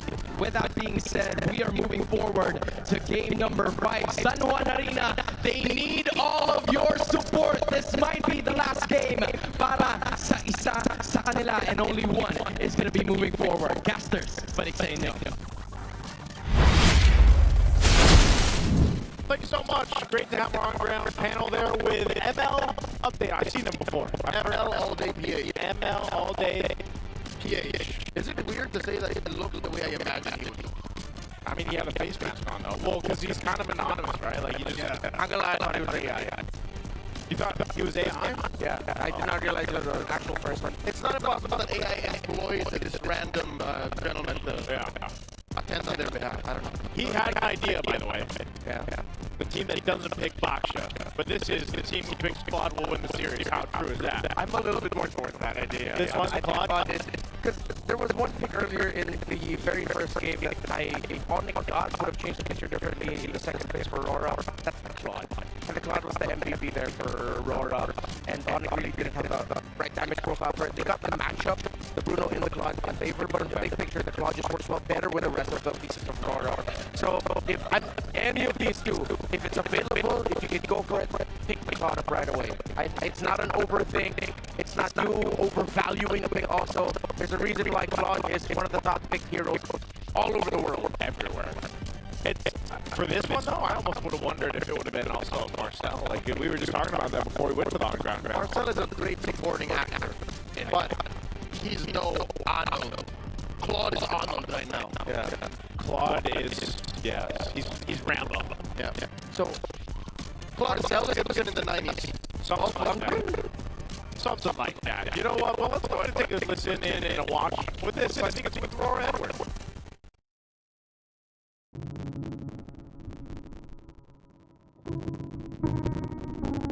Ano pang nag-motivate sa'yo? Bakit ka pa pumalag ngayong season? Ayun nga, dahil sa MC rin talaga. Kasi yun na lang yung kulang ko sa try fight eh. Kumbaga, yun na lang yung kulang ko para mabuo yung missing piece sa Trophy of Gabriel. Edward J. Tabada, explainer ng Aurora. Meron ka bang pwedeng i-share sa amin kung anong klaseng tao si Edward na hindi pa alam ng mga tao? Outside the game, makulit siya, honestly. Parang ang hiling niya makihalubilo sa team. Kumbaga, pagdating sa banding, hindi talaga siya nawawala. Kung sa bot time ngayon, lagi siya tumatawa, especially kay Laila. Kasi si Laila, ano siya, lagi ito, jolly, kaya lagi nakakatawa si Edward. Ano naman yung nagiging action niya kapag natatalo ka? Kay Edward, parang hindi sa kanya normal yung talo kasi napagdaanan niya rin yun. So, parang tinitingin niya lang. Wala acceptance kasi nangyayari. Hindi naman lagi kami nanalo. So, talagang pagdadaanan niya talaga yung yun. Pagkataon, syempre yun. Ang dibawi naman lahat naman nung yun may purpose kung sa talaga. Ano ka nag-keep up sa changes? Siguro tiwala na lang rin talaga sa sarili nila. Yun na. Kasi kung isipin mo talaga ko ng nakaka-effect or kahit nasa isang org lang or kahit hindi ako lipat. Ang dami ko pa rin talaga nakakasalap ko ng bagong players. Doon ko na siguro natutunan makisama kung paano makisalimuha sa ibang nature ng tao. Pero doon ko na rin talaga natutunan. Iba yung aura niya kapag nakakalo or practice kasi gusto niya talaga manalo. So, doon pa lang kapag manalo. Gusto niya talaga manalo. Good feeling yun kapag kompleto mo yun. Kapag meron ka ng M-Series, MPL, tapos yung yung MS na lang talaga. Ginagawa talaga na doon yung best niya para makatulong sa team at mag-connect kami sa isa. Dito ako nag-grow sa ML talaga. Palag Na To.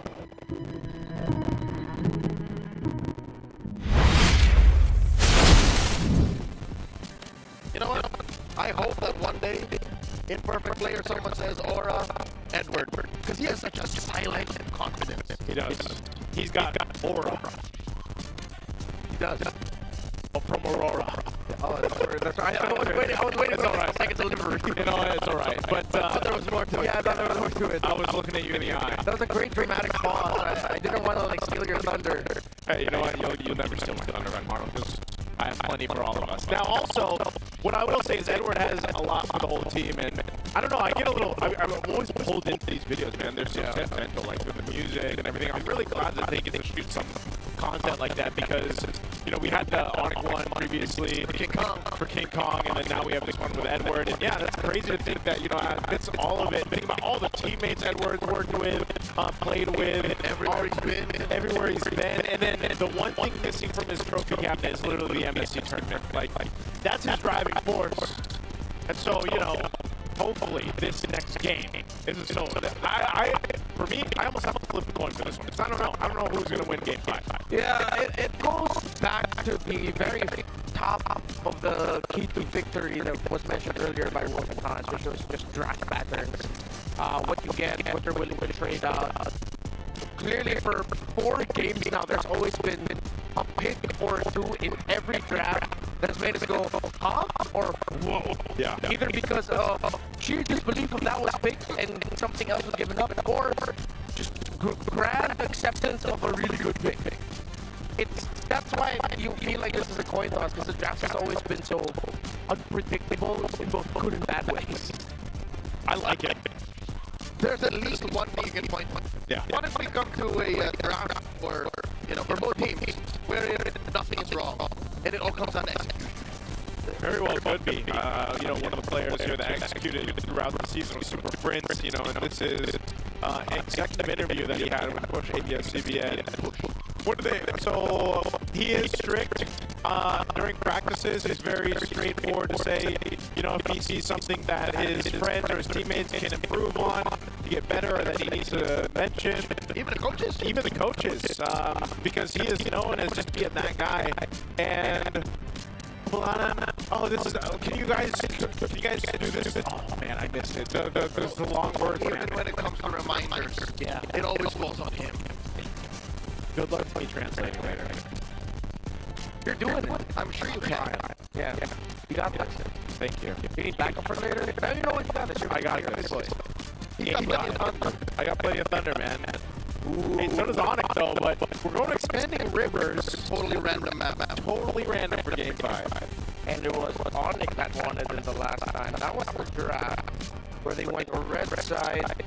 And Freya Toxic Guinevere went focus Claude Leomore, so they got the Claude Leomore again last time. If I'm ONIC, just rush the Claude if they could. Just the Claude is going to be the guy. Yeah, one of the first 2 picks. I think even more so than the Harris, but it's tough to say, with the Harris session being a powerful for Aurora. If Aurora ended up winning game number 5 because ONIC gave up the Harris, then it would look bad for ONIC. It's one of those things where no matter what happens, someone's going to get mad. As long as you cover your bases and you don't end up with weird interactions or totally weird picks, like again, of course, Belric from out of nowhere, that might just be it. Like the coin flip in the gold thing. Man, I'm kind of sad that the gold lane has resulted into what it has. Like, it's still just very much Claude Aaron, with the occasional switch up of Clint or Bruno or, you know, Moskov. Carry is just totally kicked out. At least for this series, yeah. I think even overall, like worldwide. Oh yeah. We haven't really seen the shadow of Carry in weeks. Yeah.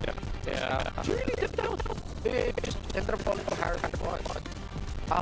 There have even been like some weird random Granger picks that ended up making a lot more sense. And not Carry. Yeah, and not Carry. Because it's covered with a range. I think that's what hurts her the most. The fact that she's not as mobile. And sometimes her damage can be underwhelming for what she needs to do in a team fight. Right now, not a good Sky Piercer carrier. Yeah, there's just, I don't know.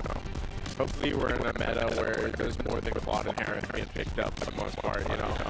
Which is, again, a thing to say about the gold laners who have, 12 unique heroes being picked up throughout the regular season. So, let's see. We're seconds away from jumping into our final draft between these 2 teams here. Again, it's Expanding Rivers for the final randomized choice for this Game 5. Oh, there's the Rivers. Now I see it. Yeah. Translucent and it's with the help of the light. Yeah, but they flow past the VIPs. Oh. Okay. different sides now, which was the weight of the whole Claude, Valen, Phovius, Marcel, Harris, Harley, Suyo weight on ONIC's shoulders. I think they have to not remove one of those power picks and just overload RORA with choices that they still end up with something really good. Oh, they banned it out. Very good. Very good. So this takes the headline out of the question now. Who cares? We'll ban them. Now it becomes even more important to us. It falls on the ML all day PH's call now. The box, Baka. still left open. Yeah. And then our low-key one, the Marcel. Who's that supporting actor? Yeah. He's not even a supporting actor, dude. He's a cameraman. If ONIC gets Baksha, I think I'd like to see them pull out a page in KOD's book and go Baksha, Marcel, Jushin as their first 3 picks. But Jushin's banned out. Oh, sorry. Zetken. Okay. They could make it happen. Galea ban, the last one from RORA. Priority. They go Baksha. Phovius still open. Did he go Phovius Harris for the swing? Or is that too greedy? I think they need something with more time, because Severo could either end up with a Moscow or even a YSS later, maybe even the Clint. So they need something that can dive. I think you save the EHK pick later. Even with Phovius out of the wild, this is a rare occurrence. Even with that way you can end up sending for something like a Luzon or a Lapu-Lapu later. But they might just bite the bullet and just go for, you know what, fine, we'll go Phovius, we'll go Harris, just don't worry about it. Oh, it's a utility matchup in the jungle. They go Fred Val. There's an Eve open. If Aurora, they take the Phovius too. If Aurora makes it through to the next stage, it's going to be off of Demon Kite's back on this Fredrin. There's the Phovius. Do they have any necessary rush to parry here? No, they can even go Kimmy. Kimmy with Phovius and Baksha do really well against the Fredrin and the Valen, or even just a Lilia. Mid-lane pick can completely mess up Aurora here right now if they're not going to rush a Severo pick, if they're not going to rush a Brusco pick. So if they go mid, Eve, Gord. Maybe not Farsa. I'm more Eve, Lilia, Gord here. Oh, yeah, it's going to be Gord. Okay. This is one of the things, too, that he has, this is more space for the Gord to work with. Yeah. And then for the roam, yeah, this is why they even need more dive for EXP. They're going to go for their back line. But you can't easily just Sora, not because the Valen is on your side. You're still going to get punished. Yeah. Either go Sora, not Sora. I'm leaning more towards either Lapu. Blue might be a bit slow, but I could see it somewhat. They can pick up their gold now, or gold at red 4, because they're going to be the first pick of the swing back. But against Severo, I think that might be like one of the biggest stories for him. Is he has the widest hero pool this season. They do end up going to Lapu-Lapu, so at least they recovered somewhat in the EXP. Yeah, the Lapu's great. Both sides, it's interesting, right? You got your mid, your XP locked in, your jungle, of course, which is going back to the utility jungle matchup here. So this is a solid first phase for both sides. We're going to throw it over to our on-ground panel for some more insights. Hans and Wolf, take it.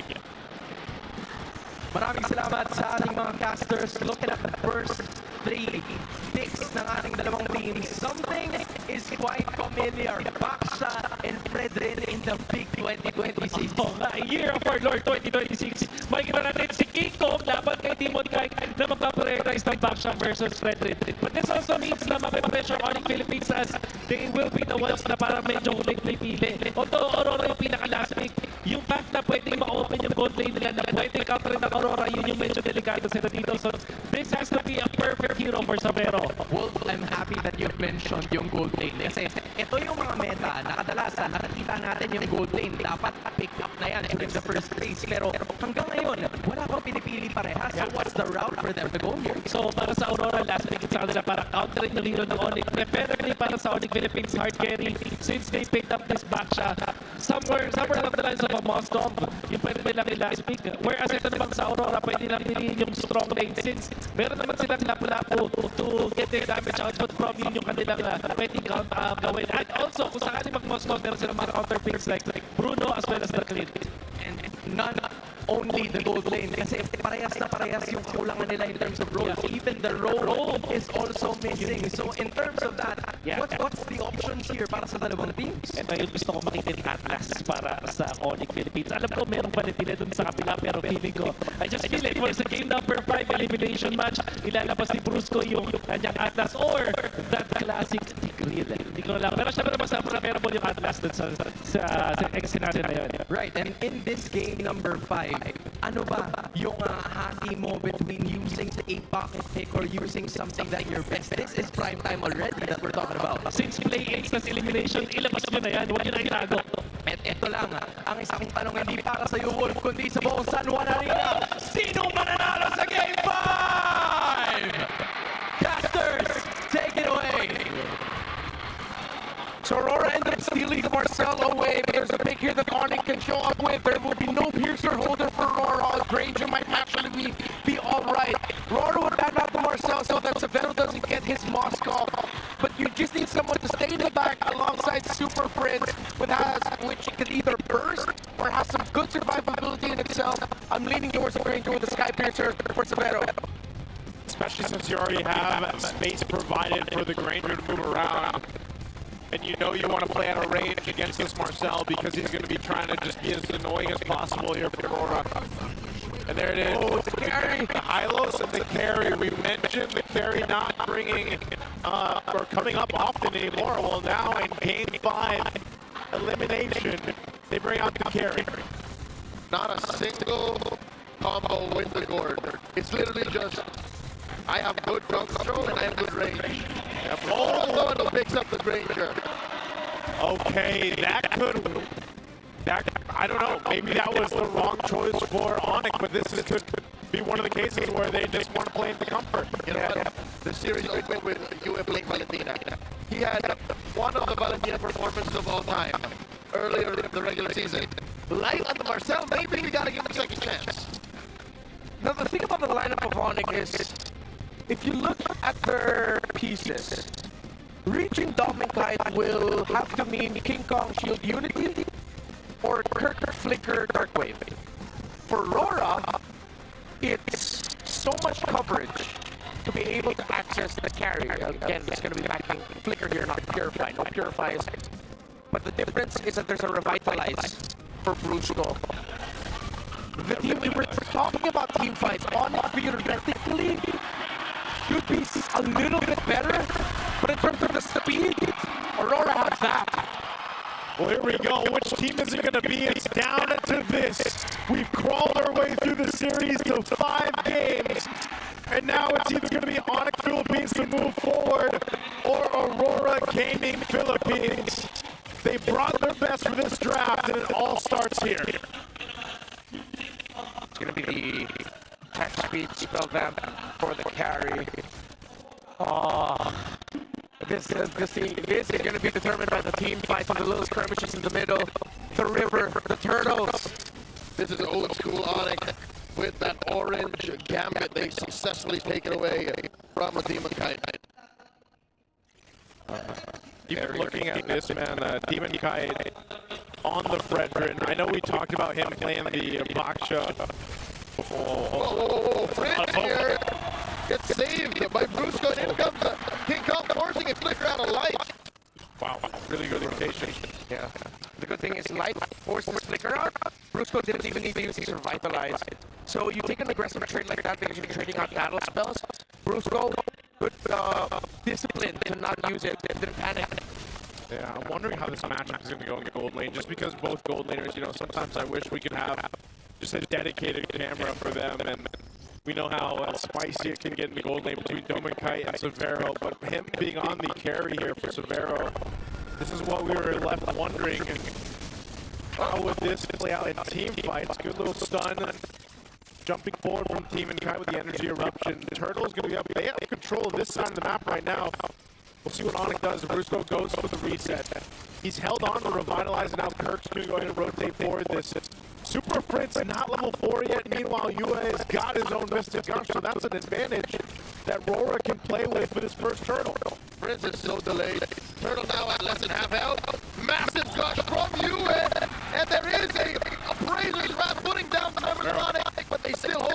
King Kong with a poison. But yeets that turtle from underneath him. King Kong didn't even use his retribution, and he was in range. Quick, simple take there despite the rotation by Severo. Question is why?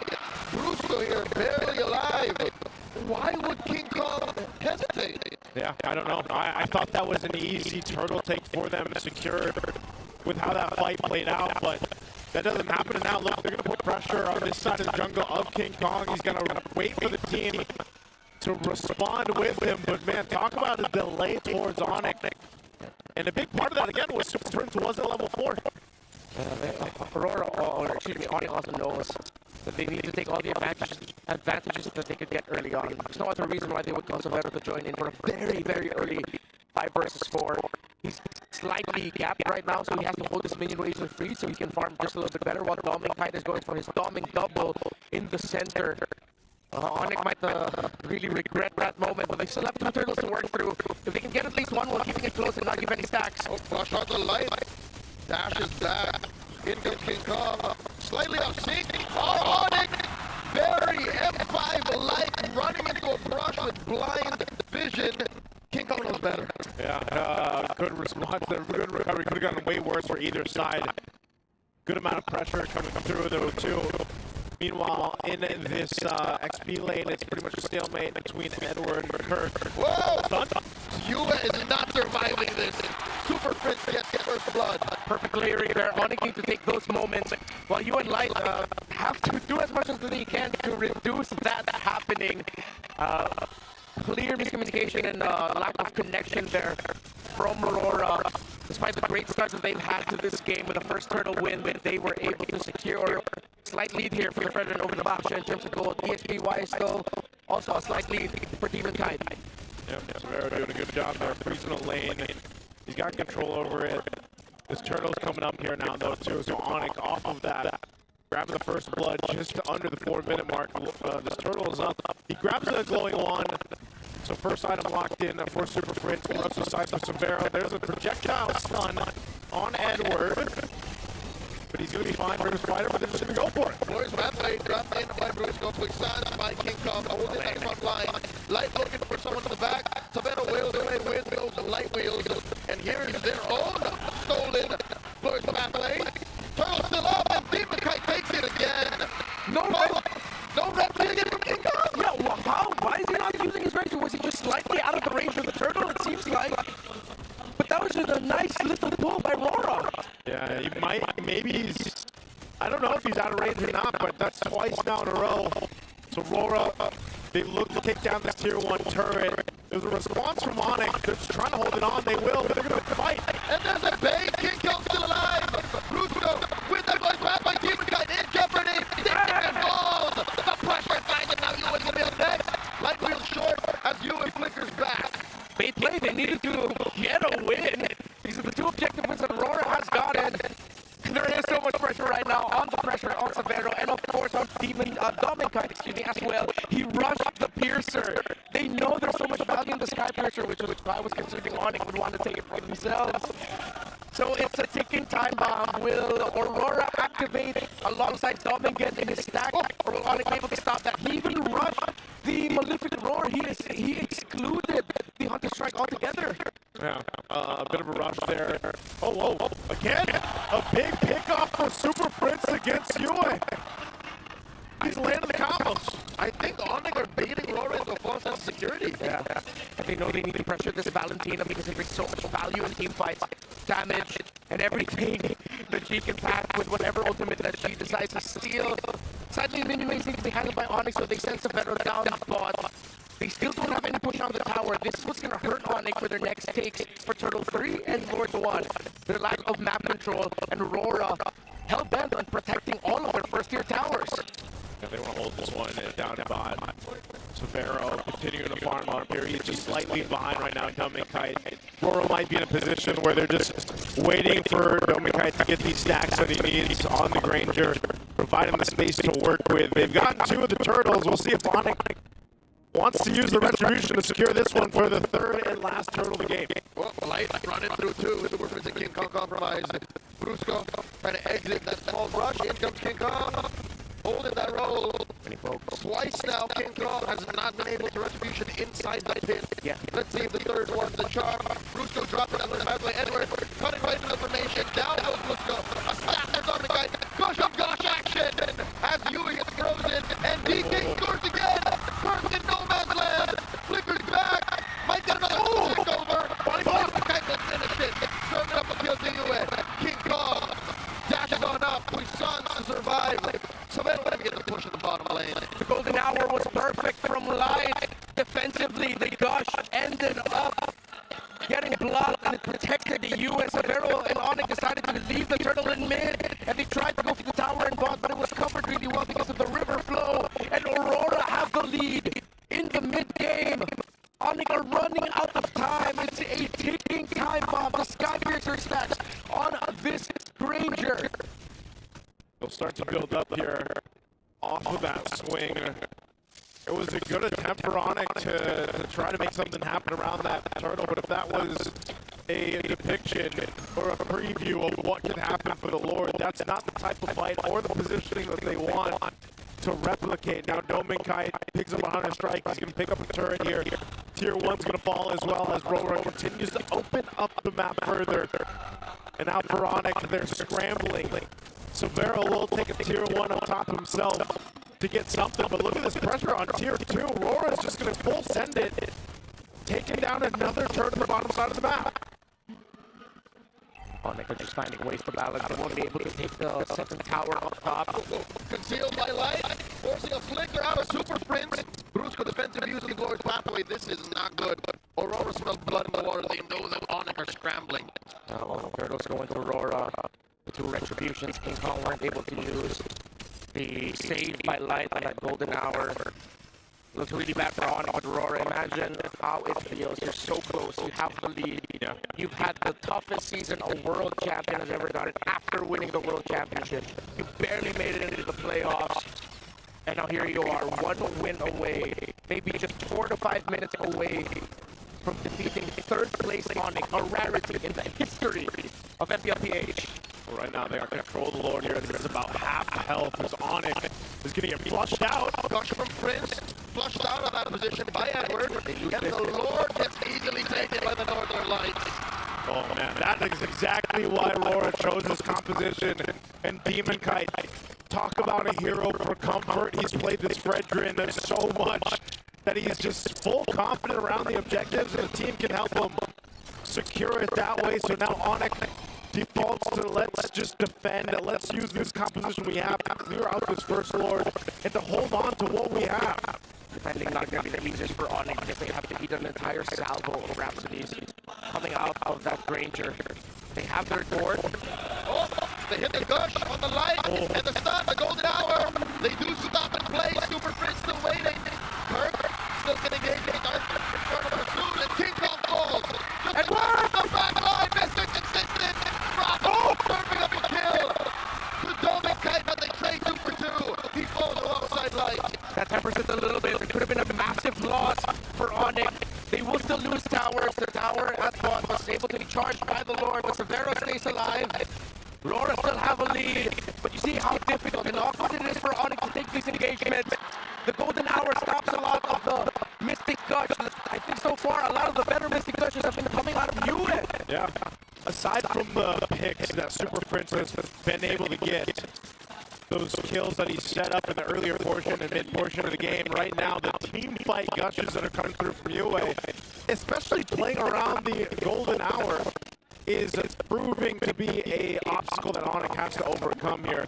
Taking a look at the items, you can see also Severo has been able to relatively come online on this carry. He is a big source of the damage after Super Prince gets the Gush out. The problem is King Kong needs a little more defensiveness to withstand that front line. Him and Kirk both so crucial here in providing the space that's needed for ONIC's line to work.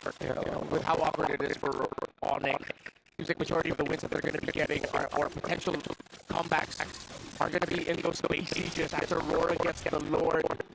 Still, they've opened up the map somewhat, but still, it is 6 towers broken by Aurora to ONIC's 2. They even haven't been able to get the tower in mid, which is why it's tough to see a scenario where ONIC are going to win a team fight outside of the base siege. Yeah, this is one of those situations again where, you know, Lord's coming up here in about 30 seconds. ONIC was completely flushed out of that side of the jungle. Can they do things differently? Have they gotten themselves to a position where they can't easily get pushed out to contend for that Lord? It's crucial they're able to make that happen. Malignant Gun for Severo now, a little more extra range for this carry. Could be a difference maker on this last line of pickup, but also the threat that is Super Prince. He's got a little extra movement speed now. Still has glowing wand. He's working on his third item. But the Lord is up now. ONIC wants to get in position. King Kong's got to come through. Maybe a drive-by with a retribution, or they spot something out. Light already giving the information over. Brusco, half health already, just off of a couple shots. King Kong waiting in position, but RORA, they'll take the time with this one. So they see Super Prince down bottom. They know that he threw out a projectile. Light is just hiding. This is devious. That's signature light play. It's the light push. Yep, light's push. The light angle. The light angle. He's waiting for this. He's providing the potential to just swoop on in. A quarter of the health of the Lord. And 10. Oh, find Edward. They blasted, but it's not double King Kong. He came insecure. Lord, post take. Nothing from ONIC as Aurora just dealt the splits. The momentary stuns coming out of the Platinum Snap, which is perfect from Light, despite ever being brought low. If ONIC full committed that, it would have been worse. But Aurora will now be able to put the siege. Again, this is where we will see if ONIC can make a comeback or not. Through this defense, the only way that they can. They're zoned out in every objective fight. Dominkai on this Granger. If he remains unchecked, ONIC are going home. Good defensive item here picked up for King Kong. Gets the Guardian Helm. He's going to need it alongside Kirk, who's only got the two items locked in, the War Axe and the Empty Grass. They're going to have to deal with this push coming through in the best way possible without going down. If they can get a pick, utilizing Super Prince, that's even better. But the best case scenario for them is just to stay in the base and defend as they want to go ahead. Stay alive in the playoffs here. This crucial base defense is so important as the Lord pushes in to the bottom turret, knocking it down. They still maintain mid and top. Can ONIC withstand the push here as they clear out the Lord? Permanent damage to ONIC structures. Constantly bleeding in that long lane. And in comes Aurora. They're looking to collapse. Golden Hour stopping the damage on the turret. The gush from US. They take down Edward. Savannah's damage is real. And here they come. Oh, the guy with the flame grab. He gets taken down too. Savannah double kill. The pressure is online. Severo is playing out of his mind. He's doing everything he can to not get eliminated in the first round of his first ever MPL PH playoffs. But Dominkai is still proving to be elusive. The trades that ONIC keep finding are just frontliners. Well, there's always going to be at least one more frontliner left to supplement Yue and Dominkai. Oh man, that was a base defense that ONIC needed. Mind you, being down almost 8,000 gold. This is more so, again, playing to their strengths, and right now with this composition, the strength is on the defense. It allows Severo to go ahead and continue to do what he's been doing. Yes, he's most likely got to wait to have this flicker back up, but they've got some time to go and control this. A Divine Blade with Super Prince. You've seen the amount of damage that he's able to do initially, and then Severo comes swooping in to capitalize on the kills. They're going to clear out the bottom lane. King Kong uses Retribution to steal the purple buff away from Demon Kite as Super Prince got on the side of the map's purple buff. So his purple buffless Fredrin, he is going to be able to secure his orange though, unless they already gave that to Dominkai.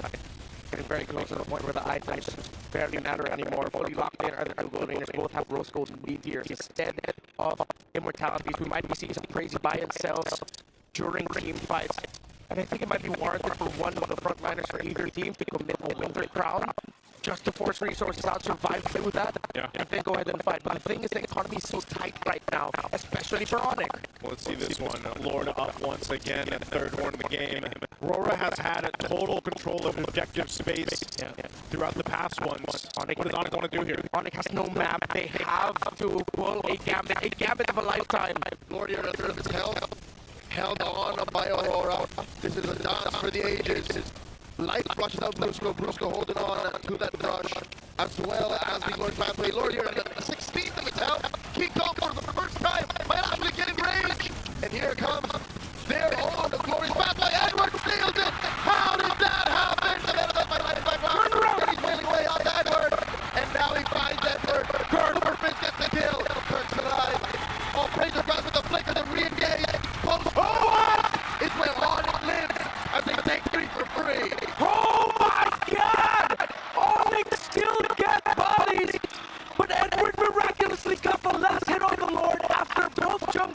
use their retributions. The map still looks terrible for ONIC, but they will march through mid. How are they going to handle this? Oh, Dominicite is looking to escort the Lord. ONIC will run through mid. Yue with the stolen voice battle is slow down the waves. Lights can be up.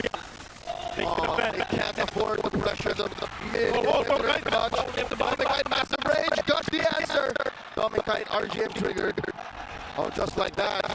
ONIC have to go back on the defense. Well, man, talk about close.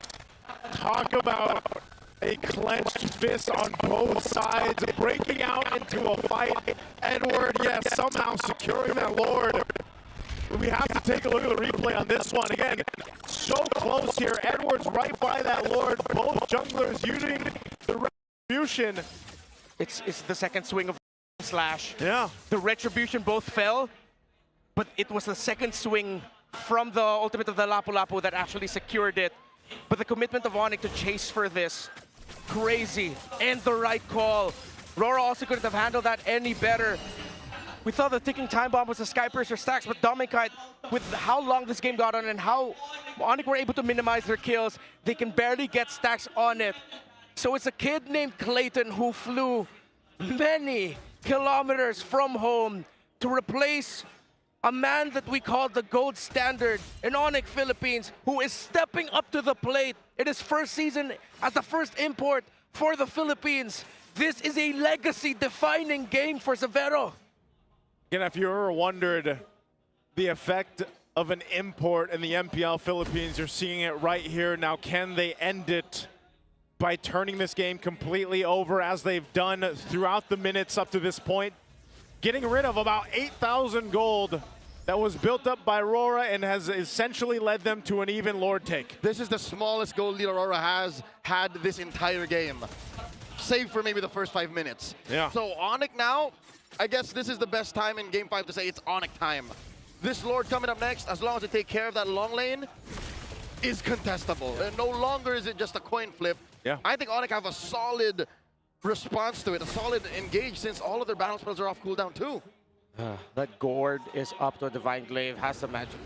The Lightning Truncheon and the Blood Wings is the difference maker. Kirk and how he's going to handle these fights. There's been a lot of damage coming toward Light, Edward, and Demon Kite's way every time they show themselves in the front. But RORA still have the map, despite everything we've said. RORA still has minion priority, map priority.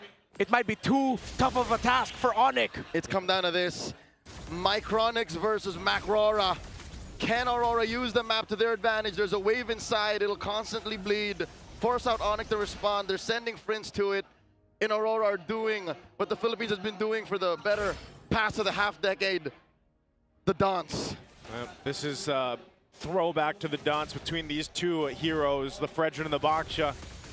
ONIC has clawed themselves back up to actually be able to contest against this Lord, and it's the evolved one that they're going to have to fight against. Lord, Light again. Did they see him? They saw him. Light Bush. Prince looking for his teammates. Light running through, and the gush! The golden hour is still standing. Lord gets reset, and they get a lot of damage on him. Super Prince takes him out, the Puissance, and the glorious pathway. Severo. Yue gets jumped on by Kark. Yue is down, Demon Kite 2, and Edward is going to be up next on the docket. Kark takes him down. ONIC are gonna wipe out RORA. King Kong finds Doming. Doming gets his immortality pop. It's just a matter of time.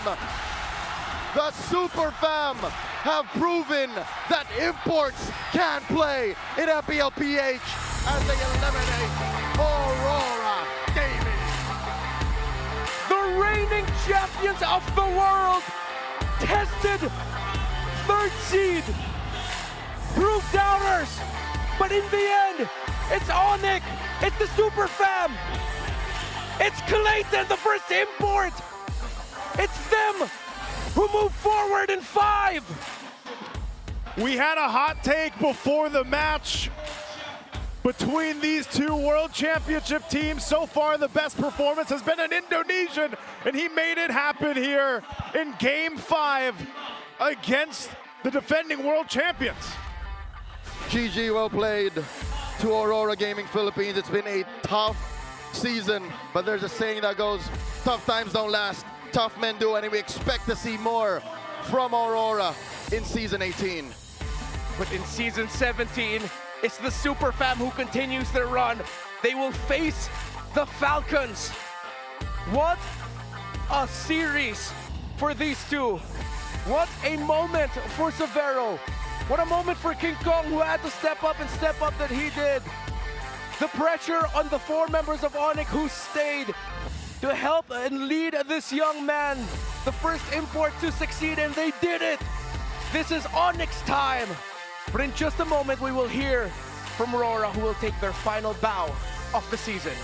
Oh man, this was a series to open up the playoffs here of Season 17. What a way for it to go. 5 games back and forth. Just phenomenal here. But first, we got to share a moment over on stage with Aurora Gaming Philippines. MPL super fans, right here with us is a team who showed so much dedication throughout Season 17.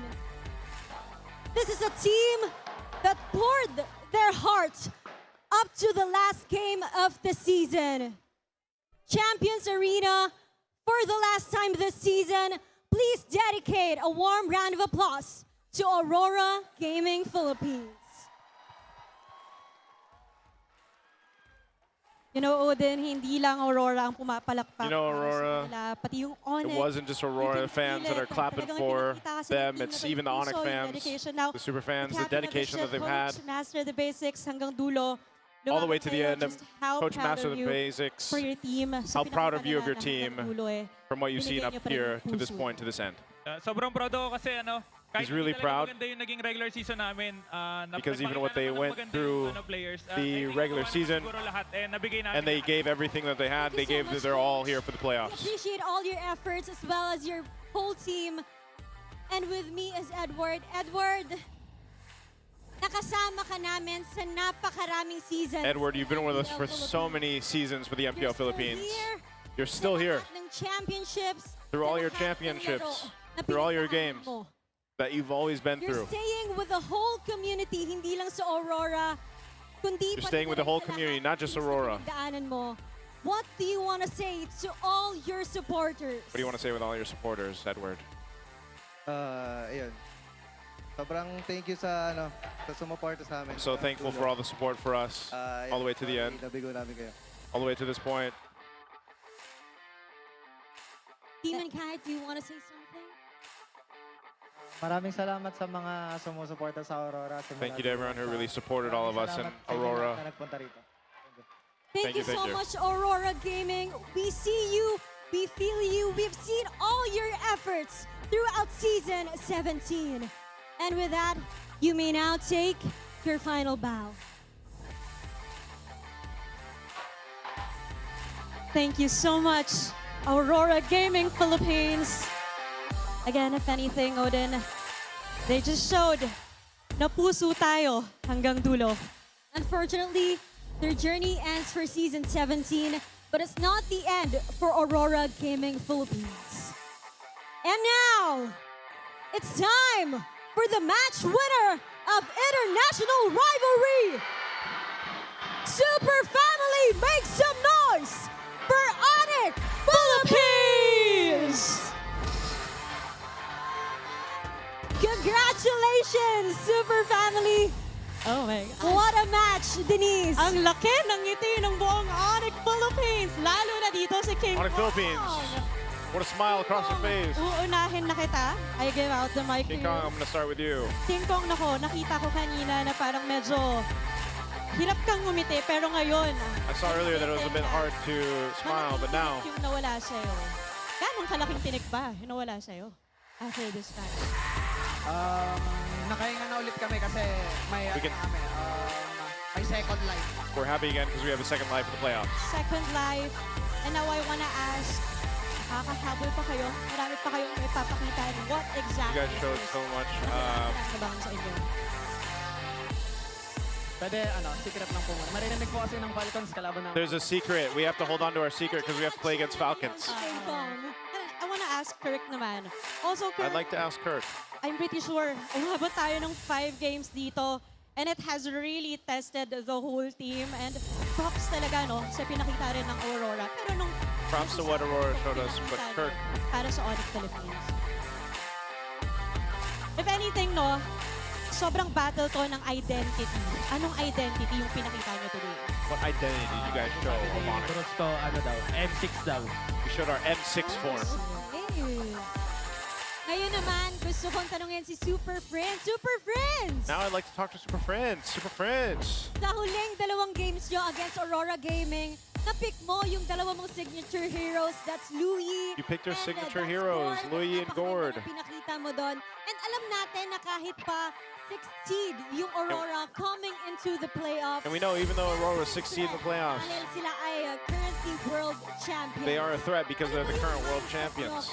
What was your mindset coming into the matchup against Aurora? Complacent against them. To not be complacent against them. Naging mindset namin papasok dito sa match na to, ano, parang i-treat pa rin namin sila na ano. We came to this matchup Kahit na nasa and we treated them as world champs. may kita World class. Talagang pinaghandaan nyo ng Super Friends. And ano naman yung nararamdaman nyo na kanina tigi-tigisa kayo ng points.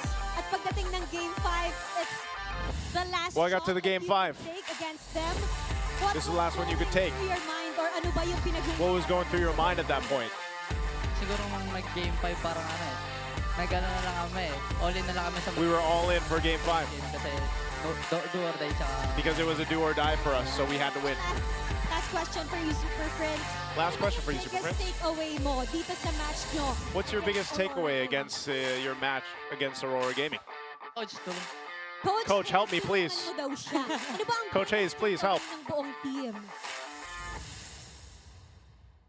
Di ba po nagpa-process sa akin na ano eh. I haven't processed yet Naka-advance to, pero that we advanced to the playoffs, but hindi pa enough yung na-practice namin. it's not enough of what we practice, so we have more to work on. There's more things we need to work on. Yan bukas sa laro muli. And they'll be playing against Philippines. Team Falcons Once tomorrow. again, give it up for your match winner, ONIC Philippines. You may now take your walk of victory. Odin, with what coach said, I can't wait for their matchup tomorrow. Absolutely. Alam natin na meron pa silang ibubuga sa kanilang mga susunod na laro. For the meantime, alamin natin, what are the thought of our casters? Casters, Palag Na To.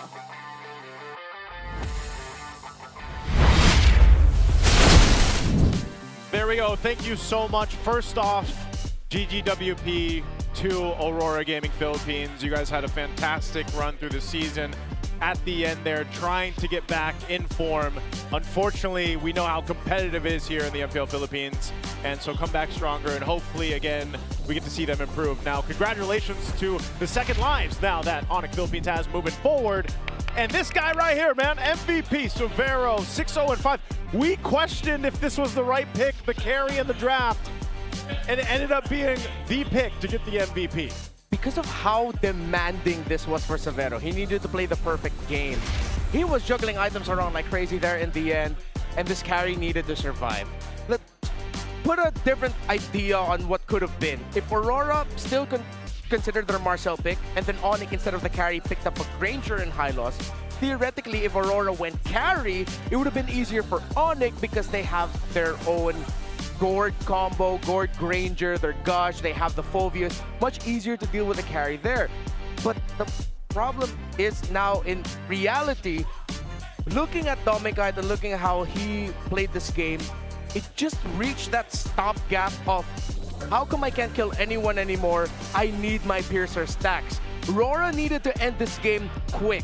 If ONIC stretched this out, they would have won.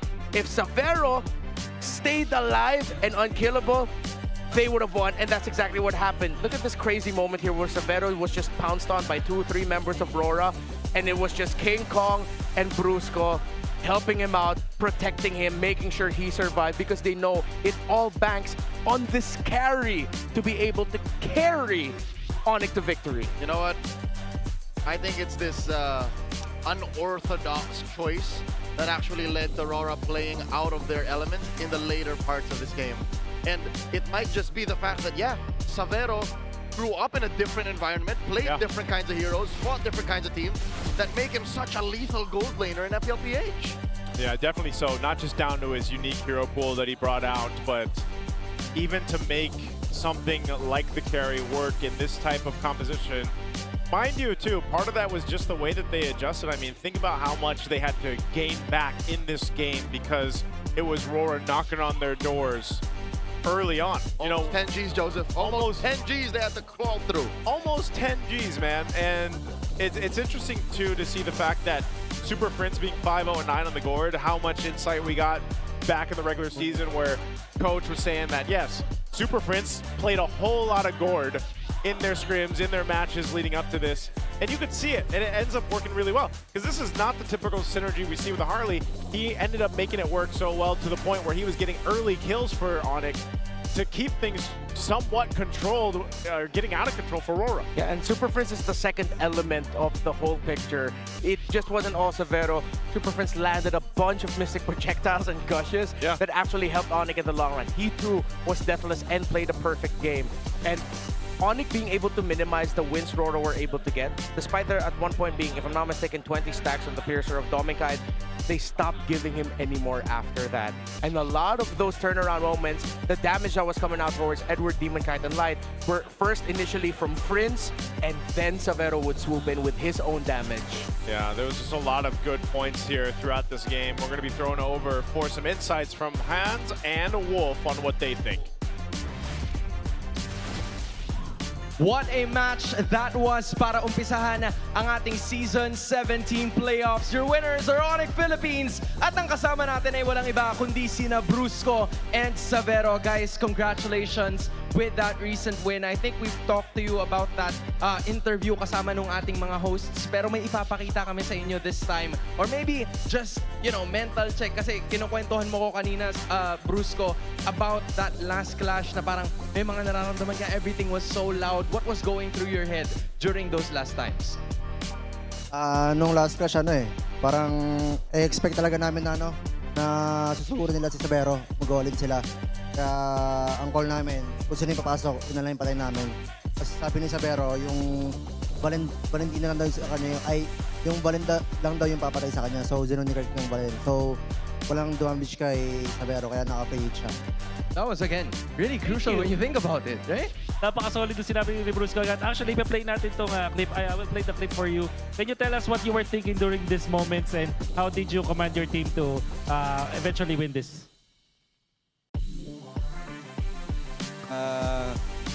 Gua cuma minta di kill sama Valen, cuman Valen yang bisa bunuh gue. Jadi target Valen aja, sisanya gue bunuh. So yun daw, basta Valen lang daw yung threat sa kanya, tapos pag walang Valen kaya napatayin lahat. Did you feel that you were the best gold laner during these clutch moments?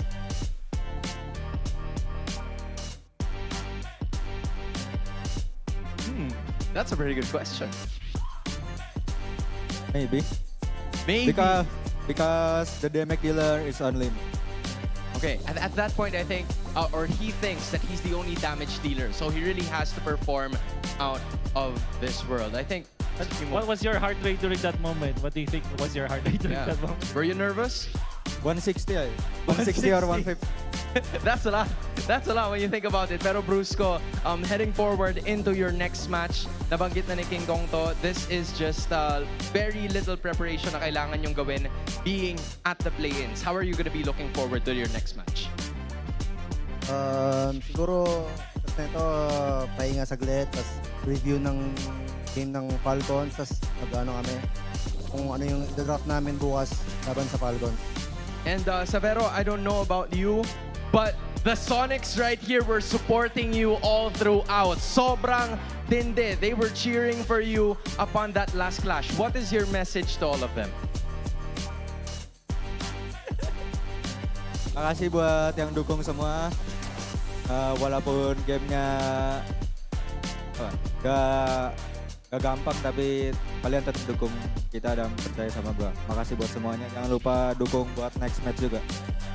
Maraming salamat daw po sa mga pumunta at sumuporta sa amin, at pasensya na rin daw kung di naging madali yung laban namin kasi sobrang lakas rin talaga ng Aurora. Sana patuloy niyo daw kaming suportahan sa parating na laban namin bukas. Again, I'm sure they're all gonna be here, right? For tomorrow, and we are all looking forward to it para sa inyong mga susunod na laban. Muli, maraming salamat to Brusco and Severo. And that right there is Wolf. My name is Hans Galeria, but I think it is now time for us to take note of the Infinix Liquid Cooling Beast Mode mic check. Here it goes. Hero tayo. Ito harap mo. Kalma. Hero pre. Lapo. First click lapo. Harapan lang. Fred.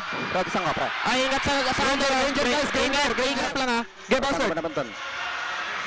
Harap lang, pre. Nasaan ka, Marcel? Nasaan ka, Marcel, pre? Maangat sila. Marcel. Hero. Sa akin. Secret. Fred.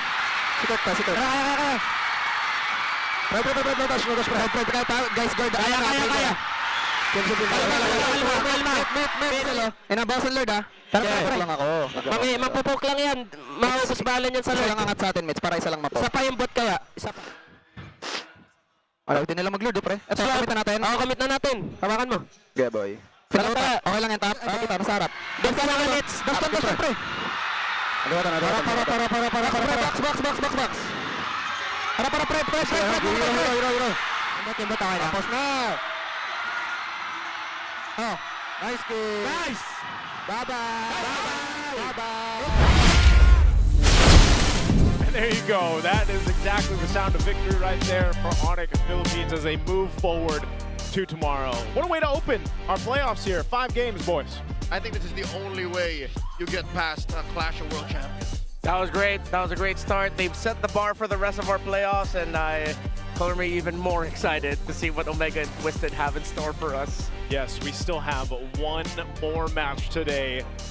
Maybe we go the distance in that one too. With it being elimination, I'd like to see it because that's going to be a whole nother different story for our teams here leading into to find out who ends up fighting against Team Liquid tomorrow. So, you know, I think this is already a great start to the playoffs. We're going to be taking a bit of a break. Not sure how long, but a bit of a break. And we'll be back for you for a second match. We'll see you guys then.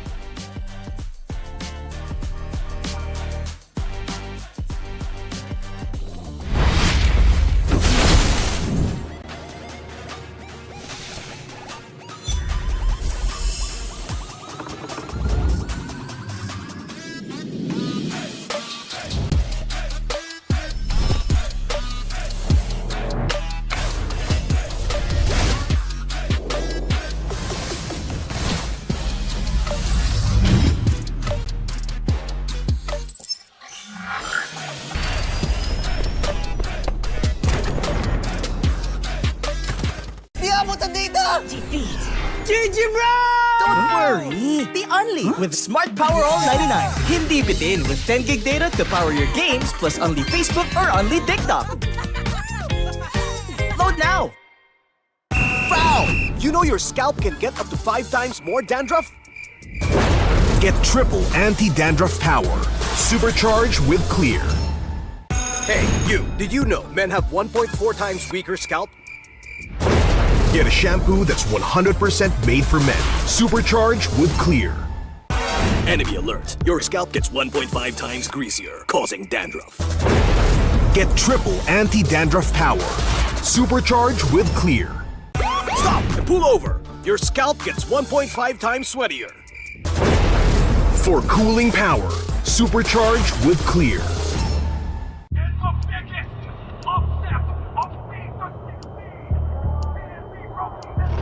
Paano ko kaya sila masusuportahan ngayon ng mas maayos? Kailangan ko ba magpalit ng strategies?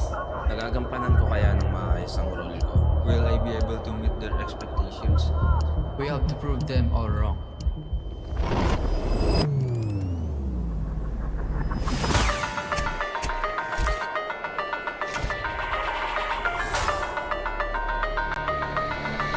Time to win.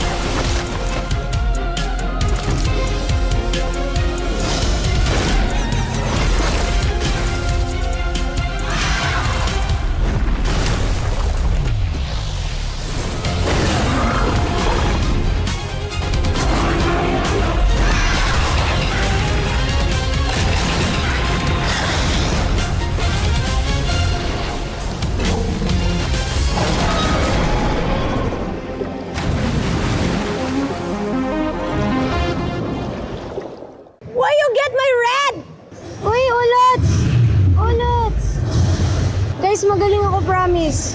Okay na. GG na. Ikaw na, Jet. TWIS bro barking laser. Ano daw ang naging preparation natin ngayon dito sa paparating na playoffs? Masasabi kong nasa full condition kami. Kailangan na lang galingan. Kailangan na lang lupitan. Mas intense, tapos more crowd, more excitement, more hype, tapos mas malamig. Anong palag namin? Galingan nyo kasi gagalingan namin. Ano ba palag natin, boy? Kirk, wala daw. Malakas daw si Prince. Prince, ano daw palag mo kay Uwe? Alam mo na yan? Alam ko na yan. So, secret na lang, guys. Sensya na, ha? Yung nagpa-raid kanina, yung mga karoras natin dyan, thank you sa full support, guys. Mula week 1 hanggang ngayon. Thank you so much guys sa effort. Sa venue, ano masabi ko sa venue? Sobrang laki. Ang daming pwedeng makanood. So, enjoy dito guys sa Phil Oil San Juan. Dami tao pre. Puno. Home of the Champions. Champions Arena ya.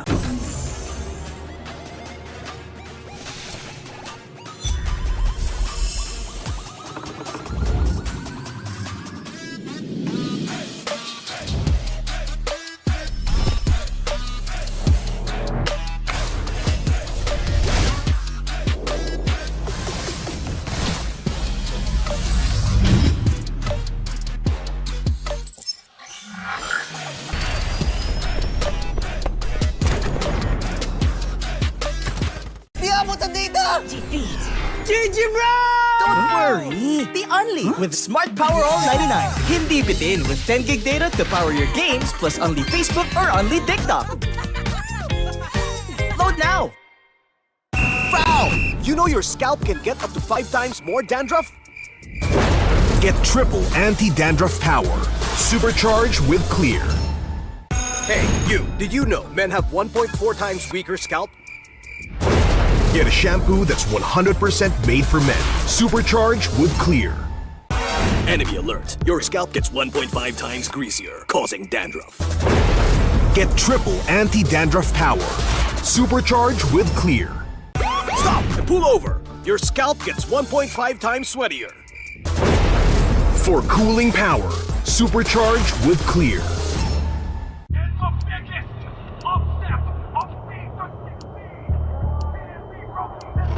Paano ko kaya sila masusuportahan ngayon ng mas maayos? Kailangan ko ba magpalit ng strategies?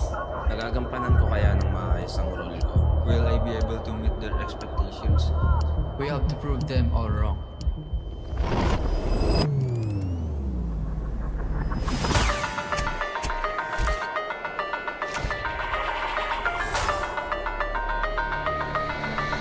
Time to win.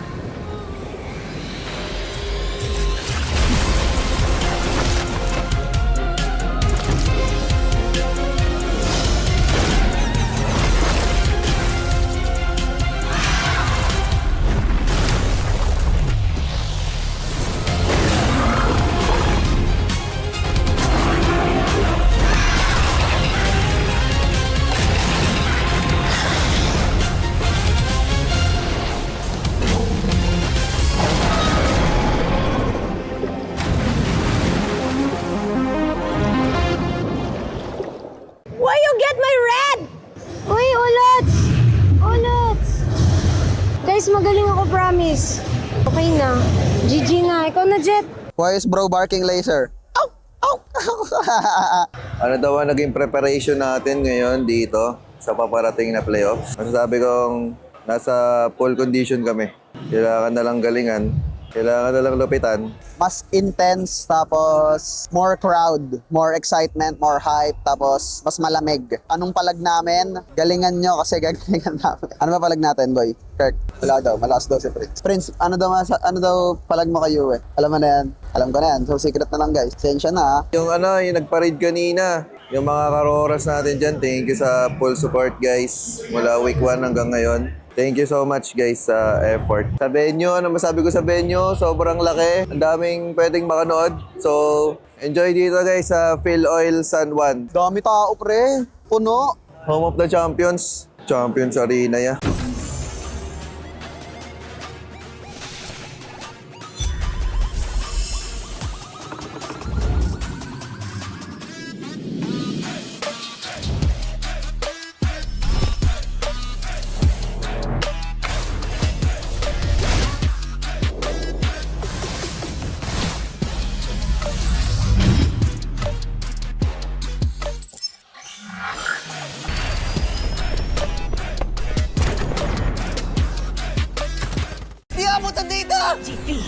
GG bro!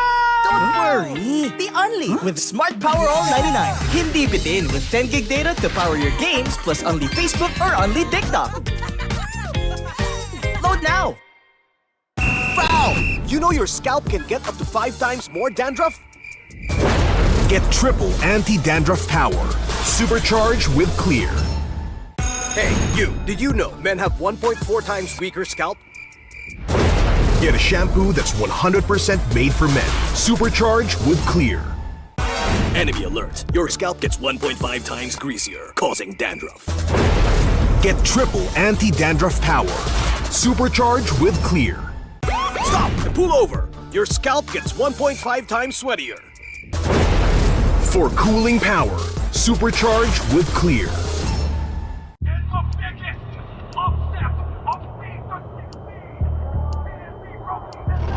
Paano ko kaya sila masusuportahan ngayon ng mas maayos? Kailangan ko ba magpalit ng strategies? Nagagampanan ko kaya ng maayos ang role ko? Will I be able to meet their expectations? We have to prove them all wrong.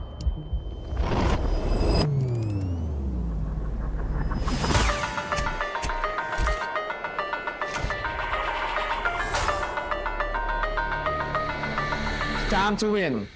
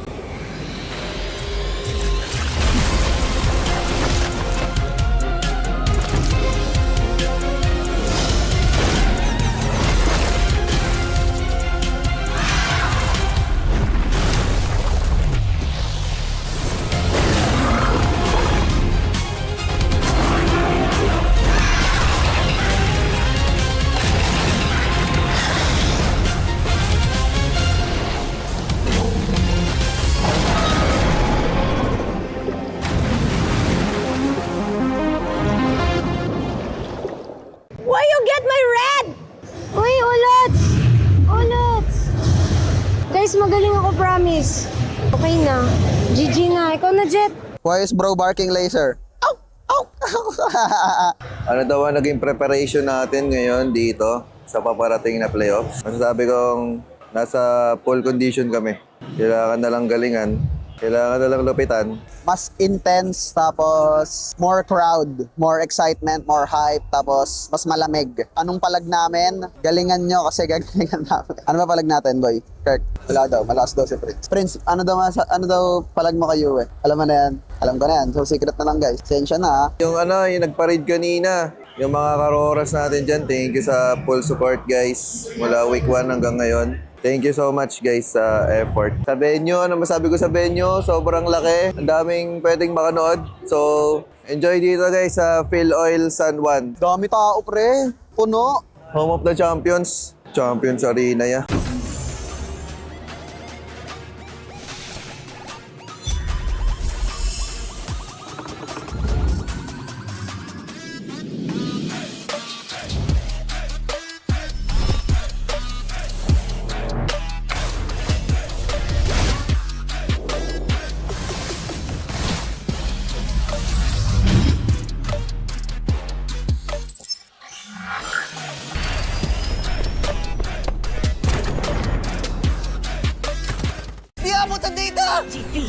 GG bro! Don't worry! The Only with Smart Power All 99. Hindi bitin with 10 gig data to power your games plus only Facebook or only TikTok. Load now! Foul! You know your scalp can get up to 5 times more dandruff? Get triple anti-dandruff power. Supercharged with Clear. Hey, you! Did you know men have 1.4 times weaker scalp? Get a shampoo that's 100% made for men. Supercharged with Clear. Enemy alert. Your scalp gets 1.5 times greasier, causing dandruff. Get triple anti-dandruff power. Supercharged with Clear. Stop and pull over. Your scalp gets 1.5 times sweatier. For cooling power, supercharged with Clear.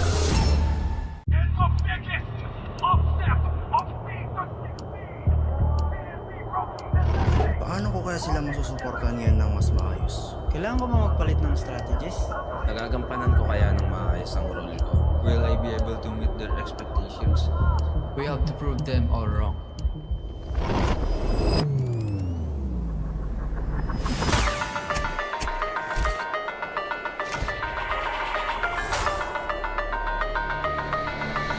Time to win.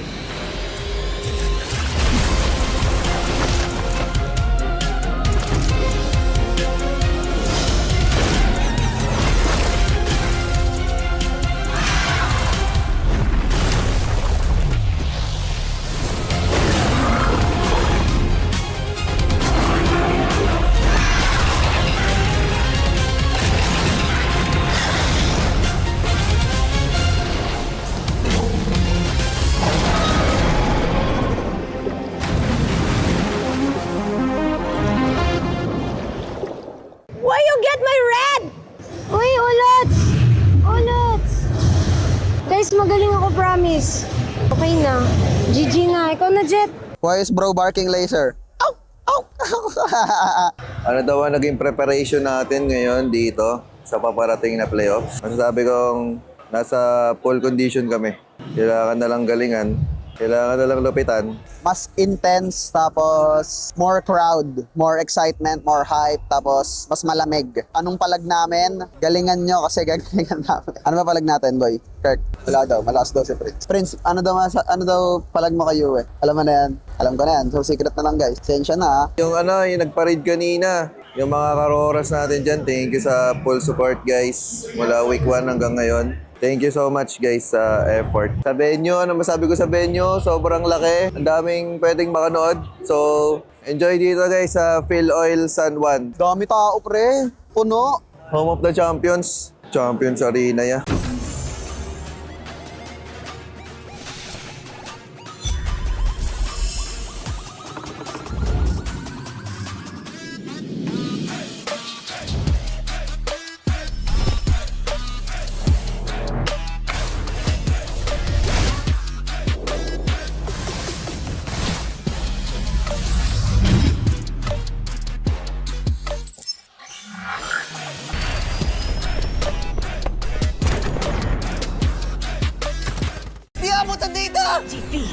GG bro! Don't worry! The Only with Smart Power All 99. Hindi bitin with 10 gig data to power your games plus only Facebook or only TikTok. Load now! Foul! You know your scalp can get up to 5 times more dandruff? Get triple anti-dandruff power. Supercharged with Clear. Hey, you! Did you know men have 1.4 times weaker scalp? Get a shampoo that's 100% made for men. Supercharged with Clear. Enemy alert. Your scalp gets 1.5 times greasier, causing dandruff. Get triple anti-dandruff power. Supercharged with Clear. Stop and pull over. Your scalp gets 1.5 times sweatier. For cooling power, supercharged with Clear.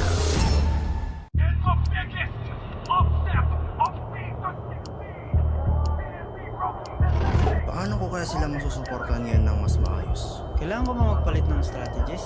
Nagagampanan ko kaya ng maayos ang role ko? Will I be able to meet their expectations? We have to prove them all wrong.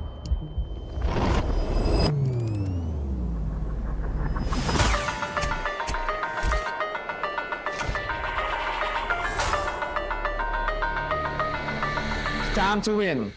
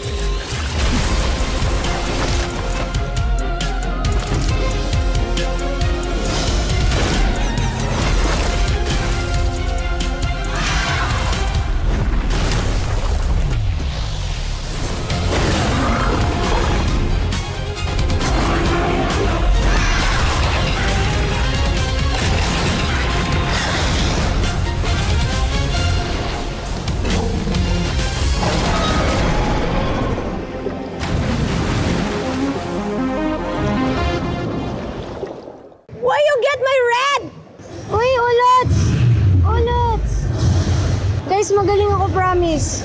Okay na. GG na. Ikaw na, Jet. Why is bro barking laser? Ano daw ang naging preparation natin ngayon dito sa paparating na playoffs? Masasabi kong nasa full condition kami. Kailangan na lang galingan. Kailangan na lang lupitan. Mas intense, tapos more crowd, more excitement, more hype, tapos mas malamig. Anong palag namin? Galingan nyo kasi gagalingan namin. Ano ba palag natin, boy? Kirk, wala daw. Malakas daw si Prince. Prince, ano daw palag mo kayo eh? Alam mo na yan? Alam ko na yan. So secret na lang guys. Sensya na ha. Yung nagpa-raid kanina, yung mga karoras natin dyan, thank you sa full support guys. Mula week 1 hanggang ngayon. Thank you so much guys sa effort. Sa venue, ano masabi ko sa venue? Sobrang laki. Ang daming pwedeng makanood. So, enjoy dito guys sa Phil Oil San Juan. Dami tao pre. Puno. Home of the Champions. Champions Arena ya.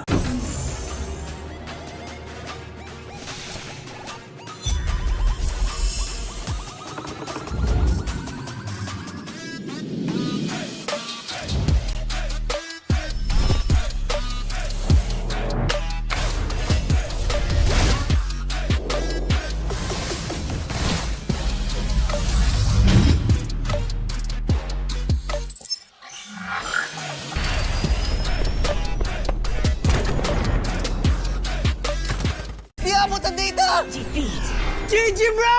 Don't worry! The Only with Smart Power All 99. Hindi bitin with 10 gig data to power your games plus only Facebook or only TikTok. Load now! Foul! You know your scalp can get up to 5 times more dandruff? Get triple anti-dandruff power. Supercharged with Clear. Hey, you! Did you know men have 1.4 times weaker scalp? Get a shampoo that's 100% made for men. Supercharged with Clear. Enemy alert. Your scalp gets 1.5 times greasier, causing dandruff. Get triple anti-dandruff power. Supercharged with Clear. Stop and pull over. Your scalp gets 1.5 times sweatier. For cooling power, supercharged with Clear.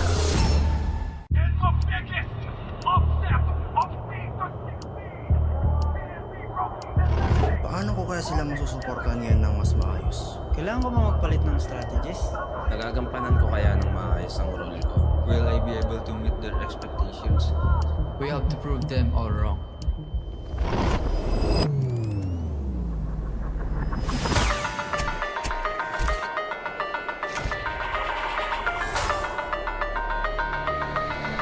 It's time to win.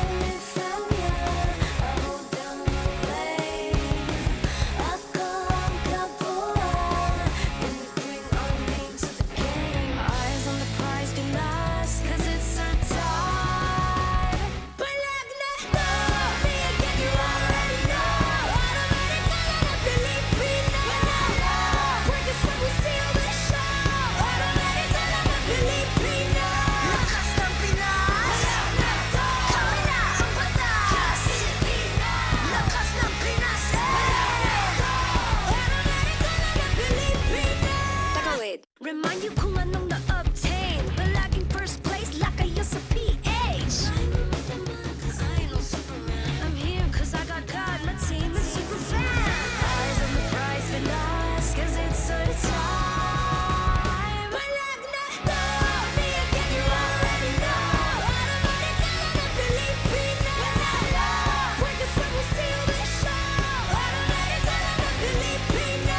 Lakas ng Pinas. Palag Na To. Kami na ang batas. Filipino. Lakas ng Pinas. Palag Na To.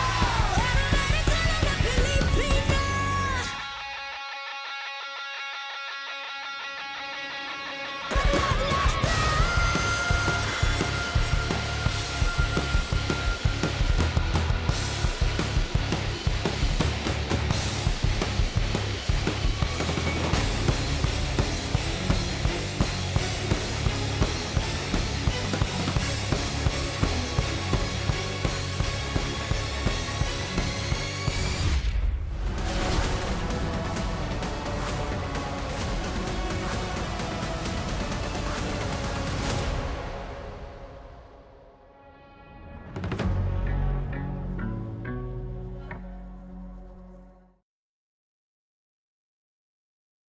In probably one of the most competitive seasons as to date, from Quezon City, we all gather here in San Juan Arena para tunghayan ang 6 na kupunan na magsagupaan at magpakitang gilas. After the match that happened a while ago, we are down to the last 5 teams, and with the last match that is up for grabs para sa ating lahat ngayong gabi, we will be down to the final 4. This is the moment to figure out who is going to be completing that between Twisted Minds and Smart Omega. Maligayang pagbabalik dito lamang sa MPL Philippines Season 17. My name is Hans Galeria, joined of course by none other than Wolf, and in fact, it's only been 4-5 hours ng ating playoffs, pero sobrang dami nang nangyari, right? Grabe. Hindi ko akalain na pupunta tayo sa 5 games. Although we did expect it will be very close, but not like that. Aurora put on a show, but unfortunately, it was the end of their run. In fact, we're gonna be looking at it again. Nabanggit na kanina ni Wolf yung pagtatapos ng paglalakbay nitong Aurora in Season 17. But for ONIC Philippines, things are really looking good for them. Nagsimula tayo sa pagpa-hype ng ating idol ni si Janine Birdie. Napakaganda na performance kanina. Ramdam mong automatic na on-alap ka. At siguro yun yung naramdaman ni Savero kasi kitang-kita natin that he was actually a very, very good gold laner na nagpuhat sa ONIC Philippines kanina. Well, there's Janine Birdin. There are also winners and losers in this respective match. At hindi lang dito, basta magtatapos ang ating araw. Because up next is a squad that we're about to look forward to. Dalawang teams na slowly building their momentum during the early portions of the regular season. Tapos bigla na lang, okay, they're actually contenders for this thing. Alam mo, sobrang saya na. Medyo malungkot kasi itong dalawang teams na to really won my heart throughout Season 16 and then eventually Season 17. Twisted Minds yung kanilang run last season made me a fan. And now Omega, nakita natin yung mga milagro na nagawa nila. But now, some team, one of them will have to go home. Yep, and when you think about it, some of the players specifically na talagang nagdadala para sa kupunang ito in terms of the charisma na meron sila has been Nets and Tracy being one of the pillars of these two teams para makatungo sa ating playoffs in hopes of that Final Four spot. But to know more and to talk more about this specific matchup, I think it's time to toss it over to the casters. Please, take it away.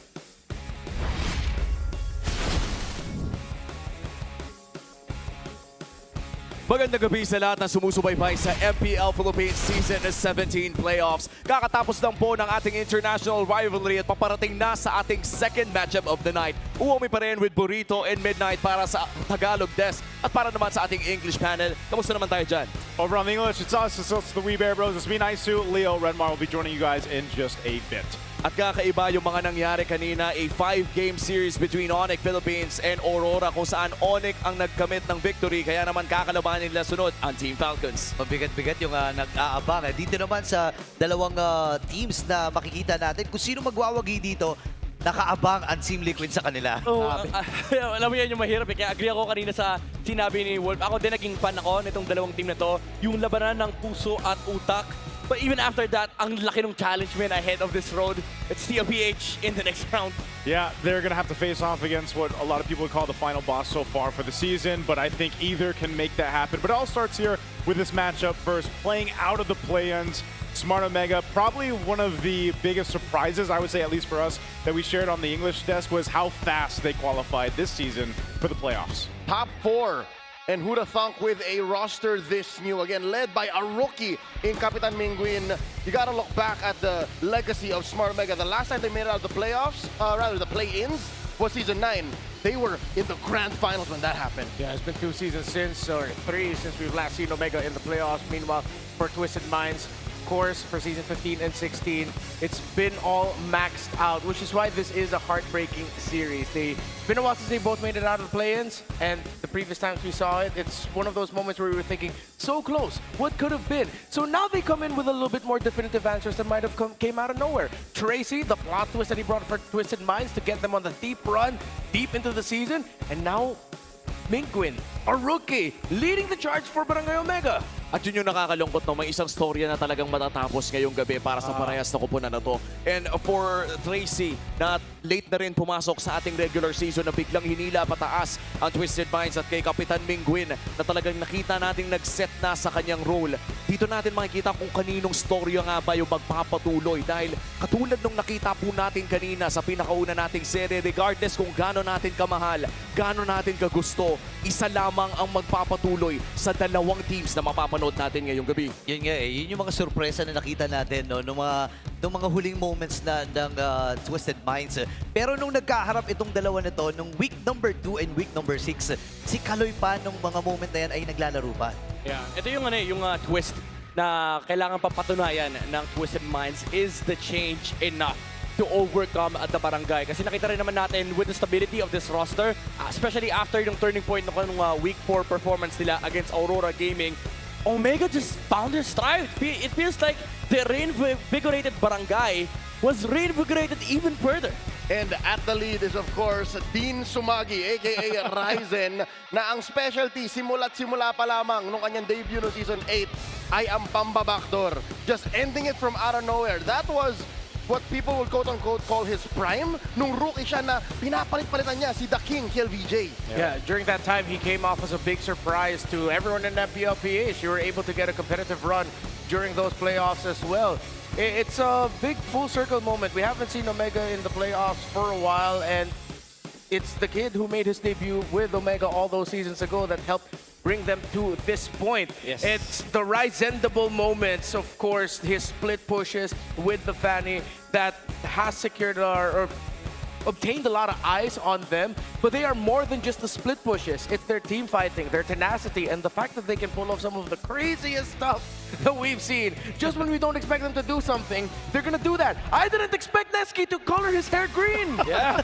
And in 1 week, ang daming nangyari sa lahat ng mga teams natin. Parang lahat ay nag-ready, lahat ay nag-improve. And the same could be said for Ryzen. 9 seasons after his quote-unquote prime, parang hindi pa doon natatapos ang kanyang growth. Parang nagsisimula pa lang. Ang kanyang katapat ay si MP The King na nakita na nating nag-excel mula sa kanyang NXP days all the way to his international, now back in the Philippines, leading Twisted Minds. And speaking of NXP, iba pa tayo lalayo. Ay, nako. Mata ng Des ay nakatingin sa akin. Yes, it's also been 9 seasons since that happened. And si MP The King ay isa rin sa mga hot rookies at that time. Kumbaga hot commodity si MP The King. And over time, we've seen the career growth para kay MP The King, even going outside of the Philippines, being very successful there. In fact, ang naalala ko talaga, pinaka-naalala ko sa storya ni MP The King, naging team captain siya, naging playing coach pa siya nung MC. Wow. That dropped ONIC ID out of MC contention, by the way. Basta ako, love na love ko si MP kasi Bane specialist siya. Yan yung mga hindi lamang yung mga quirk kumbaga ng ating mga junglers dito sa MPL Philippines. It's so fun to see yung mga rising stars natin sa loob ng ating liga. Kanina nakita natin yung mga sementado na ang kanilang mga titulo sa loob ng ating mga legacy careers. But this time, uprising stories ang ating tinitignan. Equally heartbreaking, maputol ngayong gabi. Ay, bakit naman ganito ang MPL? Welcome sa playoffs kung saan dito mo masasabi talaga na yung best of the best talaga yung nailalabas natin. Kasi ang dami mga magandang storyline, pero ganun ka-brutal yung pinaka-competitive na region in all the world. Wala eh, ikaw ba naman tahanan ka ng mga kampiyon, ganun talaga, it is what it is. Gentlemen, kung sino mang manalo dito ay ang matitirang posibleng pwede natin tawaging David sa David versus Goliath matches na pwedeng sulat dito sa ating playoffs in Season 17. It's kind of sad because David went up against one Goliath. This guy's three. They gotta go against three. Three Goliaths. But the math is not mathing up. Oh man, ang naghihintay kung sino mang mananalo dito sa Omega versus Twisted Minds ay lahat naging world champion na. And that's the three Goliaths na nag-aabang kung sino mang mananalo sa Twisted Minds and Omega. At ang pinakauna, of course, is yung final boss na nag-aabang. Siyempre, bago tayo dumako sa napakainit nating play-ins number 2, pumunta muna tayo sa ating on-ground panel. Maraming salamat sa ating mga casters. They've talked about the storylines, what we're hoping to see mula sa ating dalawang kupunan. Pero sa ngayon, we have to give an in-depth explanation as to how these two teams will be able to win. And with that, here is the real-time cooling tactics brought to you by Infinix. And with that being said, Wolf, it's your time to shine.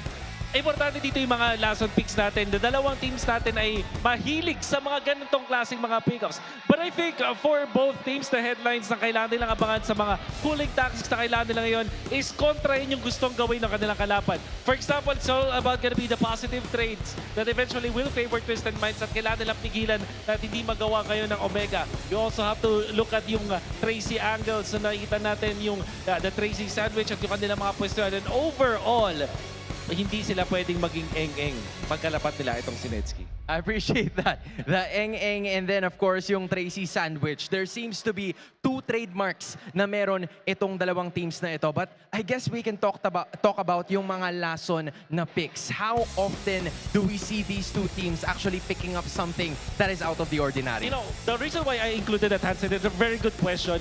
Lalong-lalo na pinakaunang linya pa yan dito sa kailangan nilang tignan, Hans, is because this is a best of 5 series. Notoriously, itong si Bonchan at eventually itong Omega ay marunong talagang mag-exploit ng last picks. Sa best of 3 pa lang, naglalabas na sila ng mga ganon. What if magkaroon pa ng best of 5? Do expect the games to be long. Do expect this series to be long because of the propensity of those last picks. Well, just like what happened kani-kanina lamang between Aurora Gaming Philippines and ONIC Philippines. I think on the mental aspect, because we saw a bit of a graphic kanina kung saan Smart Omega wasn't able to make it past the play-ins since Season 9. Twisted Minds since Season 15. It's been a while between these two organizations to be able to push it that far. What's going on through their heads na ngayon, isa sa kanila may chance na to get there? Yun yung talagang crazy part kasi parang natatapos sa utak nila, ang tagal nating hinintay to tapos tayo pa yung maglalaglagan, tayo pa yung magsisira ng dreams. At the same time, hindi ka pwedeng mag-cave in dun sa pressure, hindi ka pwedeng mag-cave in. The thing is, naka-experience naman ang mga franchise na to ng playoffs na tatagal sila. For Twisted Minds, although the Twisted Minds franchise itself hindi pa nakakalayo sa playoffs, pero yung mga coaching staff nila, yung mga players nila, nakalalim na sa mga runs. So, pag-boil down dito yung paano nila aalalanin kung paano nga ba manalo sa isang playoff match dito sa MPL Philippines. I appreciate that there are also some mind games that are gonna be very essential. But of course, andito din yung mga players o mga manlalaro na minsan lang magkaroon ng opportunity and now they are here towards the playoffs. One of them could possibly be Perks and Mingwin. Those two guys that are part of the mid lane trio would be very essential for Smart Omega. Napaka exciting but also a difficult situation. Kailangan talaga patibayan na ng mental to. At syempre kung gaano pa sila ka-prepared. At parang laban na rin ng mga fan bases to, Hans. Naririnig mo naman yung mga tambol. Well, might as well. Nandito na rin naman ang tambol. Ang tanong ay kung buhay ba ang barangay? Andito ang barangay sa San Juan pero ang utak ng lahat ng iyan ay ang minds ng Twisted Minds! With that being said, handa ka na ba? At handa na rin ako. Siguradong handa na rin kayo. This is Smart Omega against Twisted Minds. Teams, take it away. Sabay kamay, sabay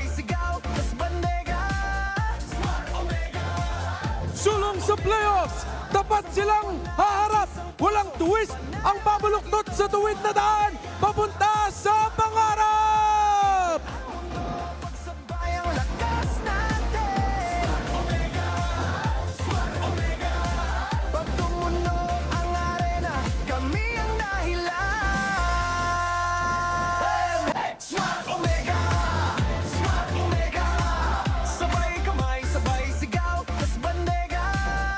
Locked and engaged, manifesting like no other, magingay for the self-proclaimed best gold laner, two-time gold laner of the week, Nets! Bigyang pugay at ang Smart Omega!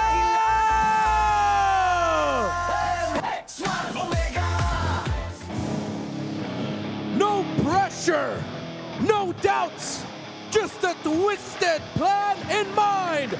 They're here to tear the bracket down and leave the rest behind.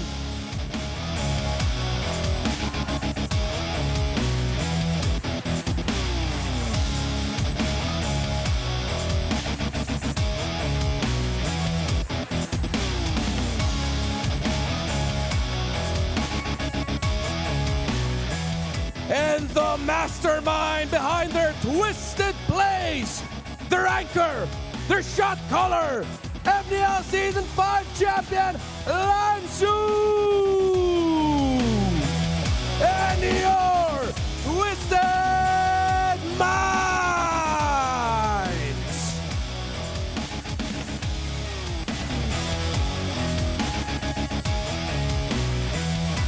To ensure the integrity of the game, please welcome our marshals, Luis, Miko, Joshua G, and Dojin.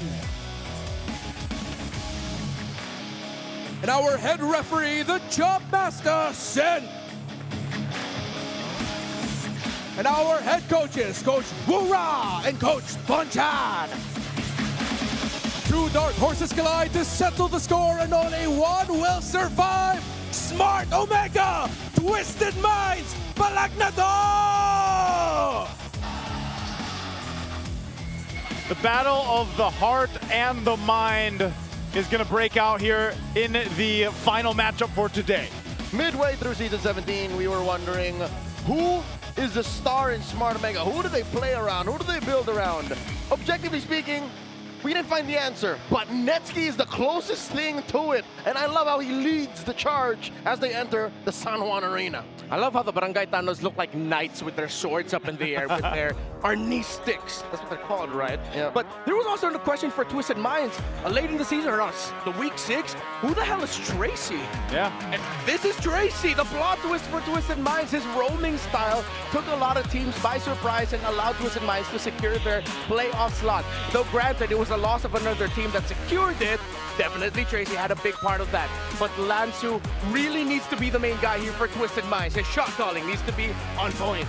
You know, one of the interesting things that we saw during the graphics leading into this matchup was, I didn't realize, like, for Ryzen specifically, his stats that we saw put him in 8th in the jungle. Abysmal. But it doesn't matter. On paper, he is the worst jungler in Season 17. But it doesn't matter. It doesn't! He's capable of making it what? Ryzenable?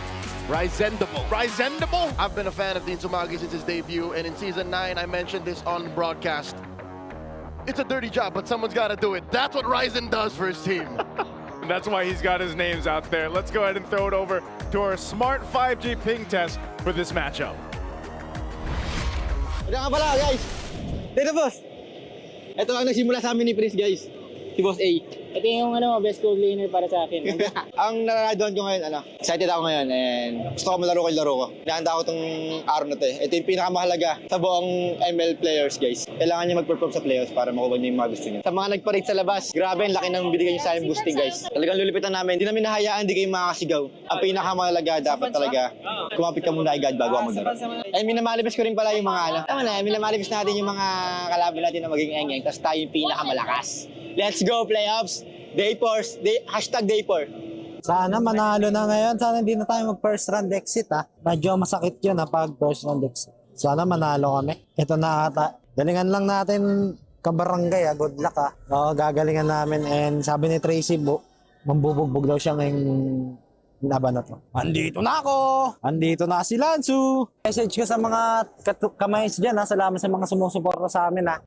It's perfect, Renmar, how you mentioned, the guys that got to step up right now happens to be Lansu. Well, you hear some words there in the Smart 5G ping test. I think he's ready to be that guy. Yeah, he's the most animated I've seen him all season long, but even he said, again, why this is such a heart-wrenching series to watch. It's been a while since we've seen Omega in the playoffs, while Twisted Minds, are we really going to see them drop down again in the first round? Are they not going to get through the plays again? Which is why it's like, it's tough. They've won both of our hearts. Even the community, as I was reading the discussions heading into this, more people realize just how heartbreaking this series is. I hate to see it, but it's David versus David here. Speaking of David, that Smart 5G ping test was starring a man named David Gamboa, also known as Boss A, a very close friend of Netsky, as they came up together under Monster Anarchy, and then eventually the lineup that debuted for ONIC Philippines in Season 10. Gosh, that seems like a long time ago. Them's is lore. That is the lore. And what is Boss A currently doing now? He's still involved. He's a multifaceted philanthropist. Making stacks of money. Making stacks of money, man. I wish we could all be making stacks of money. Same. Wow, I just got sad. Hey, but we get to watch these young athletes compete for the stacks of money and the prestige. Yes, there are stacks of money on the line. There are stacks of money. And then at the end of the road, there's more stacks of for money. the last two standing, tickets to Paris. So more stacks. That's something that I don't think we've touched on a lot in the panel throughout the day. It's the Paris buff. The Paris buff. Want to head to Paris, dog? Dude, who doesn't want to go compete for a $3 million prize pool? Yeah, exactly. It's like every time someone qualifies for either MWI or MSE. The post is always something Paris. Yeah. Whether it's in Filipino or whatever language or whatever country they come from, it's always something about, I'm going to Paris. Yep. And we are going to be jumping into the draft here for game number 1. Again, in this best of 5 between Smart Omega and Twisted Minds. This is, there's something about it that tells me we might go 5 games again for our second series of the day as we head on in to Expanding Rivers. Joseph, that is what I predicted. That's what you predicted? Did you both do a prediction? This is going all the way 3-2, but... Did you say that for the first? No. I thought the first would go 3-1. Oh, okay. Wait, Redmar, you usually hide your predictions. Did you put it out there? Yeah, he put it out on that AG podcast. Oh, What did you say? On the AG podcast and our little video with Miracle 2, it was 3-1, 3-1 for both today. Who'd you choose today? Omega. Omega? Omega and ONIC. So you're right so far? Yeah, right so far. At least as per winner. Yeah. Okay. Yeah. How about this one? You said Omega? Yeah. Okay. All right. Well, Omega grabs the Harley. Which is, again, I think, despite Ryzen's abysmal stats, his best hero. He's best hero right now, currently. They're going to do the trade. This is what we're going to see a lot of, right? Harley traded out for the Claude, then another choice, but it's going to be the Suyo to answer the Harley. Over here for Twisted, and what do they pick up here? What do they prioritize for Omega? Ooh, I think they get something disruptive or defensive. Okay, they go for disruptive. That's kind of. Oh, but this could still go into the EXP lane. There's a lot of flex actually for Omega. You can go with James. You can either flex that Valentina, flex that Hilda, depending on what EXP laner that you see. They don't have to really put it into a very singular box of where it could end up. We've seen him do both. Yeah, so I think I would want to see Twisted go into this with the same idea, but with the Hilda gone, there's no other... Oh, no, Glue is a flex. But the thing is with the Hilda, Valentina, Harley, you don't see enough pieces to warrant it. They might just double down and pick up like a Khalid for the Tracy usual pickups, right? Because it's either just been like Khalid or Hilda as his best heroes. But he still ends up picking the Glue. Okay. But we don't know. Tracy's best heroes currently after he came in, was it week 7? The Khalid. The Khalid, and then 100% the Khalid. Second would be the Hilda. Okay. And Marcel. So those are his 3. Yeah. But of all of which, it's just the Khalid left. Yeah. But they instead prioritize the Glue, which is, in my opinion, and I think the superfans would agree, is more of a Lansu pick. Yeah. And it's actually growth. It's a lot of growth to see this Glue, if ever it does end up in the hands of Tracy and Rome. It's our Chopmaster right there. Chopmaster and former MPL PH athlete and now head referee Miko. Or Chico. Chico, I was going to say. Chico, okay, let's go ahead and throw this in for some insights to Hans and Wolf on our on-ground panel. Maraming salamat sa ating casters. They've talked about the draft, but one thing has been uncommon the first time lumabas sa araw na ito. It's the Hilda that finally came into play. Hindi natin yung nakita nung unang serye, but what's gonna be the difference now? Oh, the difference is, hindi siya nabalata. Actually, yung sinabi natin kanina na last one picks, para dito pa naging sobrang normal ng ating first 3 picks for both teams. The Hilda will be instrumental against the Suya and the Claude. I'm actually surprised that Twisted Minds let that through. Tapos flex pick pa to para sa Omega. Pwede nilang i-pivot into that XP lane. However, Twisted Minds will still choose to ban the Alice. I think eventually yung Gord, inaban na rin na makikita natin dito, ban coming out from Omega. So, kailangan maging crafty na Twisted Minds with their Sean pick.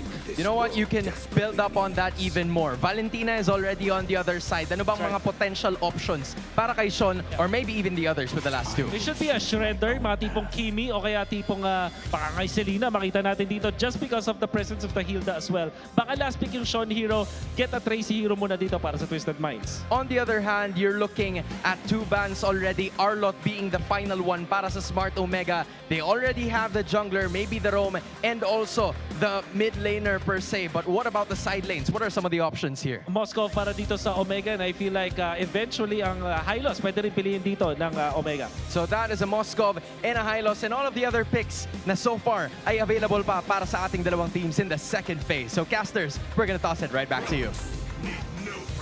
All right, thank you for the insights there, Hans and Wolf, our on-ground panelists here throughout today. Now, picks are already coming through. There's the Baksha. Now on the flip side, you have the Clint and the Sora finally.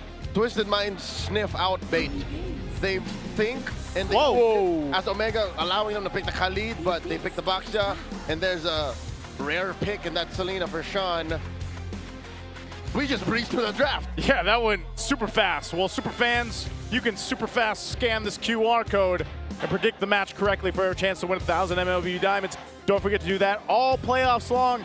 Now here's the massive prediction by the super fans.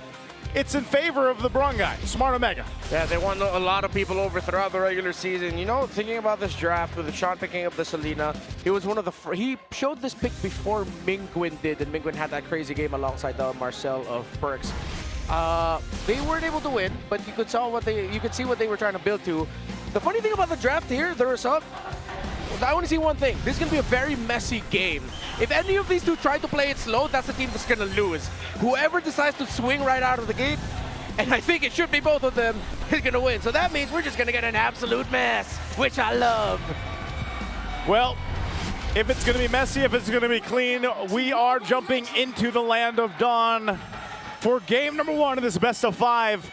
For Smart Omega or Twisted Minds, their playoff journey is on the line as this is the last match for the play-ins here. And we'll see who ends up facing against Team Liquid tomorrow. A very, very fast clear with the Selena and Hilda together. Maybe the King gets his purple buff. He'll already be starting his orange buff while Ryzen is still getting his or clearing at least the little, forgetting the name. The wolf. The wolf. Another word. Yeah, let's just call it the little wolf. Little wolf man. Looking into this, we've got to go ahead and see exactly how the early rotation is going to be, because that's been so important, especially in the last match for this. But already some action in the mid lane. Arrow on the Perks. He is tasked to actually just clear these traps out and maybe catch an arrow or two. So that's falling into place for Smart Omega. EXP lane, it's all about both of them actually just wanting to get out of there. I give a slight advantage to James. Yeah. Much more mobile, a little more honest for Lansu. And in the gold, that one's actually a coin flip. Both gold laners actually need time. Yeah. Which is why you saw, or you see both teams decide to go for something a little bit more aggressive in the center with a very fast bridge. Good sources of damage also available for both. Okay. I can hear more, which means I can also see better. Yes. That's how it works. I was gonna say, you know, science. You ever hear that when you're like, I can't see when someone's blasting loud music and you're trying to park? Yeah. Oh, Tracy does catch one, and they dogpile on a Perks. Perks didn't even flicker anymore. Twisted Minds draws first blood. Oh. Yeah. So you really appreciate this Baksha pick. Whoop. That is the shifting skies used by James, but Twisted Minds jump on him too. Mingwin in the back line, taking down Tracy. And Ryzen it through, but Sean pops him. And in comes Perxiva. Renmark's getting dirty. You like this. Yeah, again, this is what I expected with these two. There's going to be a lot of trading, especially when that Baksha Roma showed up. And that's what you get with Selena. The moment that arrow hits or the moment you see Sean get to chip away at someone, Twisted Minds are encouraged to fight, while Omega, they're not just going to take that line down. They're always a team that, oh, someone's low, let's fight. Mingwin with a stolen Selena ult comes in. Man. Top Lansu, but he gets a split. And Mingwin can't finish the job. Lansu lives. Wow, I can't believe Lansu survived that. That was so many guys from Smart Omega. Great for him to survive. Turtle's going to be up here. And when was the last time we saw a Roam Baksha throughout the season? Earlier this season, was it JP the last one we saw? It had to be very early on in the regular season. Yeah, I do remember it showing up maybe less than 3 or 4 times. It's very rare because Baksha is such a high prio ban. Yeah. Often banned, and then when it does slip through, it goes in the jungle. But it works really well with having a Suyo also on your team. Set things up better for the Queller and even the Soul Sever, but fighting for this turtle. It's up for the taking. Oh, quickly taken by MP. Shifting skies, Omega goes for the turn. A lot of damage coming through. The Mount still finding it. Sean gets taken down. Perxiva falls. That's a trade 1-for-1. James MP needs to get on out of here. MP does not force the issue. Smart Omega back off as well. Yeah, good thing that was a committed flicker by James. The Queller would have been able to connect, and the MP the King would have been encouraged to continue that. Even if James committed that flicker, it would have been too late. Speaking of items, Denki decided to rush a Skyper.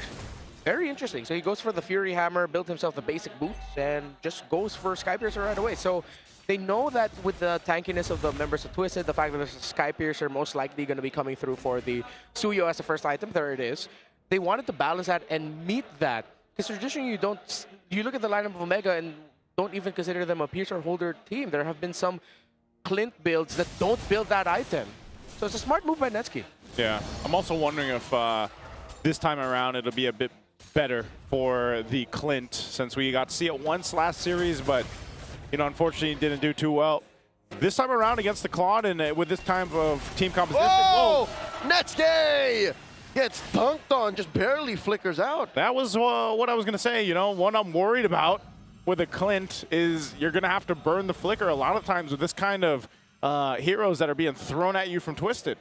Could be wrong, but Mingwin might be one of the first times or rare times we've seen someone use Purify today. It's been mostly flickers. Yeah. Even with high crowd control lineups, just the gaps that they need to make. Maybe the second or third athlete today. Yeah. Play Purify. Yeah, because we barely even saw Purifies in the last one. In the first long series, yes. Yeah. Fury Hammer Piercer for both carries of Omega and Twisted.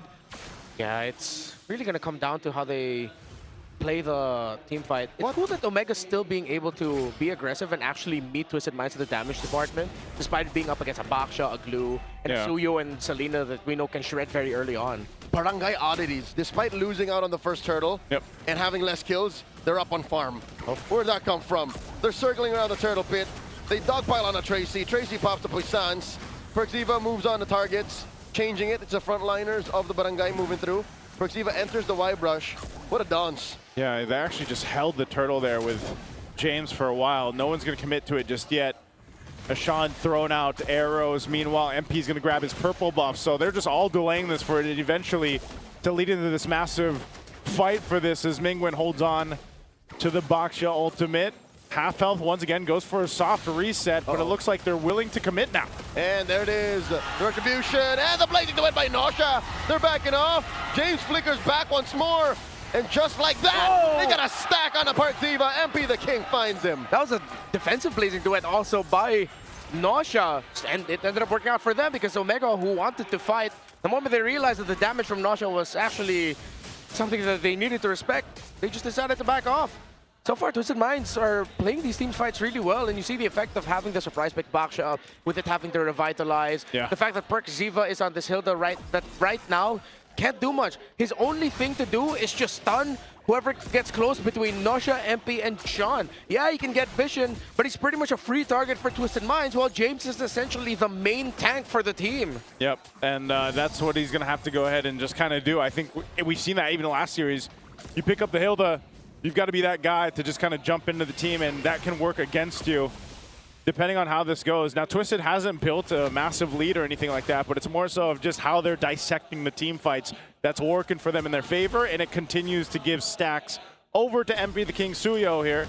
And that's going to be the problem, right? We've seen this before where you get hyper snowballed on a Suyo, multiple stacks, and then that is a threat in itself for Smart Omega to deal with throughout the course of this game. Whoop. Penguin, will he take an arrow? Okay, no, he sidesteps the arrow. Smart Omega is still here to back him up, so they're fine. They kind of just need to go ahead and continue to build up. It's also a really sad time for Mingwin. Imagine being a Valentine and the only best ultimate you could steal is the Tortoise's Puissance of the Baksha. He did pick up the Abyssal form changing. Yeah. Seemed to be good because he himself is a Selena specialist. Yeah, gets a lot of dashes, so at least he can cosplay as a hero that he excelled with near the end of the season. Oh, Tracy here up top. Perceiva has to respond to that, so they'll hold on to the tier 1 turret up top as the next turtle coming up here shortly as both teams get in position for this.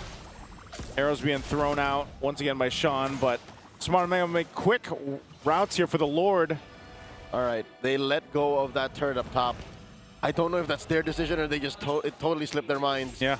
But Nosha farming up will lead to less space for Netsky to farm through. I feel like this is kind of what we saw the last time with the Clint coming into play. You know, you just kind of, you wait for him to come online and you hope by this point with the first Lord that he's there. He's going to be rotating for this.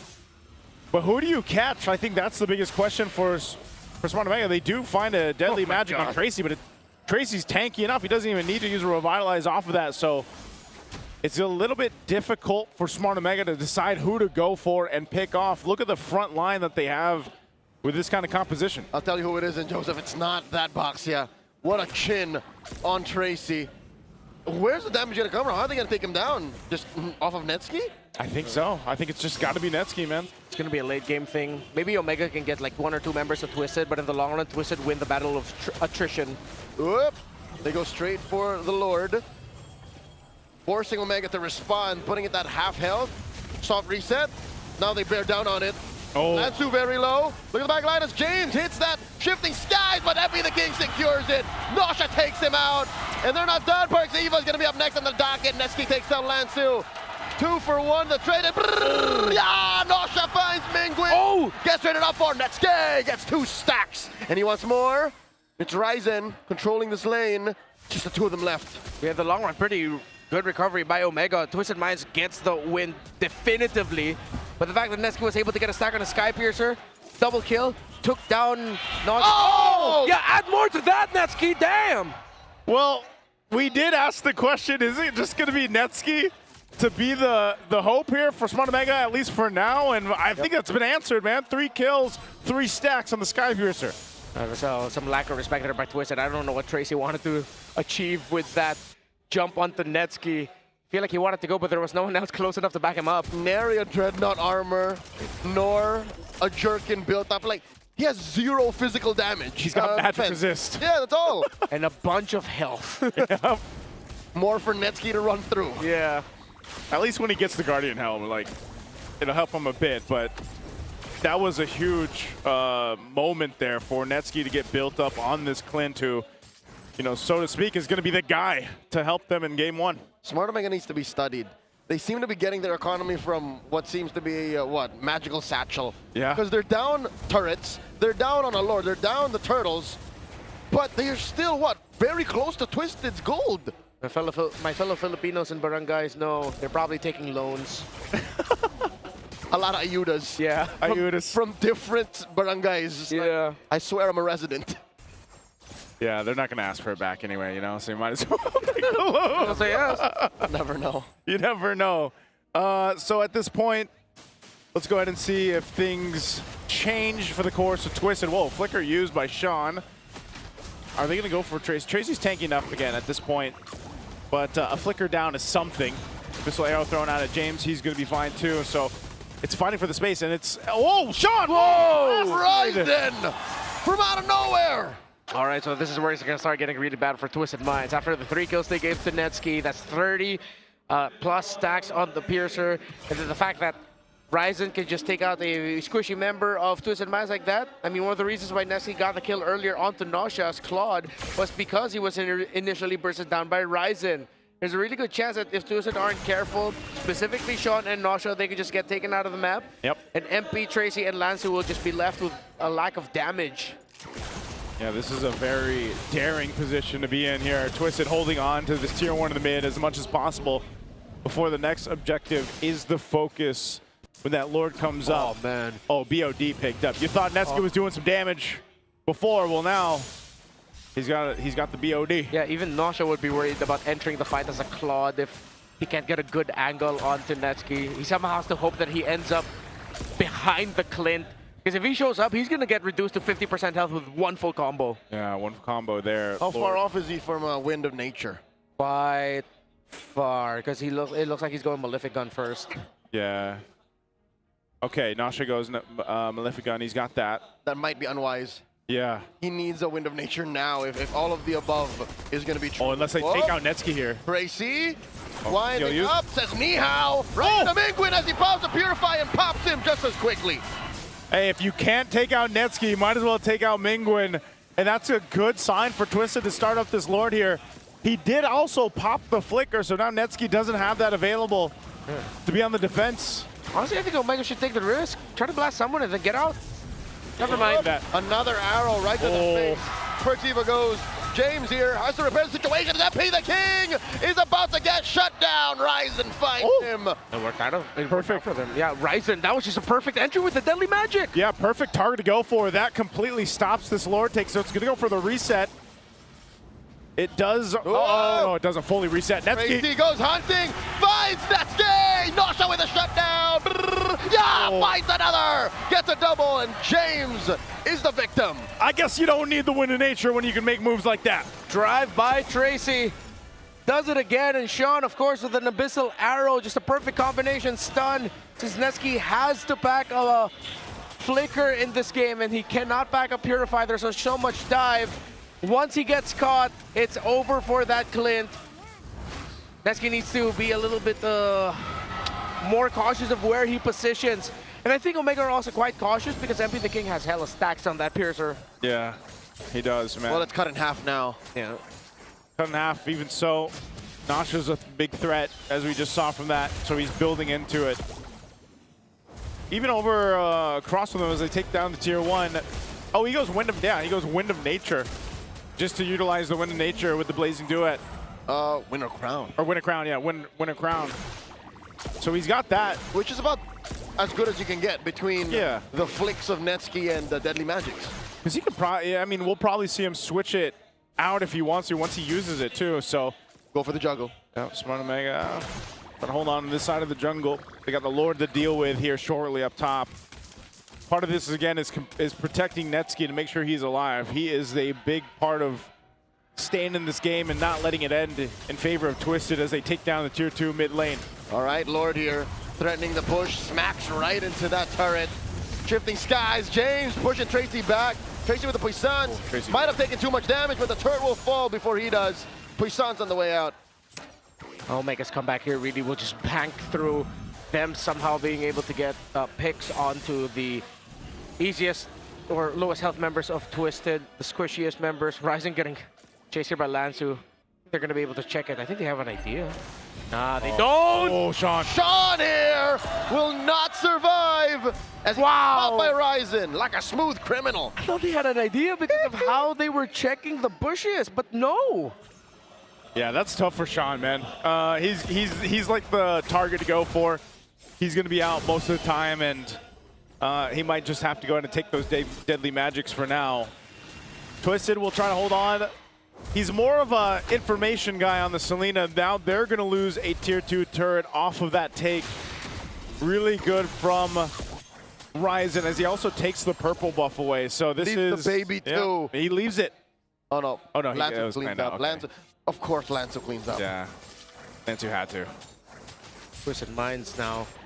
This is why, like, looking at the draft lineups, it's so 50-50. Yeah. One side has an insane amount of damage that can just stop Twisted, while Twisted has a really tanky front, but also great damage. So boils down to who'll be able to execute better at the right time. If anyone gets mispositioned, it's even tougher for Omega to fight a slow front to back, something that a Clint wants. It's always just crazy that we ended up with the picks that we did. Even look, the two mid laners don't have a clear gap. Sean eats a lot of damage there, but he'll be able to survive. That's how you know this game is really close. When both mid laners are pretty much getting their farm at the same time and it's all good. My goodness. Yeah, I'm wondering if at some point does Sean just pick up a Winter Crown or something to at least prepare for that, Deadly Magic combo. Yeah, I think it would greatly benefit if Twisted Minds. All of them could, well, maybe except for MP the King. Oh man, look could at have at least one with the crown. Look at where Tracy is again. Look at Ryzen. He's actually just Tracy. He's enough of a threat to keep Twisted from fully committing to this. Oh, they find. Oh, Skye finds Nasha first. Mingwin played the bait, and now MP the King is turning tail. Perxiva and James on his behind. They pop his immortality here. Oh man, look at the arms on James. Are they going to finish the job? He gets the surge out. Meanwhile, in another fight, Lancer and Mingwin going 1v1. Tracy and Netsky too. And Perxiva and Ryzen throws it out. The Winter Crown. Tracy takes out Netsky. Ryzen takes out the opposing retribution holder. What? Lansu. How did he get in there? Leave it to Patrick Star to be in your base. What even is this game? I'm so happy right now. It's like I'm glad that my read was pretty accurate. These two are just like testing each other's limits and understanding of how to properly team fight. Because Omega know that they can't fight an honest team fight. They have to get crafty with it. But instead of Twisted Minds, falling in and playing around a box, they said, all right, we can do that too. Why not? That was one of the most chaotic fights we've seen today. And it all leads to this Lord take. That's being controlled by Twisted. Ryzen's going to do it again. He's going to swing on over to the back line, waiting patiently. It goes for a bit of a reset. Oh, a Wind of Nature now for Netsky. Man, Netsky, speaking of, just blasted Nasha on the last one. That's what started it all. A little too quiet. Ryzen. Oh, Ryzen. All right, Space escapes through. I think he sniffed it out. Yeah. I think it was also trying to counter, keep track of the cooldown timers of MP the King. So instead of MP the King showing up and eating a face full of deadly magic, because Tracy was nearby, Ryzen knew that he couldn't risk it. Still, minion wave up top needs to be handled by Omega. Twisted Minds are trying to leverage that. Oh, they're going to stop Omega from being able to comfortably clear the mid lane minion wave too. Yeah, they saw that Ryzen was there. He's going to actually be the one to clear it. Arrows being thrown out here too, but still, no one can't control this Lord pitch for now. James will pick up immortality. The call here for Twisted Minds might be whoever Nasha hits or Sean hits with an Abyssal Arrow, they might just go for it. They're going to keep chipping away at this, but if they can get a big stun, that's who is going to go down first on the side of Omega. Meanwhile, for Omega, it's just play open the map, see if we can punish them with the shifting skies, and then hope for the best. Really good with Ryzen cutting that wave. Steal by Tracy. Bumps right into a minion. That was an initiation that could have been the game changer. Yeah, Ryzen was there too. So Conceal use, he's got his immortality. Tracy. Ryzen's not going to be able to go that angle, but at least what he can do for now is just manage that wave up top. Manage the lane. Again, it's a dirty job. Someone's got to do it. He's the only one who can afford to do it. And he's quick enough around the map. Again, even expanding rivers, so do they blitz this? Whoa, Twisted Minds going for the blitz. Sean forced to flicker back. Perxiva very low, pops the immortality. James and Mingwin dealing a lot of damage. Mingwin does steal away the Quella. And now the stage turn off. MP the King secures. In comes the rest of them. James with the defensive of that. Shifting skies, and MP the King finds Perxiva. Nasha comes in forward. BMI blast blazing to it. And now they find Netsky. Oh, that's got to be all but over. Twisted Minds can march in with the Lord without the Clint.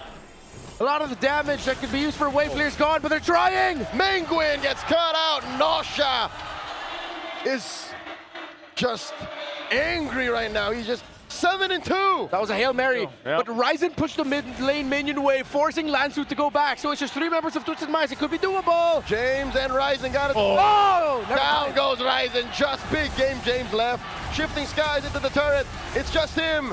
Gets the immortality pop. Blazing the wet to the face. And Twisted Minds will be first to the board.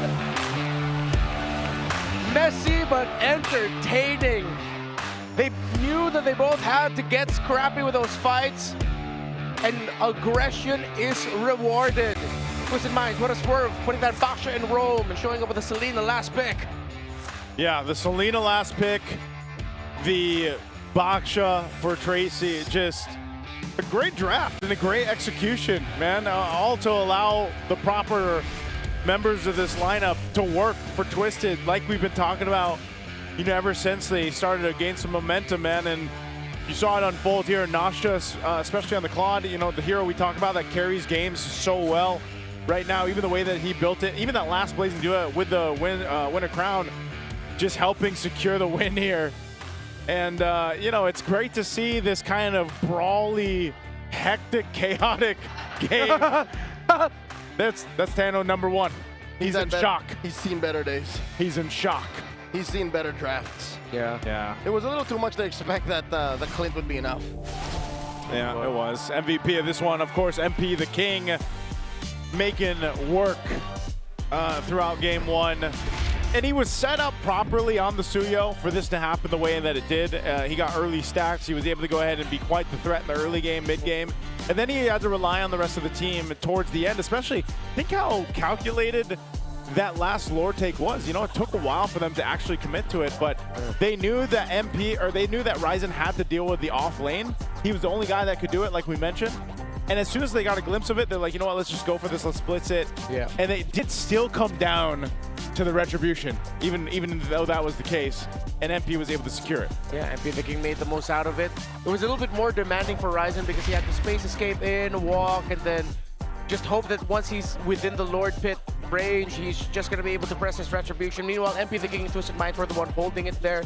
The Suyo Blade Surges were also mint early on, which is why Twisted Minds were able to get some of their early wins because of that extra stun and the damage, the combos coming out of the Suyo. It just meant that all of the aggression that Omega wanted to do was responded to, was countered well by Twisted Minds. Granted, Omega were also handling everything pretty damn well. Twisted Minds just took control of the map much quicker. In a matter of tempo, it's just Twisted Mind had more hook. Yeah. They had more proactive things to do. Smart Omega, yes, were answering the things, but truth be told, look at their lineup. They only had 1.5 cores. Ryzen wasn't even a full core. Yeah. Sure, he got solid pickoffs, but really it was all on Netsky. Yeah. This was going to end and begin with Netsky. That's kind of what we were talking about even before he got those 3 kills, he got those stacks going. We saw the damage that he could push out when he locked in the BOD. You know, there was just a lot of weight, I feel like, that would have been there for Netsky on his shoulders for them to go ahead and win this game. But you know, there were signs that it could work, and I don't know, maybe it would have been different if it was maybe something different for Perxiva, but nonetheless, they were able to fight and hold on for as long as they could, but eventually just the nature of that composition ends up falling apart against what Twisted was able to do and execute. And again, I think Tracy was able to do so much with this Baksha, and half the time, like you guys mentioned, maybe more than half the time, Mingwen was holding on to the Tortoise Poissons. And that's what makes us a prime example of a difficult Valentina game. Yeah. I'm no Valentina specialist, but I know that with not many good ult choices, you're kind of left there being a utility mid laner. Yeah. So Mingwen was able to deal a good amount of burst damage, but with the damage there, a lot of your value really comes from whatever ultimate you can steal, which is why I think Omega might walk away from the Hilda priority early in the draft. I think that also allowed Twisted Minds to end up with packing the glue at red 3 as a flex option and then showing up with a Baksha roam. Since they know that it's a Hilda they're dealing with, they also adjusted their draft accordingly around the Valentina as well, so that there wouldn't be a lot of ultimates. It just fell in perfectly for Twisted. But it goes to show why also Omega have been so great this season and why they've been able to get that 4-series win streak at one point. Their fights are insane, man. They really catch their opponents off ground, and they're just so good at it that even though Twisted Minds had control for most of this game, there were moments where it looked like they were about to lose it. Yeah. Not just in the micro size, even macro-wise, they were able to keep that gold lead manageable. Yeah. Because again, I think they just know how to play team fights, skirmishes, and even in the low moments, their macro is pretty sound. It's ridiculous. That's why we've been echoing the sentiment of, you know, this is like one of the best forms of Omega as a team that we've seen in a while. And what was that stat? They haven't been out of the play-ins since Season 9, is that right? Wait, they haven't been... The last time that they got out of the play-in got out of the play-ins was Season 9. Yeah. I think there's a great chance. I mean, I know, you know, Twisted took this one, but I think there's a great chance for... If they just tweak that draft, the concept there a little bit, then we're going to see that continued power from Smart Omega that we've seen here, especially towards the last weeks. Let's throw it over to Hans and Wolf for a breakdown further. Maraming salamat sa ating mga casters. Kani-kanina lamang nakita natin Twisted Minds able to take game number 1. And in fact, we've had a little bit of an information and I asked you kung sino ba yung personal MVP mo and what was your answer?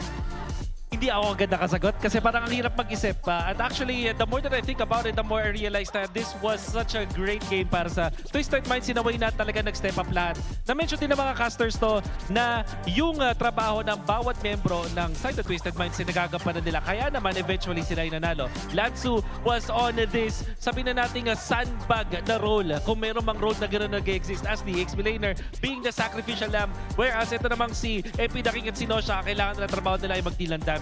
In fact, dun sa pinakahuling team fight na tuwa, we might be able to see, mapapansin natin yung talagang pagkaka-form nila ng box. And siguro, dito natin makikita yung Bonchan School of Team Fighting. Makikita natin, sobrang solido ng box na ginawa nito. At pagpasensyahan nyo na yung drawing ko mga kaibigan. Medyo one hand tayo dito eh. Pero, papansinin natin Twisted Minds, the 4-1 box season, after ng gino ni Ryzen, napansin nyo na siya yung target. So, sobrang lumalim siya dun sa may bandang likuran. Kaya naman, nung nakita natin yung team fight, yung mga members ng Omega na si Perks at si James ay sobrang lalim na. And then Lanzo and Tracy, yun na lang kanilang gawin. Nosha with that flicker, alam niya rin na paggamit ang kanyang ultimate that eventually gave them the advantage. Makikita rin natin dito na etong Twisted Minds, nasanay sila sa ginagawa ni Ryzen eh. Eventually, nung tinatry na ni Ryzen mag-split push, hinanap na siya nitong si MP The King. Kaya naman eventually, si MP The King yung naging MVP sa laban na to dahil nahanap nila yung best sa dulo. Etong parang malaipis sa kondo na galawan ni Ryzen ay nakontra na ni MP The King. You know, it starts to make a lot more sense. Kasi si Ryzen kanina, during game number 1, sobrang daming anggulo ng pinanggagalingan niya. Hindi mo alam, makaka-pick off na siya. Pero napapanatili pa rin ng Twisted Minds yung box nila. And it felt like they were able to keep control doon sa kanilang major objective, which is the Lord. Kung kaya naman pagkatapos sila makuha yon, they immediately turned to the heroes and bursted them down, thus finishing game number 1. And I feel like it is now time for us to have another mind here in the ground. Kasi hindi lang to basta utak, men. May napatunayan na rin to, man. Please make your way here. And I think it's time for us to introduce. Please go ahead and introduce yourself, pare. Ako nga pala si TY, player ng Guangzhou, China. And ang hindi niya nasabi ay magiging parte na rin siya ng MSC 2026. Palakpakan naman natin si CY, everybody. Again, congratulations, pare. This was, again, a huge task for you. Anong pakiramdam that you're going to Paris to represent Guangzhou? Masaya, excited. Mukha naman. Mukha naman excited talaga siya. Yan, isa na siya sa mga nakalinya dito na eventually may natin sa MSC. Ito, Hansa, meron tayong insight information. Alam mo ba na hindi nakarating agad dito si CY? Medyo na-late siya ng onte. Pero ang tindi ng dahilan. Ang dahilan? Meron daw bagong motor na napili agad. Ito, bossing natin. Totoo ba ang balita, boss? Totoo. So, again, nagka-motor ka kaagad, naipundar mo kaagad yung winnings mo after all of this. Nag-champion ka sa ibang bansa. You're seeing some of your former teammates na nandito din sa MPL. Anong masasabi mo dun sa journey na nagawa nyo all throughout? Anong masasabi mo na ngayon halos marami na kayong mga na-achieve yung mga former teammates mo dati na nasa MDL pa kayo? Masaya. Kasi natutupad na namin yung mga pangarap namin. And you know what? Magkakaiwalay na kami. And in fact, you know, kita dito sa MSCU yung stats mo nung nandun ka sa China Masters and even yung international tournament. Right, Wolf? Tama. So we can see some of the stat lines na makita natin. Talaga magiging proud ka if you are a Filipino at sinusuporta dito si Sai. Real quick, CY, bigyan mo naman kami ng konting snapshot sa naging experience mo doon. Nahirapan ka ba doon sa region na yon? What were the challenges at ano yung parang proudest moments mo nung nandun ka? Hindi naman ako nahihirapan sa region na yun. Ayun. Proud lang ako kasi champion ako dun eh. I mean, you really have to be proud when you are a champion na tila hindi nga siya nahirapan. In fact, CY, maraming salamat. We wish you the best of luck as you head over to MSC 2026. Pero sa ngayon, ay ibabalik muna natin sa ating mga casters para ipagpatuloy ang Twisted Minds against Smart Omega. Thank you, Hans. Thank you, Wolf. And hello, CY. It's great to see you. We were casting their games over there in MCT East Asia, part of Guangzhou Gaming, and he's going to be heading over to MSC with the other 3 teams going to the wild card. Now, before that, SIP, purified water. It's filtered through volcanic rocks for a crisp, clean taste that quenches like no other. Quench that thirst, take that sip. We definitely need this today because it's been a long day, and we could potentially have 4 more games ahead of us. So I'm gonna take a sip. I know we got some amazing Max 5D chairs on stage. Yes, we do. You guys see what our players are sitting in? That's clever engineering, keeping these teams locked in. Ladies and gentlemen, and no distractions, just pure performance. Brought to you by DT Racing Philippines. We have your back. There you go. That's how you get. That's how you let them know. Max 5D. Is that what we're sitting in? I always wondered. What are these? I've been wondering. Are these the same as regular season? No, or? this is different. Because the name's right there. Can you read it? It's a Swift X Pro. So it's not the Max 5D. Not the Max 5D. The players, well, I mean, we do say when we read that speed, it's the player sitting on the Max 5D. That's why sometimes I wish we were sitting on the Max 5D. So we can be as locked in. As locked in, you know. But you know what? We've shared our thoughts on how Smart Omega can even out the series here before we jumped over to our on-ground panelists. They've shared their sentiments. Now for this, I think part of the big picture, like we talked about, is not putting too much of the weight, too much of the eggs in the basket. For Netsky, you gotta have a different approach. As Sean's feeling it. Nosha's feeling it, man. Who is he look? I think he's looking at. I don't know who his family. He's making faces at. It's either his little brother or nephew. That's cute. Oh no, never mind. That's a grown man. That's here's another grown man. Bonchan with a plan. Playoff history.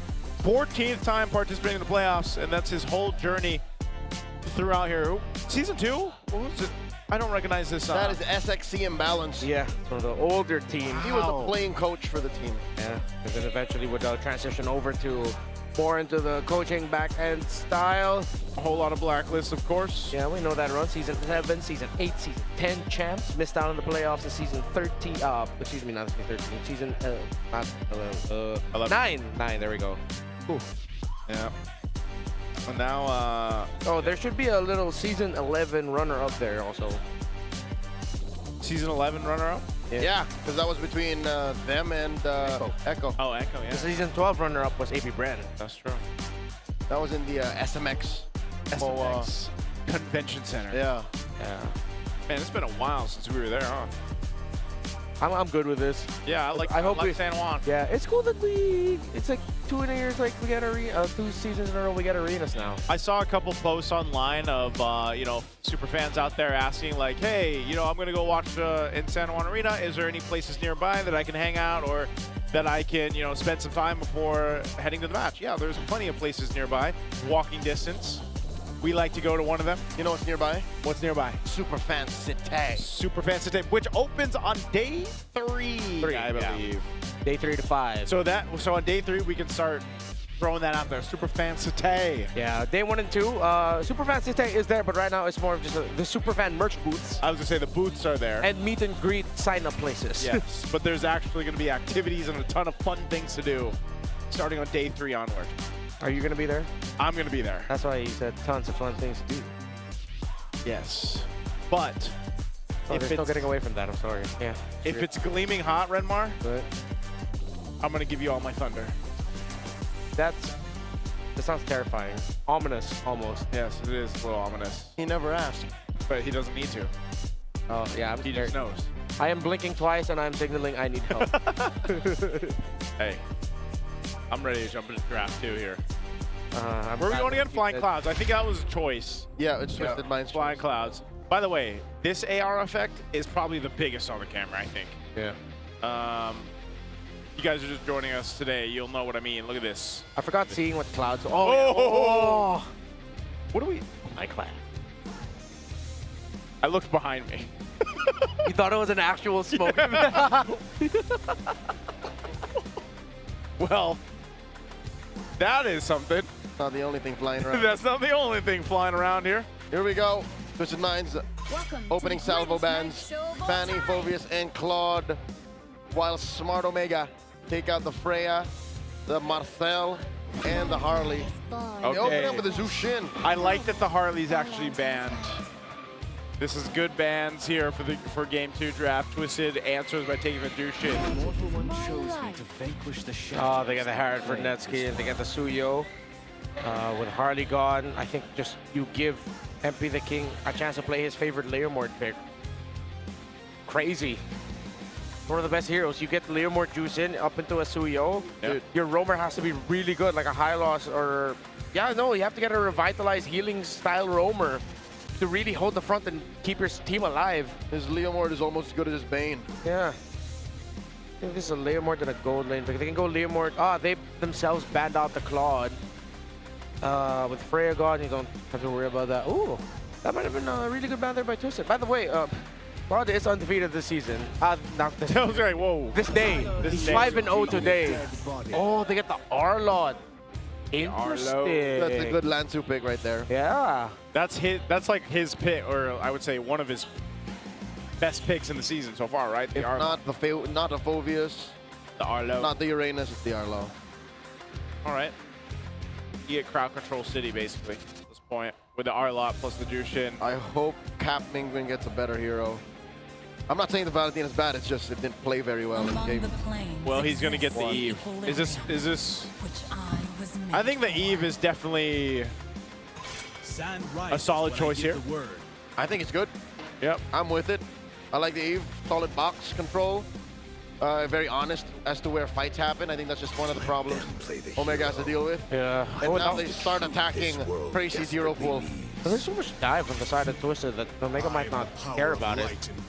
Taking away pickoffs, taking away the Khalid. Interesting. There's no clear burst pairing with it, but they're just creating space for the Harith. But the glue is still open. Are they trying to force Tracy into one of his more, not as, I'll just say it, one of his weaker picks? No, they want to pick it up for themselves. Okay. Glue. A weaker pick for Tracy. Hilda. Hilda or Baxia. The Mossov is good. Static. Or Marcel. Marcel's banned out though, so. Yeah. I think you still pick up. I think you still consider stealing the high loss because this glue could go XP and then a high loss for Ziva to round out the draft for the Eve Harith. Oh, Guinevere. Whoa, wait. Rome Gwyn? Is this a Rome Gwyn? Wow, Twisted Minds have really cooked a lot for the playoffs. That's wild. And the Rizzler comes through. So this confirms the Rome glue. And Big Game James gets the big hammer. Okay. Trying to find the angle here. This Guinevere can be very here and there because there's a problem with it in the Rome. You miss your jump, and it's so punishing for your team, considering there's no other form of entry other than Lansu throwing himself in front of Twisted, but you're up against a glue. Still, it could work out really well. I'm not hating of the Guinevere pick. It's just my current, like, coin toss in the air pick. I don't know how it's actually going to perform. So does this still answer the question, like one of the weaker points for Tracy just because we haven't seen too much of him on the Rome Guinevere? Or just Rome Guinevere in general. Yeah. It's like it multiplied the fact that we don't see him a lot in Rome Guinevere. We don't see a lot of Rome Guinevere. Yeah. And his best picks are the Khalid, Hilda, and Marcel. What is this series? We see Baxia's not banned. We see Guinevere's not banned, and then them showing up in Rome. This is like, I feel like this is what we expected for this series, though, no? Like these teams. Like these two teams, every single time we saw them play throughout the regular season, this is the feel we got. And it just so happens to be the case here for this match, our second match of the day. Looking at the emblems even, you know, I'm wondering how this plays apart with a Guinevere Jushin combo. Sean's running the flicker on this one. We're not going to see the sprint for his Jushin. But I don't even know if they need it, really. They have a ton of crowd control they can mess around with. Yeah. Double boots here for this glue. Oh, still gonna go to the side of Omega for that litho. Of course, Brave Smite glue roam. Take note of it. It helps you extend out little skirmishes and trades until you get the mount. Yeah, because without it, you're pretty much dead in the mid. It's an important trading tool. Gonna get that EXP. That. Whoa! Stun there. Ryzen charge surge. There, yeah. Forces Tracy back. Yeah, held on to the flicker. Difficult thing about Roam Gwyn early on, if you're forced to use your second skill to get away instead of initiating, there's really no initiator. But you should be okay once he hits level 4. He's also packing the concussive blast, so him and Sean can clear out minion waves despite Omega being able to push more of their minions in. They have a pretty okay wave clear. 20 seconds until the turtle spawns, but MP the King, he's thinking twice about where he's going to rotate. He'll get his lizard first. Yeah. Let's see if he's going to show up in the gold crab or he'll just give that up and go straight to the turtle. What is the build path here for Tracy on this Roam Guinevere then in this case? Since we typically have seen her more so in the jungle. He's either going to go for more cooldown reduction and brush an Oracle, or just play it close to hand and brush a Radiant Armor so that when Mingwin and Neski spike up, he can still survive their damage. Whoa! Ryzen with surge, and the RWM comes up. Down goes Lansu. Crimson Beacon, what are they looking for? The choke down and the slam on the Parksiva. 1-for-1 trade. Take a nap, Patrick.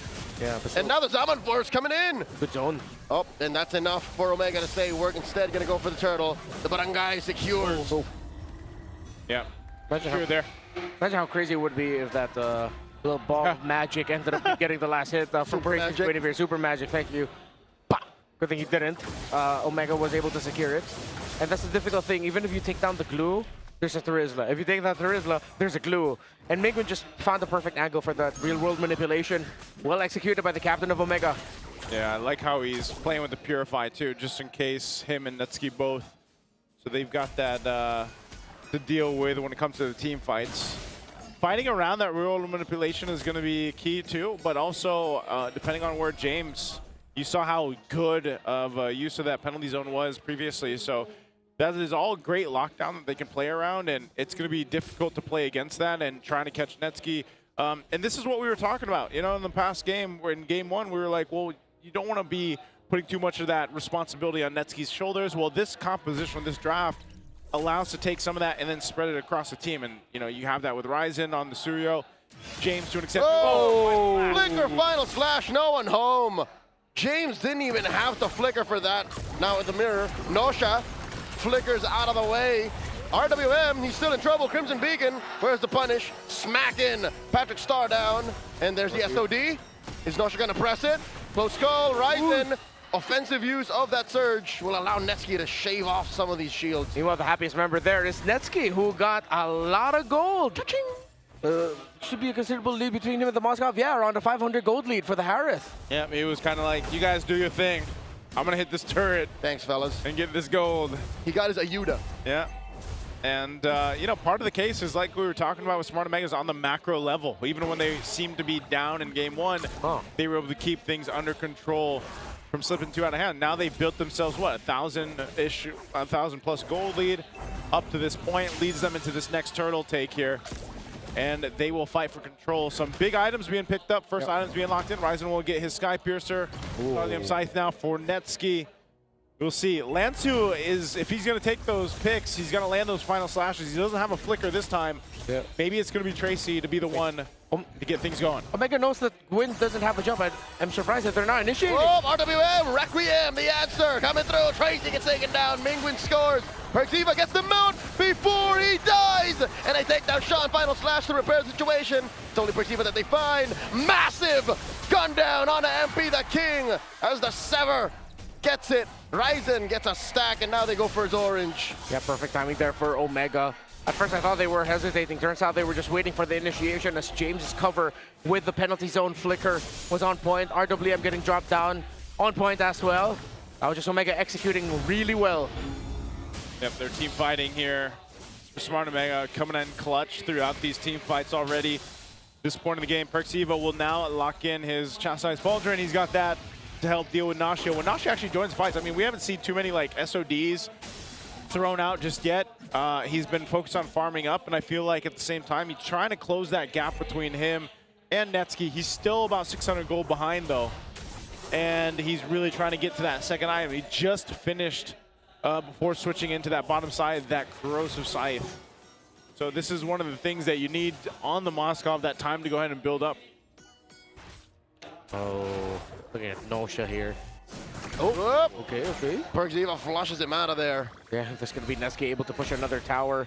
So Omega have done well to take control of the river. Twisted Minds haven't been able to win a big fight in the center of the map, providing a lot of space for the Harith of Netsky. Next fights here for Twisted Minds are going to boil down to Tracy being able to get that knock-up with the Violet Requiem in. But James, if he holds on to his penalty zone, that's going to be your main counter. Whoa, final flash. There it is. In comes the rest of them. Perkziva does get the mount, pushes him out of the way, and Lansu bites it. Salmon Force by Netsky. RWM, there's the Crimson Beacon.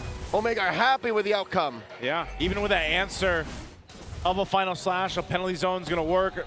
Nasha will go and take down some of the health on that turret. He's not going to finish it through just because of that rotate from Netsky.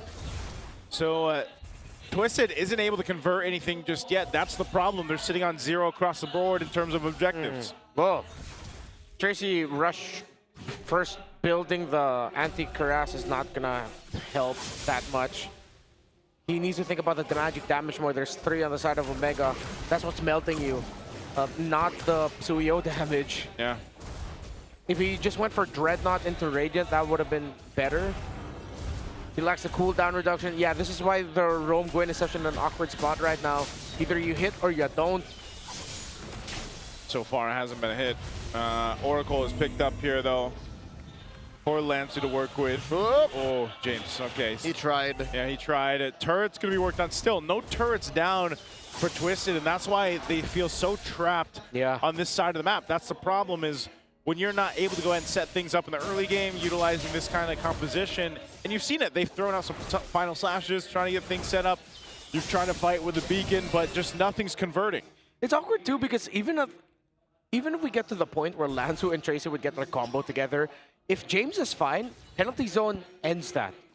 Omega will be able to turn the fight around. They'll take a lot of damage, yeah, but they'll be able to survive. And then, with the members of Twisted Minds unable to get away, with a lot of their initiation tools being dashes, and their main escape tool are those same initiation tools, then it's going to be tough for them. And James, so far, in the 2 big penalty zones we've seen, it has been more reactive, which usually we say EXP laner has to be proactive with the set. But no, it's the counter penalty zone that's been working out very well for James and Omega. That's how far ahead Omega is right now. Just to talk about the gold lead, approaching 7K, they popped the Holy Shield up top at 8 minutes. Yeah. That's 4 minutes of protection that Twisted Minds could have had. Looks like we're going to be on the way to Omega winning this. Still, Nosha, going to be a while. Doesn't even have his 3rd component of the DHS yet. Meanwhile, Netsky already has 2 items. That is an online Harith at this point. It was a first helmet and a chastised pauldron for perks, which could be what's also giving MB the King some difficulty here in the fights. Yeah, there's a world here where, you know, in some way you're looking now, it seems like it's going to be in the hands of Nasha. You know, we flipped the tables from game 1 to game 2, where instead of Netsky, now it's Nasha to come online further on this Moskov to help turn the tide of these team fights that have been breaking out. And unfortunately, it's just taken a long time to get to this point. This Lord is going to be up here. You know what, Joseph, I think you're right. If ever, it's a worse situation. Yeah. Because Omega game 1, they kind of had 1/2 of a core as well. Here it's all Nosha. Yeah. MP thinking can't carry alone. Yeah, he can't. This is an easy Lord take now for Smart Omega. They have had complete control for the past 3-4 minutes up to this point.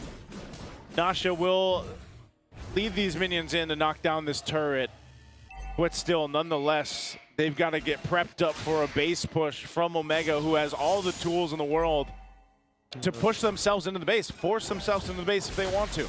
It's also an easier lineup to execute. Twisted Minds is so conditional. It's like, if this lands, then this goes, then we go. Well, for Omega, it's like, cool, we'll just go. Yeah. Or we'll just go and you guys go, and we're going to make it look easier than you. Damage, go pew pew. Yeah, core items already locked in for this Harith of Netsky too. Well, it's up to Omega not to drop the ball. Oh, RWM underneath tier 1. Requiem, but it's not going to be enough. Netsky takes down Lansu. Tracy trades out for James. They do get the tier 3 up top. Lord still standing, quite healthy. And Omega are happy with their quarry. That just feels like they're just like, you know what? Don't even wait, James. You're tired of being reactive. Go be proactive. One of those moments where it's like, I have the money to spend, but I shouldn't, but I think I will. But I just swiped my card. Yeah. Like, next thing I know, James is flying across the map. Trust. I got the trade. It works out. They got the tower. That would have been not worth it if they completely missed out on the tower. Yeah. But they got the tower, so it was all good. It's like one of those things, though. Like, I don't know if you needed to do that. But, hey, you want to Leroy Jenkins into the base? Go for it, James. Yeah, it's one of those moments you say, at least I got chicken. Thumbs up, guys. Let's do this. All right, so they get the base turret. TWIS is still in the game. 8,000 gold deficit is what they have to work against here. It's still the same picture, though. Even when the next Lord comes up, they're not in fighting form. They might have to just Hail Mary flash. Penalty zone on a Tracy. He dashes on out of there. Spatial migration. A minute until the Lord. Man, you know what? Well, okay, cool. Huh. Little SOD. Let me hit those minions. He didn't die. Wait, why? The minions. He's just. I think he ran through a couple. Yeah, I think it's just for the minions, man. You know, if you can't farm out of your base, you might as well just use that spear. You know, if James can have that one moment of like, do I really need this? Yeah. Okay, we can afford that for Twisted Minds also, I guess. Yeah, Nashia has not been able to really do anything, you know, sitting on 0-0-0. He's had all the time in the world to farm up, though. Yeah. Because again, their lineup doesn't have like an actual front. They have two centers who, once they've used their abilities, want to back off. And so zero when burst. Nosha joins in, he's wondering where the hell is everyone? And zero burst. It's zero burst. How are you going to get stacks on Oh! Shin? Requiem coming through. In comes James and Netsuke. Down goes Nosha. Mingo catches him. RWM spent well. We just need a montage of James flying across the map for game 2. That's what you want. That's what you want, right? Oh, man. If James isn't the MVP, you can make a strong case for Minkwin, but I really hope it's James. This Rizla has been big. A lot of the counter sets were from him. And man, we were just talking about it. I feel so bad for Nosha. It was his team going, hey, let's go ahead and set this up. This looks good. And he's the one who got taken down. Oh, man. That shouldn't happen. A Moskov should be the last thing a penalty zone hits. He's like, yeah, I'm just going back to throwing my SODs down the lane, dude. You know, I mean, at this point, you're wondering, and this is why we're saying there's no burst. There's so many conditions. It's conditional. Yeah. That in order for a team fight to happen, it's like coding. There's so many things. If this, then that, or if then statements is exactly what Twisted Minds lineup is. Now, maybe the answer is it'll work best in their base. That might be the one because the Lord is pushing up top. Joseph, not even. Hey. Especially inside their base, it's tougher because there's nowhere to hide. There's no surprises for the crowd control that comes out. Biggest surprise is going to be James. And they don't have any flickers. 3 are down. Yeah. Good thing James doesn't have a flicker. They got to deal with this Lord, though. You know what? I think James has done a lot even without a flicker. Yo. Down goes that mid lane inhibitor. In comes the Requiem. Down goes Perxiva. Oh my God. Sean taking out Summon Force. Netsuke just flashing on throw, and there's the penalty zone. He's wailing away. Gets taken down by the turret, and the base gets targeted at Omega. Even the score, now 1-1. The experiment, the ideas just did not pan out. Twisted Minds will fall while Omega tie it up with just a very solid draft based off of ideas that we know to work out very well this season. Go James, man. Go James. Let's see who MVP is going to be. Is it Brungai Tana number 1? Okay. He witnessed James. He witnessed James, yep. And this was the thing, like in the early game, you saw like this Guinevere in the roam wasn't going to work out too well for this one. Like, even trying to fight around the first couple turtles just wasn't going to go in their favor. And then you get a big turnaround already with Ryzen. That's just not the team fight or the composition you want to bring to that. From the Barangay with love. And penalty zone. So good. And even Minkwin. Again, it's either Mingwin or James for me here. My personal bias is James, but Mingwin deserves it if he gets it. Oh, he does get it. Mingwin gets it. Yeah, I mean, it's those real-world manipulations. Every time he dropped one, it's like he was never worried about anything. Yeah. And Arlott and Gwyn, that's wild. He was the one that ended. He hit the base, right? Yeah, it was it. Netsky fell. He died, yeah. Yeah, and then Mingwin just had to like basic attack. Mingwin was 100% KP here as well. Just the real-world manipulation were on point. You take a look at the highlights here throughout this game. You know, even from the get-go, he was setting things up. And he was pretty much unbothered. That was the other thing. Like, Mingwin didn't have to deal with too much pressure. I don't know how many times he used Purify. Might have been once total. Yeah. He got what you call the mid lane experience. He got the which rarely happens. It's like the very, very old school mid lane experience. Remember when mid laners were so busted back then? Yeah. When you use your ultimate, there's a high chance you're not gonna die because you burst someone down that the opposing team just backs off. Yeah. It was like that. Well, he manipulated their world, man. Really? Yeah. There's James flying through. This was a great answer, like you mentioned, though, Redmar, too, to the final slash, you know, from the R-Lot. Yeah. Having that Trizzle there with the penalty zone. That's where, you know, that's where Nasha got caught, unfortunately. It's so bad for him, dude. Yeah. His entire team has a way to get away. So it's 2 drafts now where blue side, there was one questionable pick for the first phase. First it was Hilda for Omega earlier. Yeah. And then now it's the R-Lot for Twisted Minds. It's crazy that with the glue to Rizla open, they really prioritize the R-Lot for Lansu. And it seems to be a accumulating effect wherein you make one weird choice in the first half, and that affects the way your draft goes the whole way. Yeah. Because big picture, again, no burst. It's a 10-pole lineup. You need Dosha to pop off. And if he falls, the rest of the lineup crumbles. Very conditional engagements. Yeah. I could say the same for Omega in game 1. Yeah, actually, yeah, true also. A lot of the conditions was, did we burst anyone? Yeah. All right, Let's get alive. Let's get live. All right, we go. That's why we see teams doing that now with the way the current meta is they're either choosing to play for the gold laners or not, at least alleviate some of the pressure on the gold laner. Yeah. To focus on somewhere else. And that's where also it's so important for the junglers, because you're looking at that too, where it's like, in this case, Ryzen had a better time in the jungle on the Suyo in comparison to MP, who you didn't really feel the Leo Mord at all through this game. You know, but that was also just partly due to the fact that you don't have the roam potential to set things up as well and make it easier for MP, even the R-Lot to an extent. You're not landing the final slashes you want to, you're not being able to follow through with them. So essentially, it all falls apart early on, and then later on when you're supposed to be able to play into your gold lane, you can't do anything. That's why Nasha was like 0-0-0 for 3/4 of the game. Yeah. He was looking for action across the map, man, at one point. Jumped by James. He gets jumped by James. Yeah, the most that he got damaged onto was towers. Towers, yeah. It was just like, all right, I'm doing something, guys.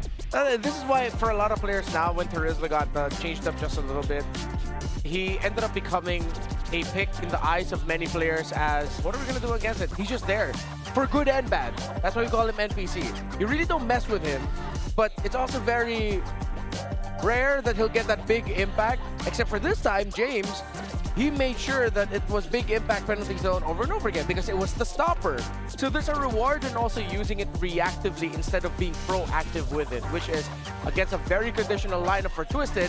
If your engagements get countered by one big thing interrupting it, then you're ruined because you have no out.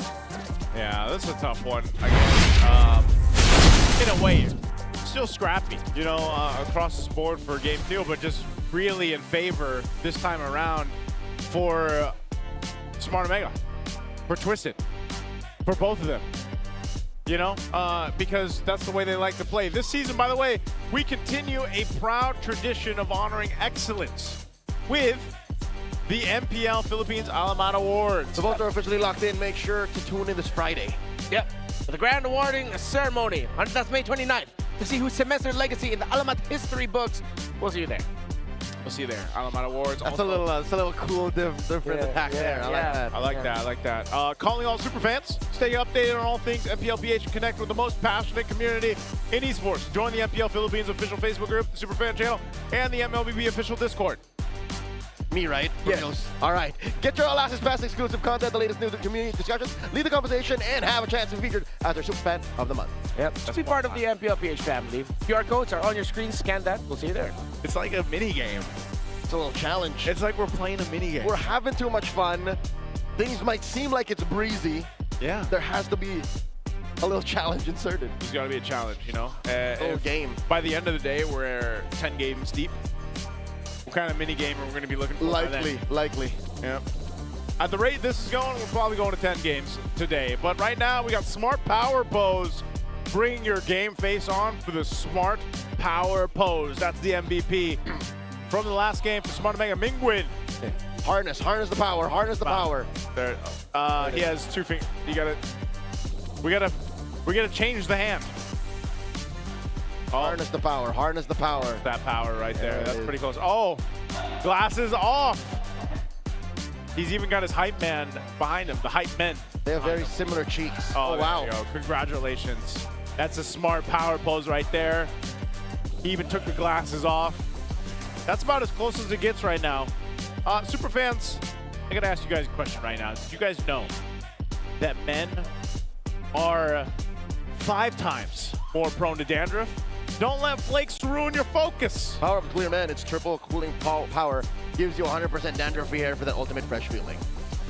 There you go. Look at this. Show us the bottle. Did the bottles get bigger for the playoffs? No, they're about the same size. Yeah, that's what we got. I lost mine. I lost the freebies we got in week 1. I still have. Oh, in week 1? I still have them. I ran out. You know what they need? We need customized MLBB bottles for Clear, though. I think those are. I think they do have MLBB designs on them. Do they? Yeah. I didn't see it. What hero it was. Did I gaslight myself into believing You that? might be thinking of something. They don't, Renmar. Yeah, they don't. I think it's just the regular Clear bottle. Oh. That's what I'm saying. If we want to bring it up a notch, we can put heroes on there. Or the men, the clear men legends, the clear legends. You could put the clear legends up there. Maybe that'll work. But right now, let's take a look at this: the 4th versus 5th seed in MPLPH playoffs. This is the history that we've gone through. We took a look at this earlier with 3rd and 6th seed. How about the 4th and 5th seed? Remember? Well, only one team won the MPLPH championship at 4th seed, and that's Season 2 champion Signal Ultra, while 3 out of the 9 times that the 5th seed got to win against the 4th seed in the MPLPH playoffs. So it looks good for Omega historically.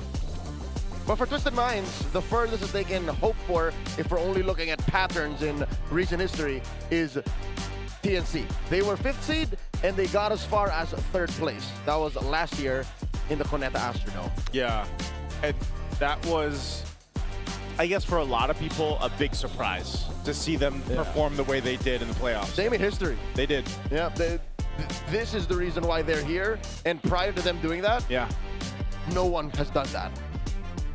And I think this Twisted Minds lineup is capable of making a pretty good run through the playoffs. I think either way, whoever ends up getting through this series, whether it's Smart Omega, whether it's Twisted Minds, you know, it's another test for them tomorrow. You know, so if this ends up in a 5-game series, that's what I'm saying. Like, imagine then you have, maybe you have momentum on your favor to go against Team Liquid. But I think for both, I just would like to see sharper, more cohesive synergies than an idea of a combo or 2 and trying to bank on that.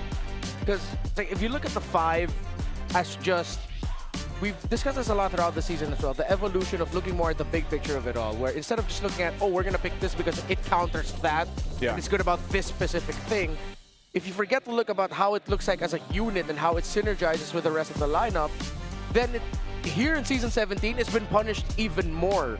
So I think I'm going to look a little bit more for Twisted Minds and hope that they don't overcook again in this next one. And we just see them stabilize their own picks. If there's like a surprising pick to go for, then it goes into the EXP, maybe. But today, it's been rewarded. Whatever's been consistently good, whatever synergizes as a whole perfectly, that's better to go for. Yeah, here's our draft recap. This is where we have to see if things change or not. You know, if teams are cooking a little bit too much or not throughout a series like this. And now that we've equalized it up to this point, you know, Game 3 is going to be rather important to see who gets closer to that match point to move on forward. And I think, you know, if we're looking at across the board here, where things going to change the most, so far, it's been Twisted Mind changing the roam game. Yeah. You know, out of all the teams and all the games we've seen today, that's the biggest change-up. It worked out in game 1, and I cannot say it's just Omega's fault. I think the Baksha was the right kind of hero to complement what Twisted Minds are good at. Yeah. The Guinevere, though, again, on top of everything that they did, yeah, that's where the experiment kind of failed. Yeah. Because the Baksha, yes, if you miss your shield unity, you're sort of dead in the water, but you have Revitalize. Guinevere has an escape, but then you don't have that for a long time. You also have the glue to cover your EXP. And then we see the combo, it's not just latched on that, the Baksha and Selena together, whoever gets hit by the shield unity, an arrow comes in, or vice versa, you're still good. Because of course, there's also stun coming in from your jungler with a high amount of burst. It's just, it was so cohesive. It synergized as well, that combo piece that they had.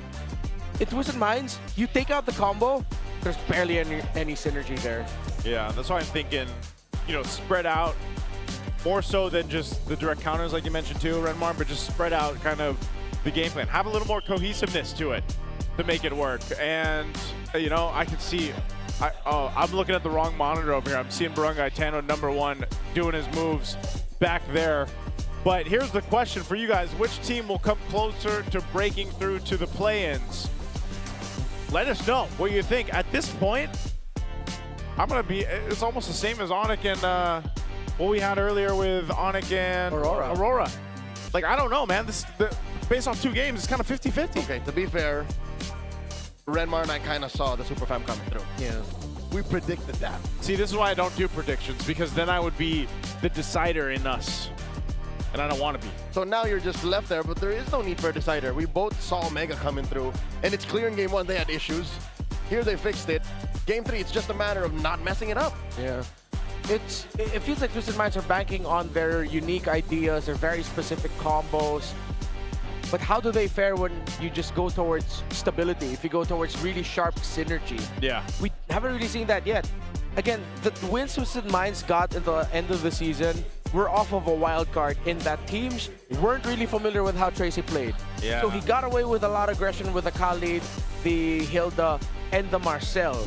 We haven't seen him play any of his 3 go-to heroes, which puts us into the understanding of, oh, that's their mindset. Yeah. They want to show that they're more than just those 3 heroes for Tracy, which now it hurt them in game number 2. And if they still bank on that in game number 3, and it doesn't work out, I'm not sure about how they're going to fare in game number 4. Well, part of that is also taking a look at the mid lane right now. Sean actually being #1 in terms of total kills. Sean was very impressive, especially last season. I think he was one of the first ones to get a Savage back in season 16. If I remember right, that was the Kimmy. And then, of course, you know, he's one of the few players that brings out the Selena, like we saw Mingwin as well. Last game MVP. The rookie from MPL leading the charge for Smart Omega. You know, he is the shot caller. He is the captain for this squad here. And like we've echoed, this is one of the best versions of Smart Omega that we've seen in a while. And yeah, I think a big part of this is maybe in this case, man, if you're talking about Tracy specifically, get him a Khalid in game 3. Get him one of those heroes that I feel like made a statement on when he first was introduced in the league back in week 7 or so. We're going to Broken Wall, so this is an opportunity for them to handle the draft in a certain way where they give Tracy a better time in terms of hero pick and what he can do. And yeah, the Baksha was great because it worked really well. It complemented what they had initially, but the Guinevere then just was the opposite of that. It was completely contrasted towards that Baksha game, and we're seeing more and more how important these roamers are in the current meta. I mean, the last series alone, the trades that happened between Light and Brusco, for example, and even their own hero pool is something to be, you know, taking a look at, because even the Cho could come into play here. I don't know. We saw the Cho twice last series, and it actually ended up working out really well, respectively, for both teams. But maybe for Tracy, you know, you just try to draft in a way where you at least secure your best hero pick in game 3. To be fair to Tracy, in the previous game, Omega did ban out the Khalid in the second phase, and they even took away the Kaja.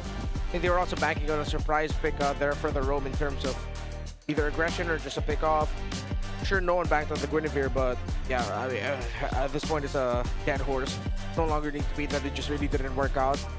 There's nothing wrong with prioritizing a Khalid earlier. Yeah. Though I think we may have set a bit of a precedence where the Hilda is more of a difficult pick to work out now unless someone finds like a really good sequence for it to show up. Maybe as a potential flex pick when you see that the Phobius from the other side. There have been some Phobiuses that struggle against the Hilda in lane. Still could be a piloting thing. But yeah, just get the Tracy pick at the first phase. If it's a comfort, if it works well, just go ahead. There's nothing wrong with first phase picking a high loss and a Khalid. They're meta and they're stable for a reason. If there's one more surprise pick I would like to consider from Tracy, it's something like either an Atlas or a Badang. Atlas if Valentina's not there. Badang if there's just some dashes you want to force out of the opposing team. I would not mind seeing the Atlas, man. I know our on-ground panelists mentioned it. Maybe we could see it, maybe we don't throughout the series. I'm sure it'll pop up throughout the playoffs, but left in the open here for the first pick right away. It's going to go to a Claude. This is what you were mentioning earlier as well. You know, some teams, they might even just go for the priority Claude pick. This is such a week one move to first pick the Claude in blue. Feels like last season move. Wait, what? Was it last season, season 16? Yeah. Yeah. But more evident in season 17. Yeah. Like that's when like even, you know, #1 seed, defending champion, final boss, Liquid. That's what they would do. So here they answer Twisted Minds. They pick up the Suyo and the Harith. Omega still have the Leomord. But they have a Kalia first. What's the combo? Oh, that's going to be Gord. Oh. Is that the combo? Yeah. Yeah, it's a combo. Works really well. Oh, man. Yep. Picking a high loss here is awkward. I think they can get away with the Cho, but maybe a little bit later in the draft. Cho would be okay, but then Lancer needs to pick up something really tanky and with great ground control. Either you go Glue or Alice if it's available for you. You also need something to just get on the board right away. Without a Valentina, Sora could be open and in consideration. Let's see. Ooh, Sean's prioritizing the Selena. Interesting. That's crazy. It hasn't been picked up much at all throughout the season. Sean and maybe one other player will pick up the Selena. Sanji picked it up. Yeah. Sanji and is there one more? Linguin and Friends. Oh yeah, Friends. So 4 of them. Yeah. 4 players to play the Selena. So Sean's gonna go with it. These next couple bands, they'll focus down since both teams aren't. Yeah, the XP laners up for grabs there. There has been quite a bit of focus on that. Of course, the jungle pick right now for Smart Omega 2 against the Suyo. Oh, there's the Baksha ban. Good read. Would have been another combo. Yeah. What else can they pair with it? Again, it's risky. They can go pick for pick. A lot of dive. Because it's a pick-off combo for Omega as well, and then their EXP laner is going to be the front. So we're just looking at trades of heroes such as like Alice, Yura, Glue, unless one of them's crazy enough to also go for an offensive tool in the EXP lane. Like a Lapu-Lapu. Yeah, like a Lapu-Lapu with Sora. Sora, I think out of all the offensive options would be like the best. Because you can either or him. He's great set. He's also really tanky. And even when he attempts, even if he wants to be tanky, is also dealing a fair amount of damage you need to be respecting. Has some level of cleanse. Yeah. Or a CC immunity, so you're not as vulnerable in case you get caught out. Yeah. R for Twisted on the second phase. Maybe they go ahead and pick up their Rome now, or do they wait for the last pick to potentially surprise us? They could be fighting for EXP steals also. Yeah, XP. I think you can't go wrong with an Alice now. The box was gone. Would it be too much magic damage though? I mean, I know Alice is primarily for the setup, but Oh, that's true. They also need to think of they also need to think of their physical profile. Oh, that's such a tough spot for them. Yeah, maybe a... they can be okay with the Suyu's already there. Okay, so they hold on. They pick up a Hylos instead to see what these next two picks from Smart Omega are going to be. Still kind of a combo here. Yeah. Law and Order into the arrow. Oh, they take Dallas though, and then the Leo Mord. They're stuck with their Uranus. They have to pick a Uranus here. Any other EXP laner might be underwhelming. Sora, if you're looking at the Leomord and Glue, but again, in terms of the big picture, it'll be awkward. Not Rizzler though, right? Terizla, kind of lacking for me. He's just a wall. You already have a wall.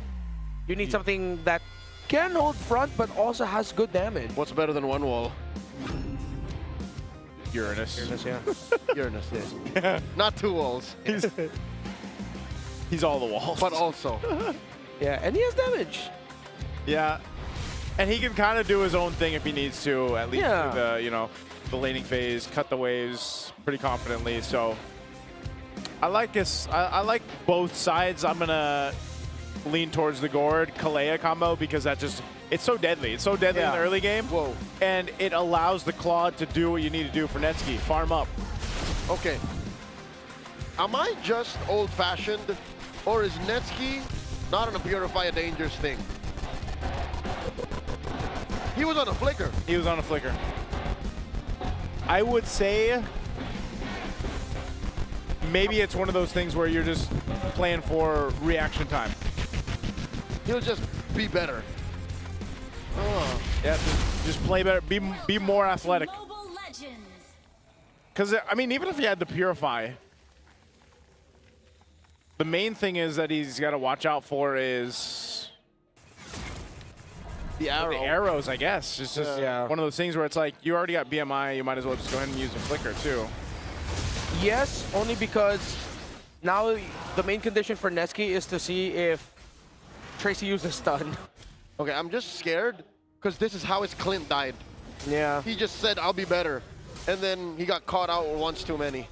I mean, the thing about that was, with the Clint, yes, he has that dash, but you really don't think of him as mobility. Claude, once he has those AOT stacks and it's the late game, he can move also.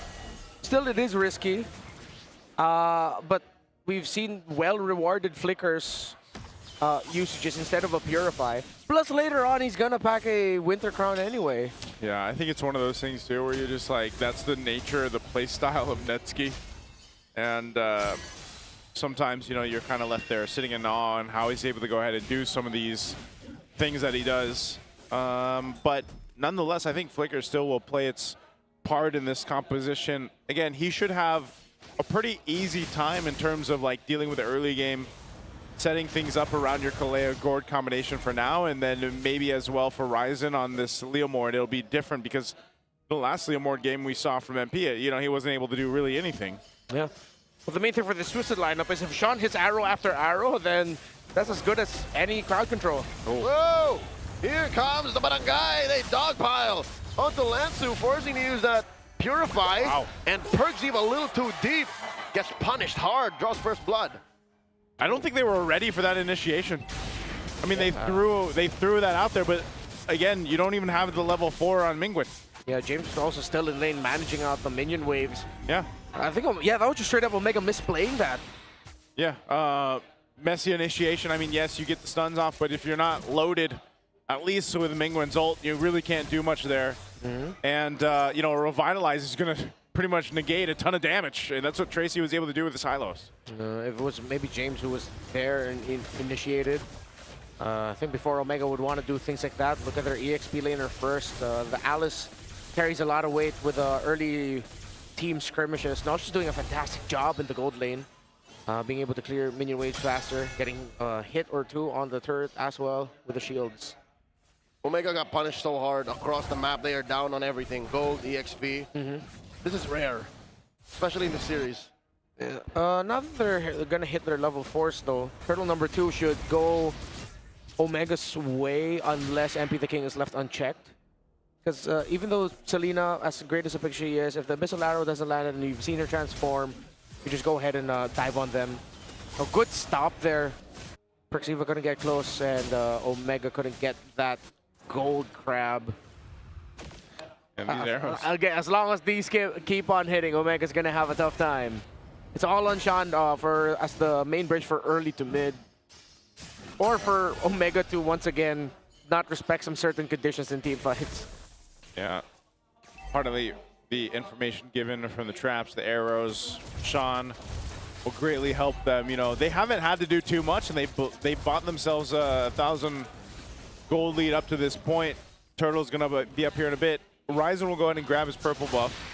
We'll see if they're able to set something up beforehand, but most likely just fighting for around the objective. And this is one of the things at this point, because you have a Kalea, you want to play into that Tsunami Slam, you want to pick that target, but it might be one of those things where you just go, try to get an automatic -1 against them and have the numbers advantage. John will get his first item, Glowing 1, locked in on the Selena. Ouch. Oh, Lansu, look at this. Jumping on through, scouting everybody out, pops Consecrate already. Okay, James catches an arrow to the face, still says no, does not want to take it lying down. Smart. And, yep, they back off. Yeah. I think Twisted Minds will take this turtle once again. Unless James, thinking about it, throws out the Throne of Ruin into Ryzen's blade and his Ducati as they jump through, finding Tracy, hitting him with that Tsunami Slam. Glorious Pathway trying to save himself. And last, taken out first. Brrr, they're coming in. And there's the blading the way by Natsuke, taking out MP. 2 for 1 the trade, but Twisted Minds still get the big one. Well, Omega needed to get bodies there. First, the approach of Twisted Minds at that fight was they are putting a lot of weight on the Throne of Ruin of James, that when they see the Alice, that's their main target first. Bring it down low, send it back, and if you know it's too risky for James to commit the Throne of Ruin, then you should be able to get the objectives that you're fighting for. Second, they're using the Uranus as their main tool for poke, and Vision, that Tracy and Sean, especially that Selena, it's easy for them to just hit their target with something. Tracy walks up to it, Sean tosses out the arrow to wherever Lansu is, because naturally that just means members of Omega will collapse on the Uranus, and then Sean can just stop with an Abyssal Arrow. So the layering, the timing of the team fights for Twisted Minds have just been a little better, but still Omega are definitely in this. It's still a very close game. You're still up against a Claude and the Gord together that can have big ultimates that completely turn team fights around, despite some great execution and timing from Twisted Minds early in a team fight. Yeah, that's one way you play it, especially with you approaching, you know, when the Lord does come into play here. Of course, they still have another turtle to work through, but there is that synergy. Whoa, mid lane, Tracy pops a Glorious Pathway, should be fine. Perksiva quite low too. These arrows, man, they're a problem. Whoa! And that Mingwin caught out. Could have sworn he was going to be fine. And now up top, Netsuke forced the BMI through. Now Tracy and Nosha going to hunting. BMI will not expire. Blazing Duet used defensively. Arrow coming through. Whoa! Oh my God, Rise then runs over Nosha. Here's James. Smart Mega's not done. Flames and fade away. Throne of Ruin catches no one. And now the turtle spawns. Oh, and it's heading up to the turtle. But still, Tracy is low. Could be awkward for Twisted Minds to try and contest this, as Ryzen is here already. No Phantom Seed as we saw him just use it. Here comes the big guy. MP the King looking for an entry. Ryzen calls in. Barbiel. Oh, it's off of cooldown. That's the Glorious Pathway. No one home. Omega scores the last one. Yep, good take on the turtle there. Whoa, Tsunami Slam. And they find Sean. Perksiva serves it up. Great play on this Kalea by Perksiva.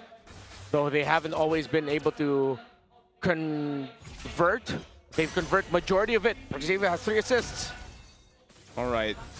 Damage control here. Twisted does lose some of that lead that they were building up. Great responses from Omega to deal with this. And again, playing around Tsunami Slam is going to be key for Omega to keep pace leading into the Lord take. But you know, that's all part of the plan with this kind of composition with the Kalea, as Mingwin continues to build up too here. They are tanky enough for Twisted to deal with a lot of these shots, and eventually, you know, you either try to get a Glorious Pathway out, try to get the Revitalize down. Netsky is farming up like crazy, though. We've seen this with the Claude time and time again, and he's working nearly there to his golden staff. Big lead against Nosha. They're down overall, but he's up on Nosha. Netsky's saving up money like he's buying RAM. Hey man, Ram's expensive. Oh, Tsunami Slam answered here by a Glorious Pathway. A little too late because Tracy goes down. Again, that's what we're talking about, man. Tsunami Slam in this combo with the Mystic Gush is going to be key for Smart Omega. Surprisingly, even with these picks, Twisted still somehow holding on to some economy lead. They're going to try to get this tier 1 down. Oh, Lansu here knocked up, still holding on to that. Oh. And there's a blazing duet at the back line, finding Sean. Netsuke is bloodthirsty, and they spot Nosha. Nosha does drop the Zaman Force, dashing through, taking down Netsuke, serving up to Lansu. MP! And then comes MP from the sides, taking down Perks. Now Ryzen looking to repair the situation. Does find Nosha, just a few more swipes, and there's a charge. He finds him, but the rest of his teammates are nowhere to be found. Ryzen, you can't take this, not 3v1. Twisted Minds, okay, find the clap back. Omega got a little bit too greedy. Nosha got taken out, but at the end of the day, MP the King, hell-bent, holds the Lord for now, but with James and Ryzen close by, Tracy providing the information, you have to slow things down a little bit. Uh-oh. He wants to stack. James does gleam throughout, and then they leave the Lord. It resets hard. Okay, yeah, surprisingly, they made a quick go for the Lord, but they realized they couldn't secure it safely. They'll try to push up on that top side, but now that everyone's back for this, they'll get in position as MP wants to go and grab his buffs first. Yeah. Let's take a look at the items here. Okay, big lead here for MP the King Suyo compared to the Leomord, but it's the lead of the Claude that's keeping them close. Mid laners also still very close in gold, and not one has like a clear advantage over the other, meaning this is anyone's game. Good way to tell. Look at the economy of the mid laners. Problem is, for Omega, they don't have a lot of map to work with. Whoop. Deep into the pit. He calls it in. Ryzen secures the last-minute knock-up. The Zaman Force. Lansu very low. There's a Tsunami Slam. James falls. Every the King scores. Netsuke looking to take down MP. And now Nosha gets popped by Ryzen. Dean runs him over. And now MP running for his life. Mingwin, Ryzen and Perk. Oh! Projectile thrown out. Fade away, but MP the King will survive. MP the King had to run away from that. Didn't want to threaten Mingwin, just taking him down real quick. Ryzen cleaning up house perfectly in the mid. Oh, Sean flickers up out of there. Netsuke burning, he should be fine. And then the push by Cap in mid. Wow, what a extended fight from a fight into a fight, basically. This Lord was secured. They went for it. The great secure, by the way, by Ryzen, and then they go for this team fight. Tsunami Slam to follow through to take Tracy out. Even though MP ends up getting a kill, Netsuke with a great blazing duet. Ryzen there to help clean things up. And this is the thing about Ryzen, you know, sometimes when he gets in this flow state in these games, he has a performance like this on the Leomord, 7-1-2. Yeah, very ultimate-based is the composition of Twisted Minds, skill-based. While, yes, Leomord wants to fight with the Phantom Steed, but the Phantom Steed turns him into a basic attack, continuous damage style hero with some really good bursts out of his abilities. Damage profile for Omega, just better. And the little bit of crowd control advantage for Omega in AoE is a difference maker. This is why I was looking at Twisted Minds to get the Alice instead first. Yeah, ended up being traded out instead. Yeah, the Uranus was their last best pick, but they're lacking a lot of sure crowd control. Yes, under the Zaman Force there are slows. Under the Glorious Pathway as well, you get a big long stun through the Selena, but Selena Abyssal Arrow's one who's your next target, and how are you gonna stop them? Not much. Yeah. Look at this move. Stun from Perciva. Here's a Tsunami Slam, forcing a Purify on a Lansu. Okay, Purify down, that's one. They do still have to find another, and that's one way to go ahead and approach it. Nosha goes and picks up his next item. He's still holding on to his Purify. That's going to be fine. There's the winner crown for Netsuke. This is what we were mentioning at the beginning of the game. And so far, I feel like the flickers played off well for Netsuke in the way that he's been pretty aggressive on this Claude. Yeah, he's using it as a finishing tool with a lot of mobility through your main targets in the Harith, Suyo, and even the Selena. That extra bit of flicker and gap closing helps him clean up house. Okay, now this bit of a calm before the storm breaks out. They look to go ahead and just take some resources from Twisted as the purple buff is secured. Lord is now coming up here at this point. Tracy picks up Chastised Pauldrons. You had one also for Lansu as his last item pickup. Are they tanky and strong enough to deal with this? James will get in his own as well. Locks in his core items on this Alice. Yeah. He is leading that front side. Oh, wow. Omega are blitzing it. Sean is way too far off. Tsunami Slam on one. Calling in Barbiel as well. Gosh! Massive retribution securing the back line. Lansu gets taken down. Empathy King running for his life. Netsuke and Ryzen. They shut down MP. And James bullying Tracy out of the fight. 2 free kills plus the Lord go over to Smart Omega. Very clean, the superior lineup. Twisted Minds were getting some early wins. MP the King was getting some early kills, but as the longer this game goes on, we're getting closer and closer to a 6-0 Claude Day 1 playoffs. Lord crashes through. Tracy slowing it down. Ryzen calls his Ducati. Nosha calls it in early. The Zaman Force top lane inhibitor falls. And another blazing duet. Coming into the back line. Nosha is gonna go down. And now the base up next. Nosha's already taken out. Smart Omega are at match point. Better draft wins. Omega are getting closer to breaking their play-ins curse that's lasted longer than Twisted Minds. Match point, and they do so in convincing fashion. Oh man, that was such a dominant game from Smart Omega, the Brung guy here, showcasing this Leomord that was just doing wonders. And I mean, as a team, we called this deadly combo when it came through, the Gord Kalea combo. Perxiva so aggressive on the Tsunami Slam. He knew that the idea was, even if he just got a battle spell down, even if he just got rid of one of the Purifies, that was a win for them, a small win. And even this, you know, setting things up, Ryzen on par, on key with the retributions throughout this game. And as you mentioned, yes, MP got some good kills in the early game, but you can't do it alone on the Suyo. And it was unfortunate because Nasha just couldn't convert on the Harith, even though he had some great Zaman Force placements to fight against Smart Omega. They just fell apart in the team fight. And the MVP, of course, is going to be Ryzen here with the hair check. Why isn't he a clear legend? That's a good question. Look at those locks. Maybe they saw his old picture that we showed earlier before the matchup. Yeah. Shorter hair. Shorter hair. Short hair guy. 8-1-4 on the Leomord. And again, this guy, statistic-wise, is in last place for all the junglers. Yeah. But look what he does. He's more of a carry than he is a jungler. Yeah. I've been telling y'all for 5 years now. Dean is it. Is he Sneaky Dean or is he something else right now? He's everything. He's all that. He's all that and a bowl of cereals. And a bowl of cereal, man. Yeah, if you squint really hard, he kind of looks like Leomord.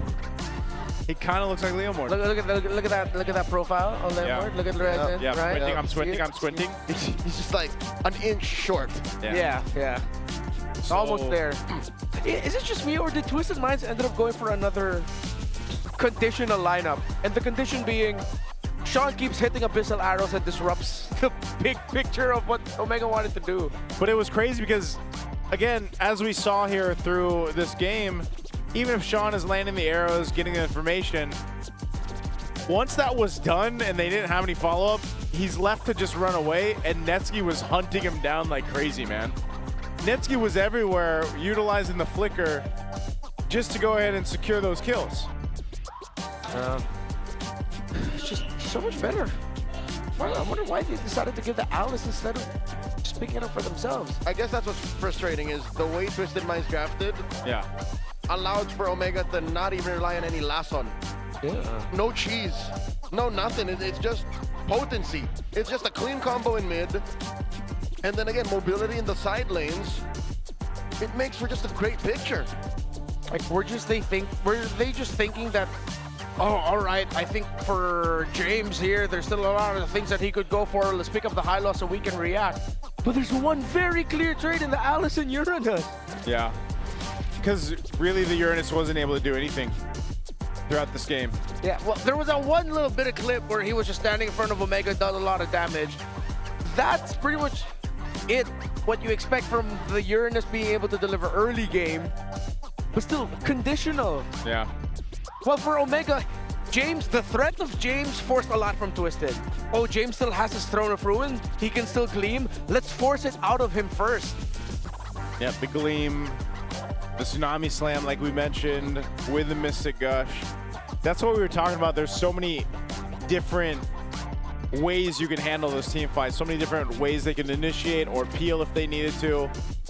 Which then, again, you have to talk about Netsky, man. Netsky, he dealt with pressure in his lane in the early game. Yeah. The Mans was ahead of the farm of Nacho, though. Yeah. For the majority, like I think throughout the entire of the game, even though they were pressuring Netsky. Really used the Blazing Duet really well. During that one highlight where he was like flanked.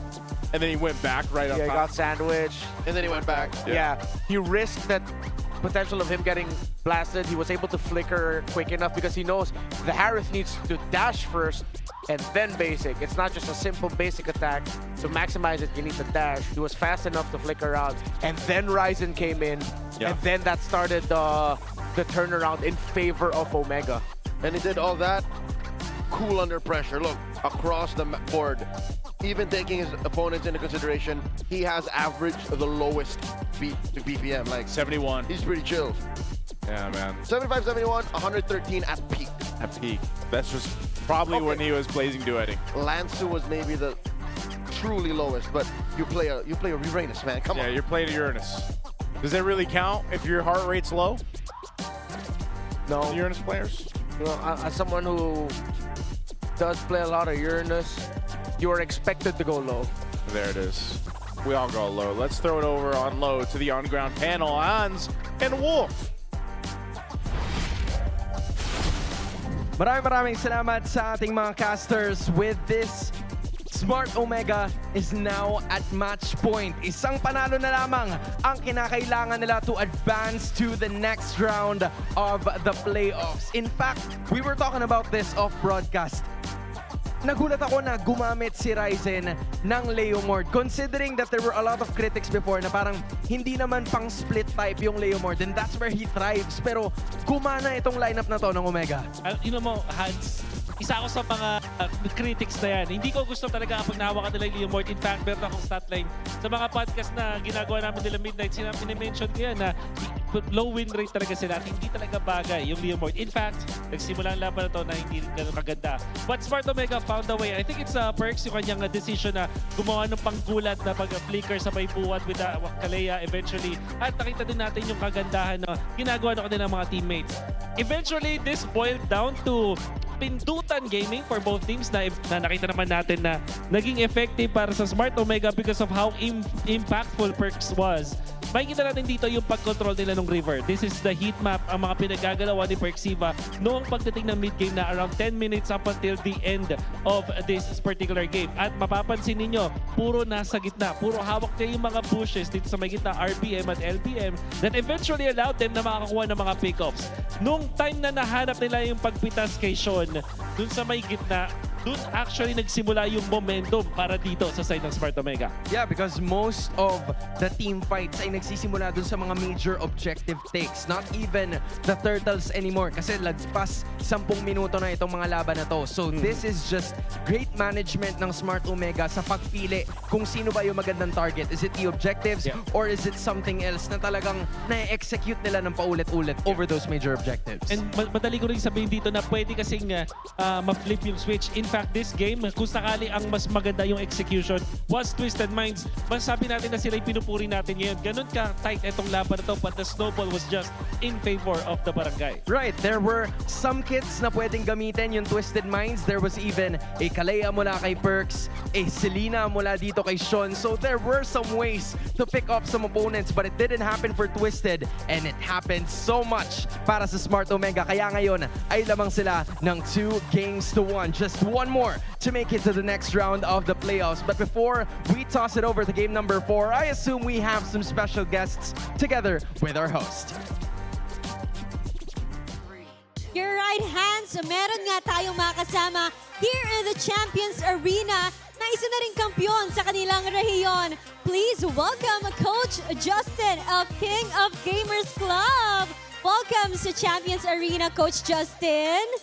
Hello, hello. Recently, nanalo nga kayo sa MSL Thailand. And after how many years and how many tournaments of coaching, you are finally a champion in your region, MSL Thailand. Ano bang pakiramdam na nanalo ka this time around along with the Filipino imports of your team? Masaya po kasi syempre first championship. So sobrang grateful na nanalo kami ng championship. At masaya rin kami para sa inyo, Coach Justin. Alam mo, nakaka-proud talaga. Nagka-thrive kayo kahit sa ibang bansa, di ba? Iba talaga ang talentong Pilipino. And you know what, Coach Justin? Gusto pa namin malaman more about you. Paano ka ba napunta sa King of Gamers Club? Nakita ko lang na naghahanap sila ng coach. So nag-try out lang ako sa team nila. Tapos ako yung napili nila sa lahat ng nag-try out. Kaya ako napunta doon. You stood out. Talaga namang with the experience that you have and the talent that you have, napunta ka doon. And gaano ba kalaking adjustment ang ginawa mo coming into MSL Thailand? Siguro hindi sobrang laking adjustment kasi yung mga local na player ko, nag-i-English sila. So, hindi masyadong naging malaki yung adjustment sa communication kasi nag-i-English sila. Language barrier was not a problem for you and maganda talaga yung kinalabasan ng inyong chemistry. That's why you won that championship. And nandito ka rin na naman sa Champions Arena. Ano bang kantsa mo sa level of competition that we have here? Siyempre, Pinas pa rin malakas. Kahit na yung Thailand, siyempre medyo kailangan pa nilang mag-keep up sa macro. Pero tingin ko confident naman ako sa team namin kasi based sa mga scrim, nakakatalo din kami ng MPL. Pero siyempre, Pinas pa rin. Alam mo, aabangan din namin yan, Coach Justin, dahil you have secured a wildcard spot para sa ating EWC. How do you feel about that? Sobrang saya kasi yung dating Paris, Paris na ngayon. Sana all yan ang tugon namin sa'yo. Maraming salamat, Coach Justin, for being with us here in the Champions Arena. And now, match point na nga naman ang Smart Omega. Pero hindi pa dyan natatapos ang laban ng Twisted Minds along with Lansu. Kaya naman, panoorin muna natin to.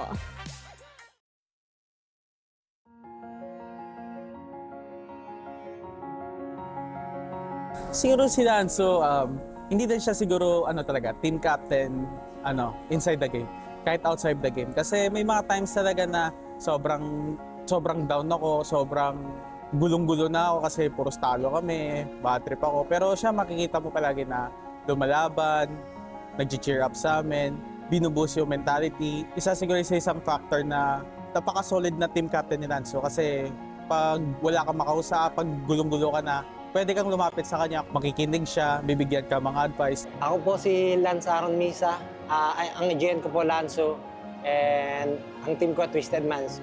Ano ba yung naging driving factor? Bakit ka pumalag ngayong season? All in lang talaga, yun lang talaga yung nasa mindset ko ngayon na manalo ng manalo. Hanggang sa makarating kami ng MSC. Yun talaga goal namin ngayon eh. Hindi talaga ako nagpapa-down ngayon, basta gusto ko lang talaga manalo. Yun lang yung nasa utak ko. Ito kasi talaga laging manalo eh. Ayaw akong nang natatalo. Sakit sa pakiramdam eh. Parang inisip niya siya yung reason kung ba't natalo kami. Ayun, mostly i-blame niya yung sarili niya.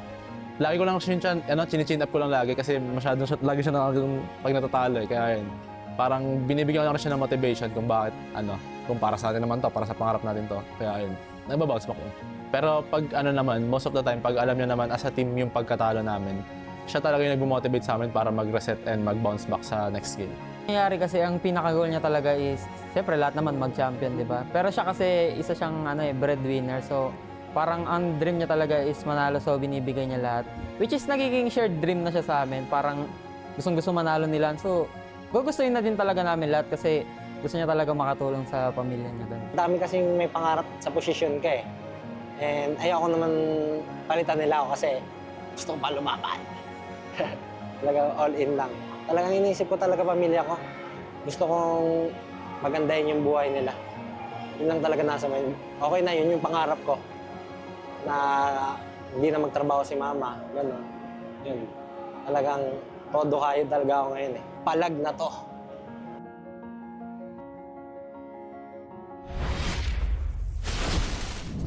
Some great insights there, of course, from Lansu, the team, Twisted.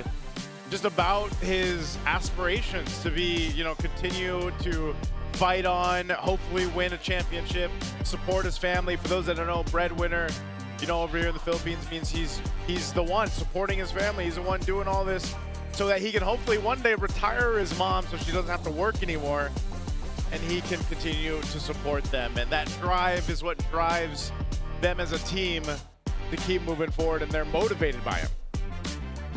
If they want Mama Lansu and Lansu to be happy, Twisted Minds, I only have one request of you. What's that? 3 heroes as your options for Lansu. Very simple. The Phobius, the Alice, the Clue. Try to revolve your drafts around Lansu being an initiator, setter, and an annoying presence for Omega to deal with. And that's a good start. I'm not gonna say that's gonna ultimately lead to win, but that's a good start. Okay, I like the start. I think there's been some conditions here across the board, like it was, you know, for example, for Tracy on what he needed to do, for Netsky, Nasha in that gold lane, for teams not to just entirely put their responsibility on their shoulders. But there's a lot of things up to this point, but it's match point now. Now that we're talking about Tracy and the barangay, if you'll recall when Tracy started to play for Twisted Minds and we got a little bit of a sneak peek of how impactful he was. Remember how he would say, oh, I know where they are. I know what they're gonna do. Yeah. Trust me. Makes you wonder. You think he can say the same thing about Omega? Because for the history of the franchise, even more now, you can ask analysts, critics, pundits all around the internet, when you think you figured out Omega, they do the complete opposite. Yep, it's kind of how it feels, man. Yeah. We've been saying about them this season. They're just frustratingly unpredictable. Sometimes I feel like biggest strength. Yeah, which I feel like sometimes even Omega doesn't know what they want to do. I feel like that's where their mindset is like, oh, yo, we can do this. You want to do this? Let's do this. And then they do it, and then it works out. Yeah. And that's why it looks like Omega's putting Twisted Minds in their place. You know, that place being kind of lost in the first half of the season. Kind of lost. You know what it reminds me of? I don't know if you guys have seen the recent movie out there, but Ryzen and his stats as a jungler and, like, for example, what Smart Omega has been doing through that season reminds me of Johnny Cage. Johnny Cage. Johnny Cage, yep. I don't know if you've seen the recent movie. Carl Urban, yes. You know, Mortal Kombat 2. Mortal Kombat 2. But it's kind of how it feels, you know? How so? Because, like, Johnny Cage doesn't know, like, because he's an actor, right? So he's only good in the movies. But like, he stumbles his way and he's like winning fights and stuff. Apparently, he's good. Oh, right. No, yeah, there's a term for that, but I don't want people to think I'm bashing Omega. Let me just say what the term is. It's idiot savant. I'm not saying that's what Omega's like. Yeah. They're not idiot savant. I take no offense. Yeah. I am the Ryzen guy. Don't clip just those 2 seconds. Yeah. Don't clip just me saying the idiot part, and then you guys are claiming I'm calling Omega idiots. No, that's not the case. That's not the case. All right, erase the comments, guys. It's good. He's saying good things about Ryzen. Good things. I go to sleep at night wearing that Tano jacket. Oh man, you know what? It's the best. Let's go ahead and throw it over to Hans and Wolf to tell us what they think about this draft. Maraming salamat sa ating mga casters. In fact, we are looking at the first 3 picks of both of the teams. You're also hearing Coach Justin na nagmula sa King of Gamers Club, one of the representatives ng Thailand. Coach, you're already looking at the lineup right here. First 3 picks ng Smart Omega. Why did you think dinagdag nila yung Khalid to fortify their lineup?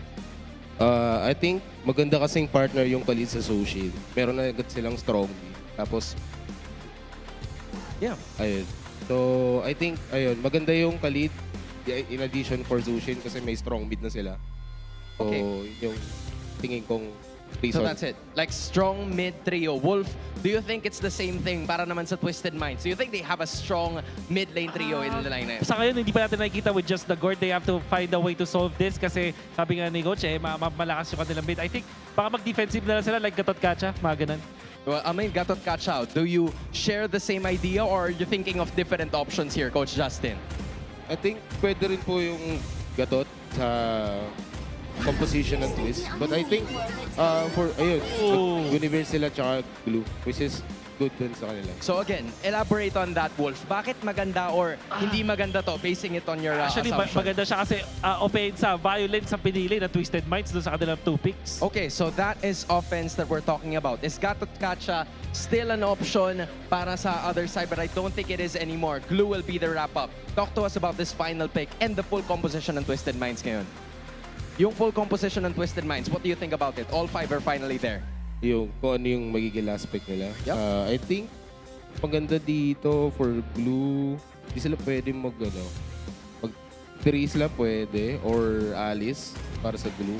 Okay. Ay, nakaban. Or yun, Sora.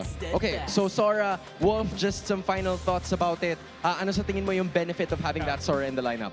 Having the Sora means na meron kang pang turtle dito para sa side ng ng Omega. Now, final thoughts about the lineup of both of the teams, Coach Justin. Kita mo na yung para sa Omega and TWIS. What do they have to do exactly para makuha ito?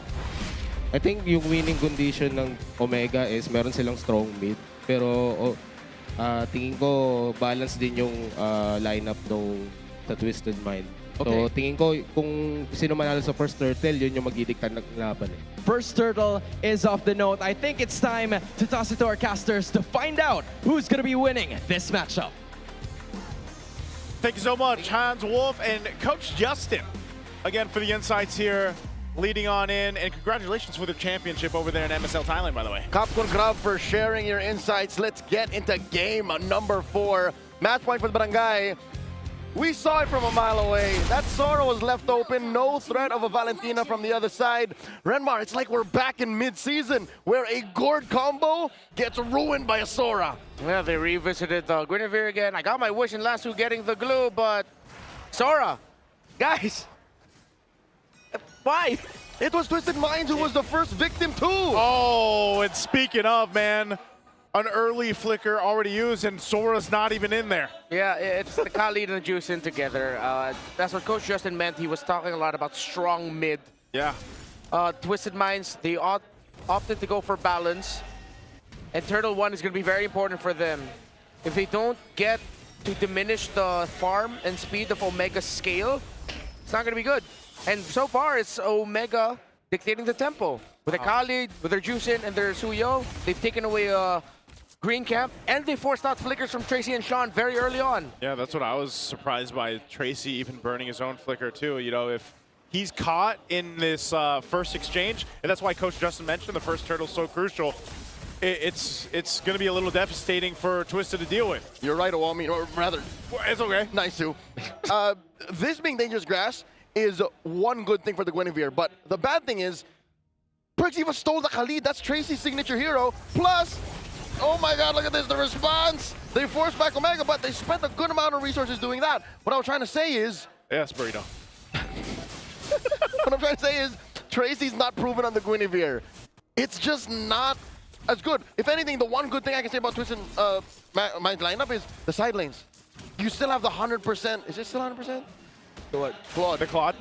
Today, yes. There you go. That's one thing they have going. At least. Yeah. At least they got that to bank on. And okay, the thing with Twisted Minds is, with a lot of the strength of the Omega lineup, Twisted Minds has a lot of forcers, like this. They can force things out very easily. Oh, but the response is lethal. Look at this, James. In lightning form, looks to take out Tracy! And he draws first blood. Now it's Lanzer's turn, gets knocked up. Minguin Crimson beats him just to be safe. And James gets on out of there, skedaddles. Man, James gets a kill and gets his life secured.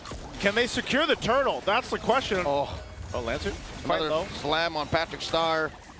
Oh, that is Retribution Rage and Ryzen with a clean take. That's clean Dean. Yeah, and no retry press there for MP the King. I think he missed out on it. Crazy how we've seen that more today.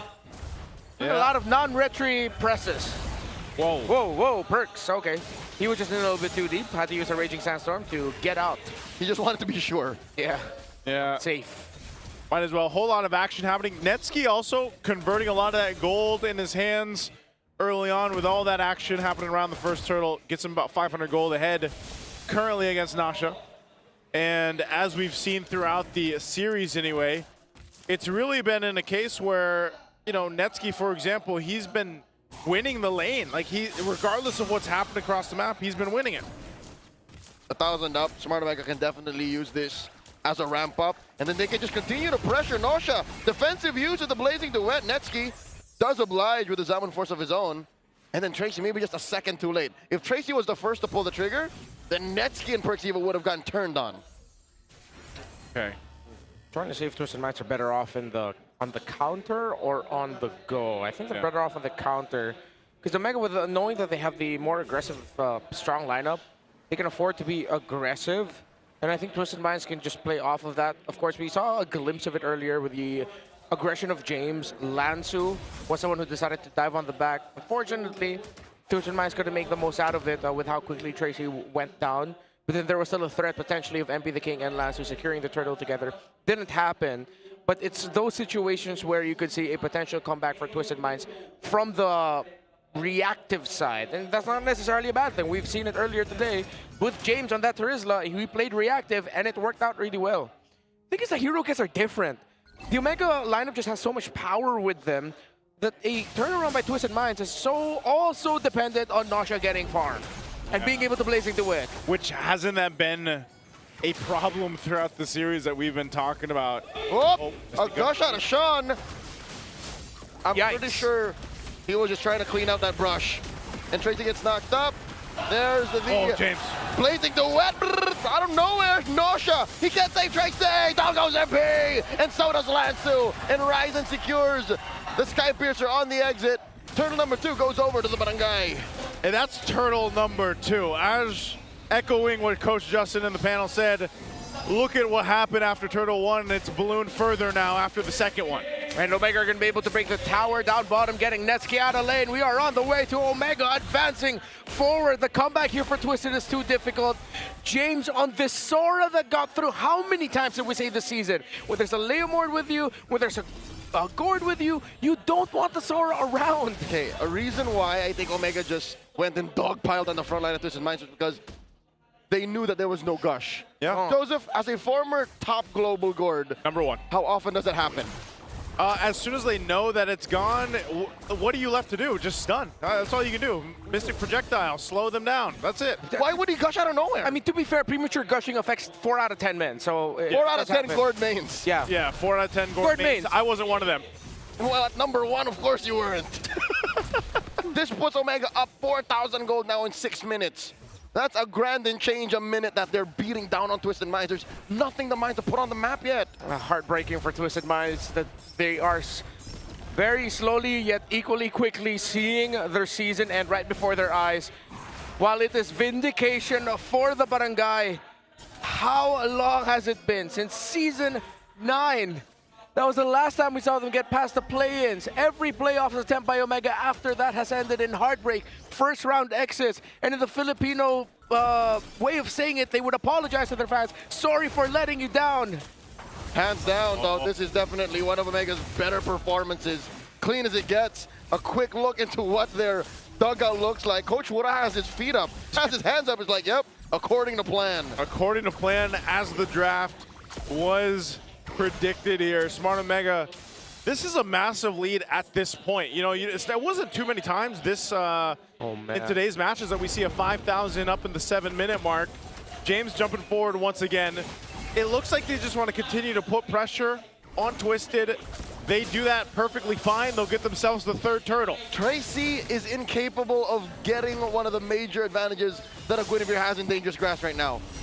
It's a surprise factor. He's the one getting surprised when Omega checks in on him in bushes. Yeah, and it's hard to do that when you're going up against a roamer and a mid that can easily clear the river, clear the bushes, and take away the surprise factor. This is why Coach Justin, as we mentioned earlier, again, he put a lot of focus into Turtle 1 because he also acknowledges, I would like to believe, that the Twisted Minds lineup after Turtle 1 will slowly and then very quickly start losing to the Omega lineup. It's so much easier. Again, the Sora, the fact that they still decided to go Guinevere against the Jushin and Khalid, perplexing. Wow. The one-man solution. Yeah, and also Tier 2 down bottom, already falling. Massive. All right, here we go. Twisted Minds starting it up, but they get punished instead. Tracy picked off. Shifting skies by Big Game James. They're hunting down Lansu. And the choke down, Patrick Star forced to take a dirt nap. Double kill for Clean Dean. And that's already Ryzen getting what he needs on this Suyo. Yeah, there's a push happening up top with Nasha, but man, Omega is pretty much just taking whatever they want across the map. Penguin almost got there in time to stop the recall of Nasha. 6-0. I mean, look at Omega this season. They got put through the ringer of doubt. People as early as week 3 saying they're not going to make it to the playoffs. It doesn't look like it. Then the turnaround. The team that they beat to start their 4-series win streak said goodbye earlier today, but took 3rd seed ONIC PH to the limit. That was Aurora. Omega would then be able to secure a high-profile win against the only other team, or the only team rather, in Season 17. Season 17 to put a stain on TLPH's lineup. One of 2 Titans. The Falcons. That's who Omega is. That's who is about to advance to the 2nd round of the playoffs. To everyone who's been saying fraud Omega, keep watching. You're about to see them move forward. Yeah, this is their game all along for this game 4. This Lord is theirs too. Twisted can't do anything against this except get ready to buckle in inside the base.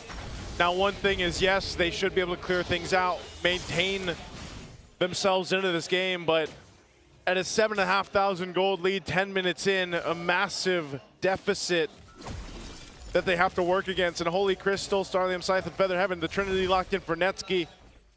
They can choose to force a fight if they want to, and most likely come out still alive against Twisted. But with the way that Smart Omega has been playing, they'll take most likely the discipline route. Just go through the check boxes here to potentially get themselves that win that is so far highly in their favor to end this series 3-1. It's gonna take Omega making a mistake for them to lose. Look at that, Netsky almost single-handedly forcing Tracy to overextend. Takes the flicker out of the young roamer, the new recruit for Twisted Minds. Omega are just cleaning house, man. They are pushing barangay perimeters all the way until Twisted Minds base. Yep, good wave management happening here too. You got Lansu waiting in on that brush. James will spot him out, pushing him back. They already got the shields to deal with. Waves are pushing in. Smart Omega looking to take down some base turrets with Lord pushing and charging into this bottom turret. Twisted doesn't want anything to do with this, man. They're hesitant themselves to go forward. Yeah, because they can't. Tracy's not a traditional roamer. James displaces Lansu. They squish Patrick Star in the second half. And in comes Tracy. Blazing Duet coming in. Tracy gets taken down by Ryzen. 2 men down, 3 defenders left. Mid lane next. Gush coming through for Sean. Pulls it back. Nothing you can do there. The missing Gush is gone. Are they looking to end? Perxiva coming through. MP the King calls in Barbiel, mingling with the Crimson Beacon. Omega, most of them at half health. It looks like they will force the issue. Netsky drops his Diamond Force. No minions. Twisted Minds clear it out. They live to keep fighting, but how long can they keep living? Omega have yet to lose a member, even with Twisted Minds initiations, their potential counters. They still don't have the firepower. Omega are just bursting through every member of Twisted Minds way too quickly, delaying the inevitable. A very faint glimmer of hope. Again, still very conditional, while Omega can just press buttons and get away with it. Man. If Omega drop a member, if Omega start getting dropped, start counting, because Twisted might just make a comeback, but that's gonna be a big what if. Fikri kept his brain on. He's still there. No, Hope is not gone. Oh, conceal. Gonna be used. Whoop, they're hunting down Nosha. Forcing him to be my back. No one dying from Twisted in the next sequence is good, but they have to be ready for another defense. There's no way they're touching this Lord. They're gonna get in range, man. I think they're willing to take a Hail Mary here. They use the conceal to get in range, but this is not where you want to be. They just went to go check things out. Smart Omega will start this Lord up, and they give the signal to just get ready for a defense. You know, at some point, you got to think, clearing these waves out, clearing this Lord push in, you're capable of doing it. You essentially need another 5 to 6 minutes at this point if you're Twisted to turn things around, because even if you catch someone over here, the rest of the team is just so stacked up from Smart Omega. If Ranmar was midnight, he better be ready to say that's it. Because this Lord coming in about 10 seconds from now might actually be it. Yeah. It's just a second Lord. We're at 13 and a half minutes, but it feels like it's evolved. Because look at that lead, man. Again, tonight we've been through, this is our 9th game of this evening, and we haven't seen a lead just like this. And it happens to be Smart Omega. This Malefic Gun, I don't know if it's going to be enough for Nasha, but him and Sean can clear things out. They got to deal with this Lord. There's the conceal play. They're pushing this one in further. In comes Tracy, but he gets bursted down quickly. Nasha looking for the Hail Mary play. Down goes Sean, and Rising gets picked off. But MP the King falls as well. That's it. And now Lansu holding on for dear life. The Hail Mary bounce. It's not going to be enough. And in comes the Barangay as they make their way out of the play-in, selling Twisted Minds. Improvement is a consequence of practice. But what do you call a consequence of years, of seasons of heartbreaks and disappointments? I call that vindication. I call that redemption for the Barangay. The Barangay surprised everyone qualifying for the playoffs when they did. And I think they surprised us even further on just how clean but chaotic this execution, it turns out, tonight as they move on forward. And I don't know, man, after this performance, I'm really excited to see them play against Team Liquid tomorrow. I am too. You know what the internet's saying, man. What are they saying? If anyone can beat Liquid besides Falcons, it's Smart Omega. It's Smart Omega. The only team that beat Liquid this season already lost to Omega. The math is mathing. Hey, the enemy of my enemy is my friend. Oh. It's gonna be a while till Omega meets Falcons again, so. That's true.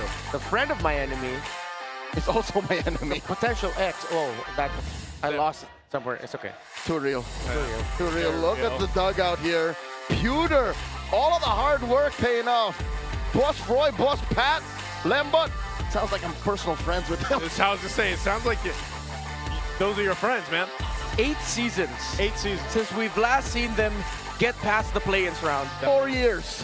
4 years, not even 3. 4 years. 4 years is insane, but first we have to go ahead and say GGWP to Twisted Minds. Let's head over to the stage. ML super fans, that was a tough match showing heart and grit, but unfortunately the road will end here for Twisted Minds, guys. Grabe yung pinakitang puso at tapang, Coach Bon. It was grabe, Coach. Coach Bon, that was something else. Grabe yung naging trials nyo, deal. naging roller coaster yung season 17. Coach Bon, your season 17 was a roller coaster. But you showed your fight. Sa team mo nga. How proud of you or of your team? Sobrang proud ko din sa mga batang to dahil lahat ng pinagdaanan namin, lahat ng hirap na pinagdaanan nila, I'm so confident and I'm so proud of these boys. They fought through everything. hanggang sa huli. No one is giving up until the end. Playoffs, talagang nilaban nila lahat. So, Here in the playoffs, they fought for everything that they got. sumusuporta sa amin, sa mga fans na nagpunta. And to all of the fans, all of the minds, Sumang-ayon sa atin na pagkakataon. thank you guys. Siguro darating yung araw, makikita din natin sila na mag-shine. Maaaring hindi ngayon, pero Maybe someday we will see them shine. makikita ko kayo mag-shine. If not today, Thank you so much, Coach. someday. Everybody And I will here work believes, until that day comes. Lahat, pati yung team Kabarangay, that you guys will surely shine. Lansu, I want to talk to you and ask, sa hinaba-haba ng pinagdaanan nyo, you guys Lansu. were able to get in the play-ins. What do you Given the want long to say season to you've had, those who you have still ended up in the supported play-ins. you from day one up until here?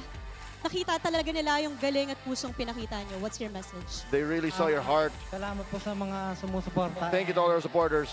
Hindi po kami magsawang maglaro ng ML. At We wouldn't be here without the minds. next season, mas gagalingan po namin. We will come back stronger the next season. No matter what happens, we'll be here. So much. Super fans, you heard it straight from them. Babawi at lalaban muli. Palakpakan natin. They will come back and they will be better. You may now take your final bow. and take your walk. I can't stress this enough. MPL superfans, a round of applause as they take their final walk. Thea, of course, another one bows, another one has to shine. Ladies and gentlemen, let's give it up to Smart Omega! Thea, may ilog at may tulay. Nalampasan nila ang tulay. I want to talk to a very instrumental guy for this match. Ladies and gentlemen, palakpakan natin Ryzen. Ladies and gentlemen, let's give a hand to Ryzen. Yes, you Ryzen. Ryzen, hello. Unang-una, they would always say na you guys were able First to of all, break a curse. you guys were able to break a curse. Ng play-ins, bukas makakahalap You guys got past the play-ins. Tomorrow you'll face off against Liquid. Papasok sa isip mo. What were happening in your mind during the last moments of the match? Ako yung parang hindi pa rin ako masaya eh. Kasi parang hindi pa ako, parang sa laro pa lang ako na-hype. Pagka panalo namin, hindi talaga ako na-hype eh. Truth be told, I'm not happy. Kulang pa eh.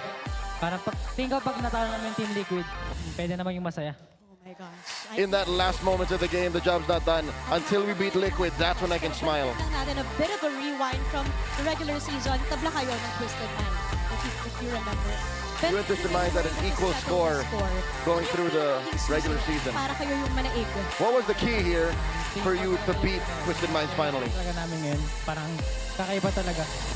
Kaya parang Our preparation in the playoffs is totally different. on fire din talaga kami lahat ngayon. And we're all really on fire.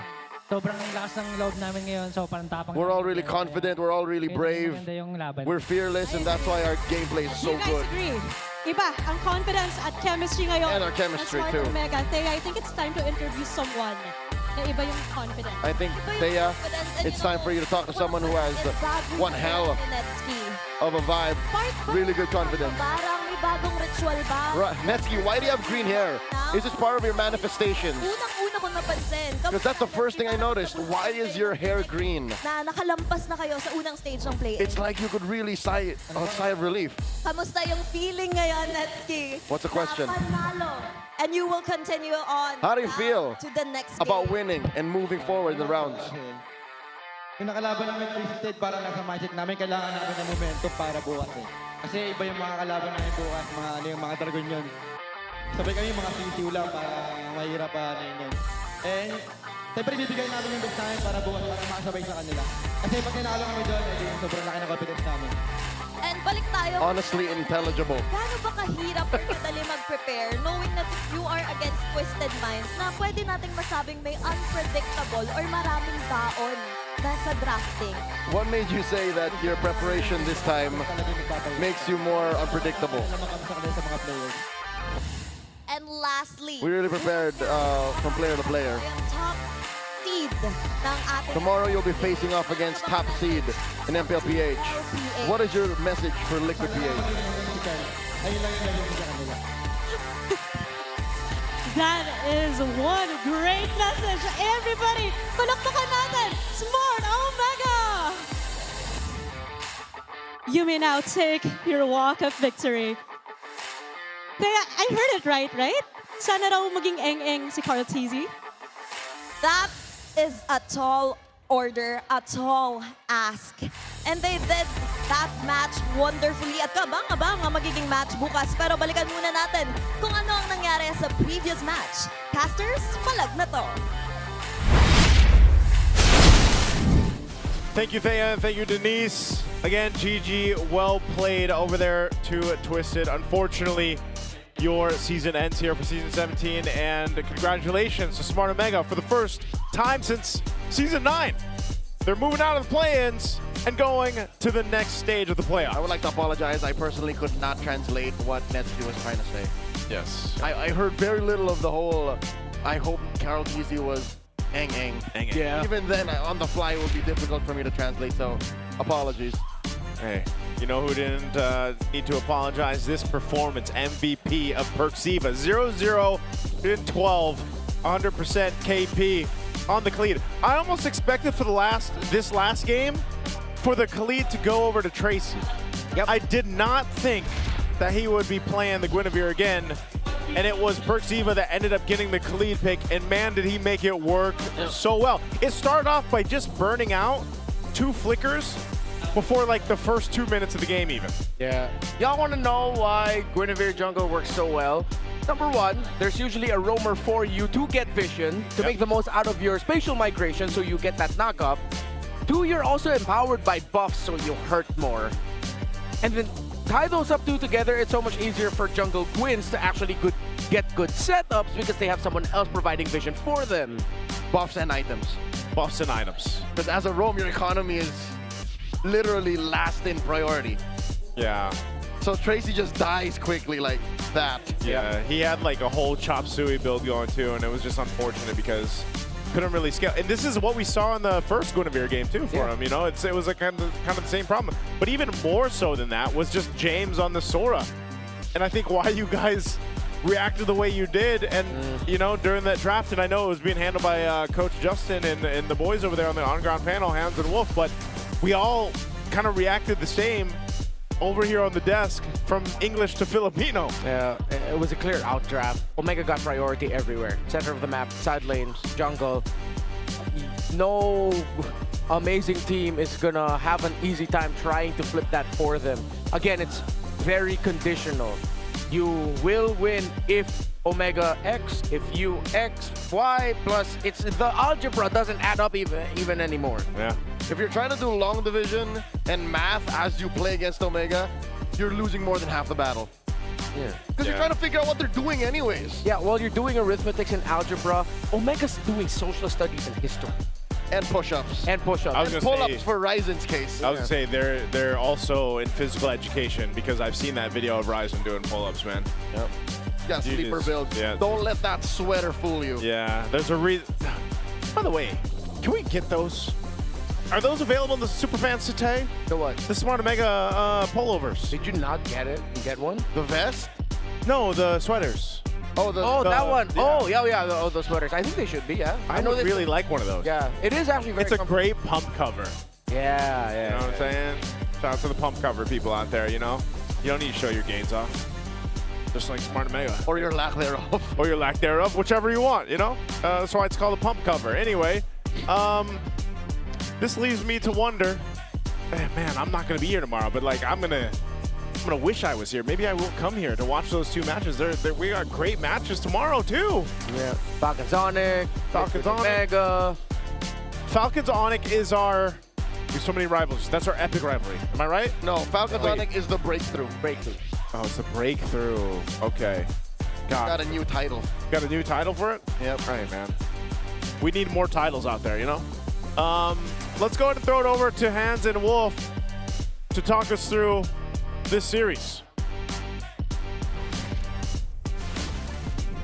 Maraming salamat sa ating casters. It is now official. Smart Omega, matapos ang 7 season, is finally gonna be moving to the next stage of the playoffs. Kasama natin, walang iba kundi ang rookie captain Mingwin.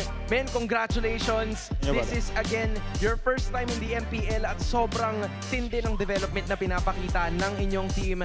What was the approach that you guys were looking for na makakaharap nyo yung Twisted Minds that is full of at least veterans na nakapaglaro na dito? So paano nyo in-approach yung seryeng ito?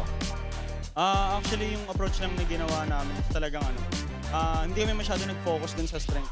Focus kami dun sa strength namin. Hindi kami masyado nag-react kung ano yung mga plays na gagawin nila. Parang nasa mindset namin, as long as sila yung nag-react sa amin, kami yung mananalo. Yep, this is what we saw. In fact, yung mga reaction nila, yun yung ilan sa mga mapapanood natin with this video. Right, Wolf? Oh, excited ako makita si Camp Penguin sa ginawa nila dito kasi may papakita ko clip. This is the second turtle of the last game. Hindi na kasama dito sa clip na to, pero na-check nyo kasi. So kung papansinin si Sean, wala na siyang ulti ng mga moments na to. Ano nga ba yung naging mindset ninyo approaching sa second turtle? Yung mindset talaga namin dyan is hanapin muna namin si Tracy. Kasi alam namin na sa kanya manggagaling yung play. Tapos nung na-check namin sila sa LBM, tinry nilang gumawa ng play sa amin nun, which is nag-commit sila ng ulti nila, tsaka 2 ulti. Eh, nag-fail yun. Kaya nung after na nakita namin yung kinapitalize namin na force na talaga namin yung team fight kasi alam namin na dalawang ultimate yung nawala. Ganong mga window of opportunity. Sino typically yung nagsistep up? Sino yung nagsha-shotgun yan? Ikaw ba yun? Or is it team communication? Team communication siya. Siguro that time kasi kami ni Perks yun nandun eh. So kami nakakita kung ano yung kinumate. Nung nakita namin ang kinumate yun, ayun talagang sinabi namin sa kakampi namin. Tapos si Dean, may initiative na talaga siya na start na to, parang ganun sa akin.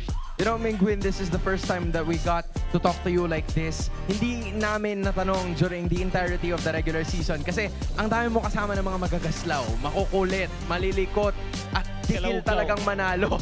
And in fact, ikaw, rookie ka, but you are also the captain. So, paano mo sila nalalagay in control and how do you manage to at least control the situation whenever it matters? Actually, yung ginagawa ko lang since nga, ganun nga yung kakampi ko, medyo mabilis talaga ma-hype. Talaga pinapakita ko sa kanila na ako yung pinakakalmado sa amin. Na pinapakita ko na laro lang to.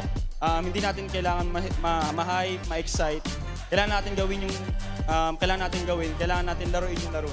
Kumbaga, yun lang, parang ako yung pinaka-gitna talaga sa team namin. Yup, being the mediator is what Mingwin is best at. Kaya naman nakuha nila ng 3-1 ang pagkapanalo kontra sa Twisted Minds. In fact, we're gonna be seeing some of your clips at kung paano ba na-hype ang iyong mga teammates with this Infinix Liquid Cooling Beast Mode mic check. Here goes.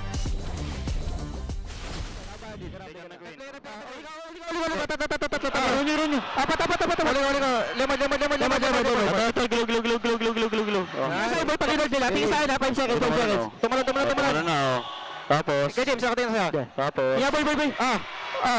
Piga. Di mo isaksahin, pre. Yeah. Angat to glow. Nice. Pasabot ka. Tara. Kalma, wala mahay pa. Namahay, mga pogi. Tapos natin malinis ah. MCM, abot kamay na, huwag na pasungkit. Ay, tinga pa. Tara, tinga. Okay. Piga. Walang picker guard. Dami ka. Nasa ano lang. Tracy, walang picker. Tracy. Ano lang ako. Bita. Respect niya ha. Bota ka. Hindi. Kalma. Wala na to. Tiga. Tapos review may mga pure kayo, no? Meron. Tapos to pre, promise. Kalma kayo. Pipigay lang ako. Pogi. Okay. Ito. Puri. Lemon. Ay, naku, ito. Angat ko to. There you go. That's our Infinix Liquid Cooling Beast Mode mic check. I think I got all that. Hey, 100%. There you go. That's great to hear how the comms went on a very strong finish for Smart Omega. You know, very clean, and you could even hear it. They were ahead massively, and they still say respect and calma. Calma is, you know, don't get too excited and keep things disciplined. But yes. You guys think you have what it takes, by the way, to be like that and run the show with eProject Esports for Everyone? We're giving you the power to bring the MPL energy to your own local community. That's right. Participants get exclusive access to tournament modes, in-game items, diamonds, all of that. Just head on over to ph-mpl.com/e-project to start your application. Time to turn that passion into action. Please visit our website for more information. So that's where it is. I've been hunting for that today. So favorite. Yeah, that's his favorite line. You know, but hey, we've got a little glimpse of where things are going for the playoffs. If you guys happen to miss all the action that we had earlier on in our first match, well, here you go. It was a full series to open up the playoffs for Season 17 here for the MPL Philippines. We went 3-2. ONIC got the dub there. They move forward. They're going to be facing off against Team Falcons tomorrow. And then you just saw witness this series, Smart Omega moves forward to go against Team Liquid Philippines. And who knows? Again, double. It's 2 lives here for these brackets. Yep, of course. Still have a lower bracket now. Just looking at that Omega matchup, I'm just looking. Actually, no. Looking at the whole second round brackets. Yeah. Like, hi, I'm Smart Omega. You're probably wondering how I got here. Yo, yeah. That vibe. If y'all thought day one was stacked, what about tomorrow? Oh man, they should have. And if let's just say they win against CLPH, there really needs to be that video. Yes, sir. That's going to happen here. Of course, we've also got our Infinix Fancy Laban going on. This is our playoffs bracket right now. We have resulted with today the Aurora is winning over the Phoenix Army. And it's all best of ones. And then, of course, we've got the Kabarangay also. Whoa! Is this foreshadowing? Ooh. Potentially for tomorrow? Wait, what do you mean? The Kabarangay won against the Cavalry. Oh. Whoa, whoa, whoa, whoa, whoa, whoa, whoa, whoa, whoa, whoa. You know? Hey. Whoa, whoa, whoa, whoa. Who knows what can happen to tomorrow? By the way, big shout outs. It's our Talent Academy members, right? Yes, today it was Tito Whoop, the pride of Palawan, taking care of hosting business, and then it was Onel and Sokbi who were casting. They're going to be taking part in the Fancy Club all throughout. Now, also, the Fancy Club, the stakes, they've never been higher. Because right now, here are the rewards. This is for the champions out there. Teams are fighting not just for glory, but for a haul of epic awards. Here's that right, our grand champions will walk away with not only trophies and medals, but also 5 Infinix GT Watch 5 Pros, and those are the smart watches, by the way, and 25,000 worth of MOBB diamonds. Meanwhile, the runner-ups will take home 15K and 10K diamonds, respectively. So the playoffs of the Infinix Fancy Laban is today until 31. It's just the same schedule as our playoffs. Very easy to remember. They run consecutive. Yeah. They happen in Superfan City. I was going to say, where is it happening? Superfan City. City. Palag Na To. Palag Na To. Good luck to all the teams competing in the Fancy Club. Also, good luck to all the Talent Academy-is. I was going to say academies. Academy students. Academy students. Man, it's been a long day. 9 games, you know? We hope you guys enjoyed our opening day of the playoffs here. It's us, the Wee Bear Bros, me, Nisu, Leo, Redmar. We're going to be throwing over to our host to close out the show. We'll see you tomorrow. What a spectacular way to kick off the MPL Philippines Season 17 playoffs. Sobrang taas ng energy ng ating mga super fans ang sumalubong sa atin here in the Champions Arena. Indeed, a great day 1 for Season 17 playoffs. Grabe, nung bumirit yata si Janine Berding ng Palag Na To kanina, lahat ng teams nagising dahil grabing pagpalag ang nakita natin tonight. Sa aksyon, pero super fans, nagsisimula pa lang tayo because tomorrow, 2 high-stakes matches awaits here at the Champions Arena. Excited tayong lahat dyan, pero bukod dyan, naghihintay rin sa atin ang Super Fan City na inihanda ng MPL Philippines para sa inyo. Marami pang live performances, on-ground experiences ang pwede nyo ma-experience here in MPL Philippines. Muli, maraming salamat sa pagsama sa amin ngayong gabi. This is your host, Thea. Magpapatuloy ang playoffs actions tomorrow. This has been today's. And this is your very own Odin. And this is MPL Philippines Season 17 Playoffs. Palag Na To!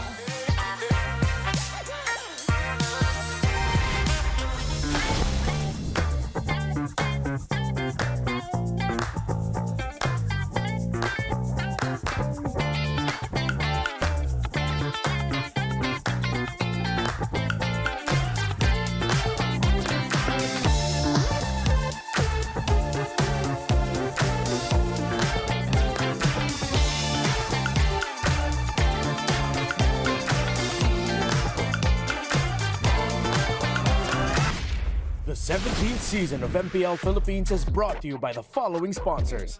Infinix, the official gaming phone partner, the power behind every madlang gamer. Smart, the simply reliable connectivity partner of the MPL. Our partner in esports, Clear Men. And our strategic partners, TT Racing, Fairy, and SIP. Don't miss any MPL action by following our official Facebook and subscribing to our YouTube channel. Follow MPLPH on TikTok for more content. Catch the MPLPH Season 17 playoffs live at the San Juan Arena. Grab your tickets now via the official MPLPH website, Palag Na To. MPL Philippines is monitored and supervised by the Games and Amusement Board.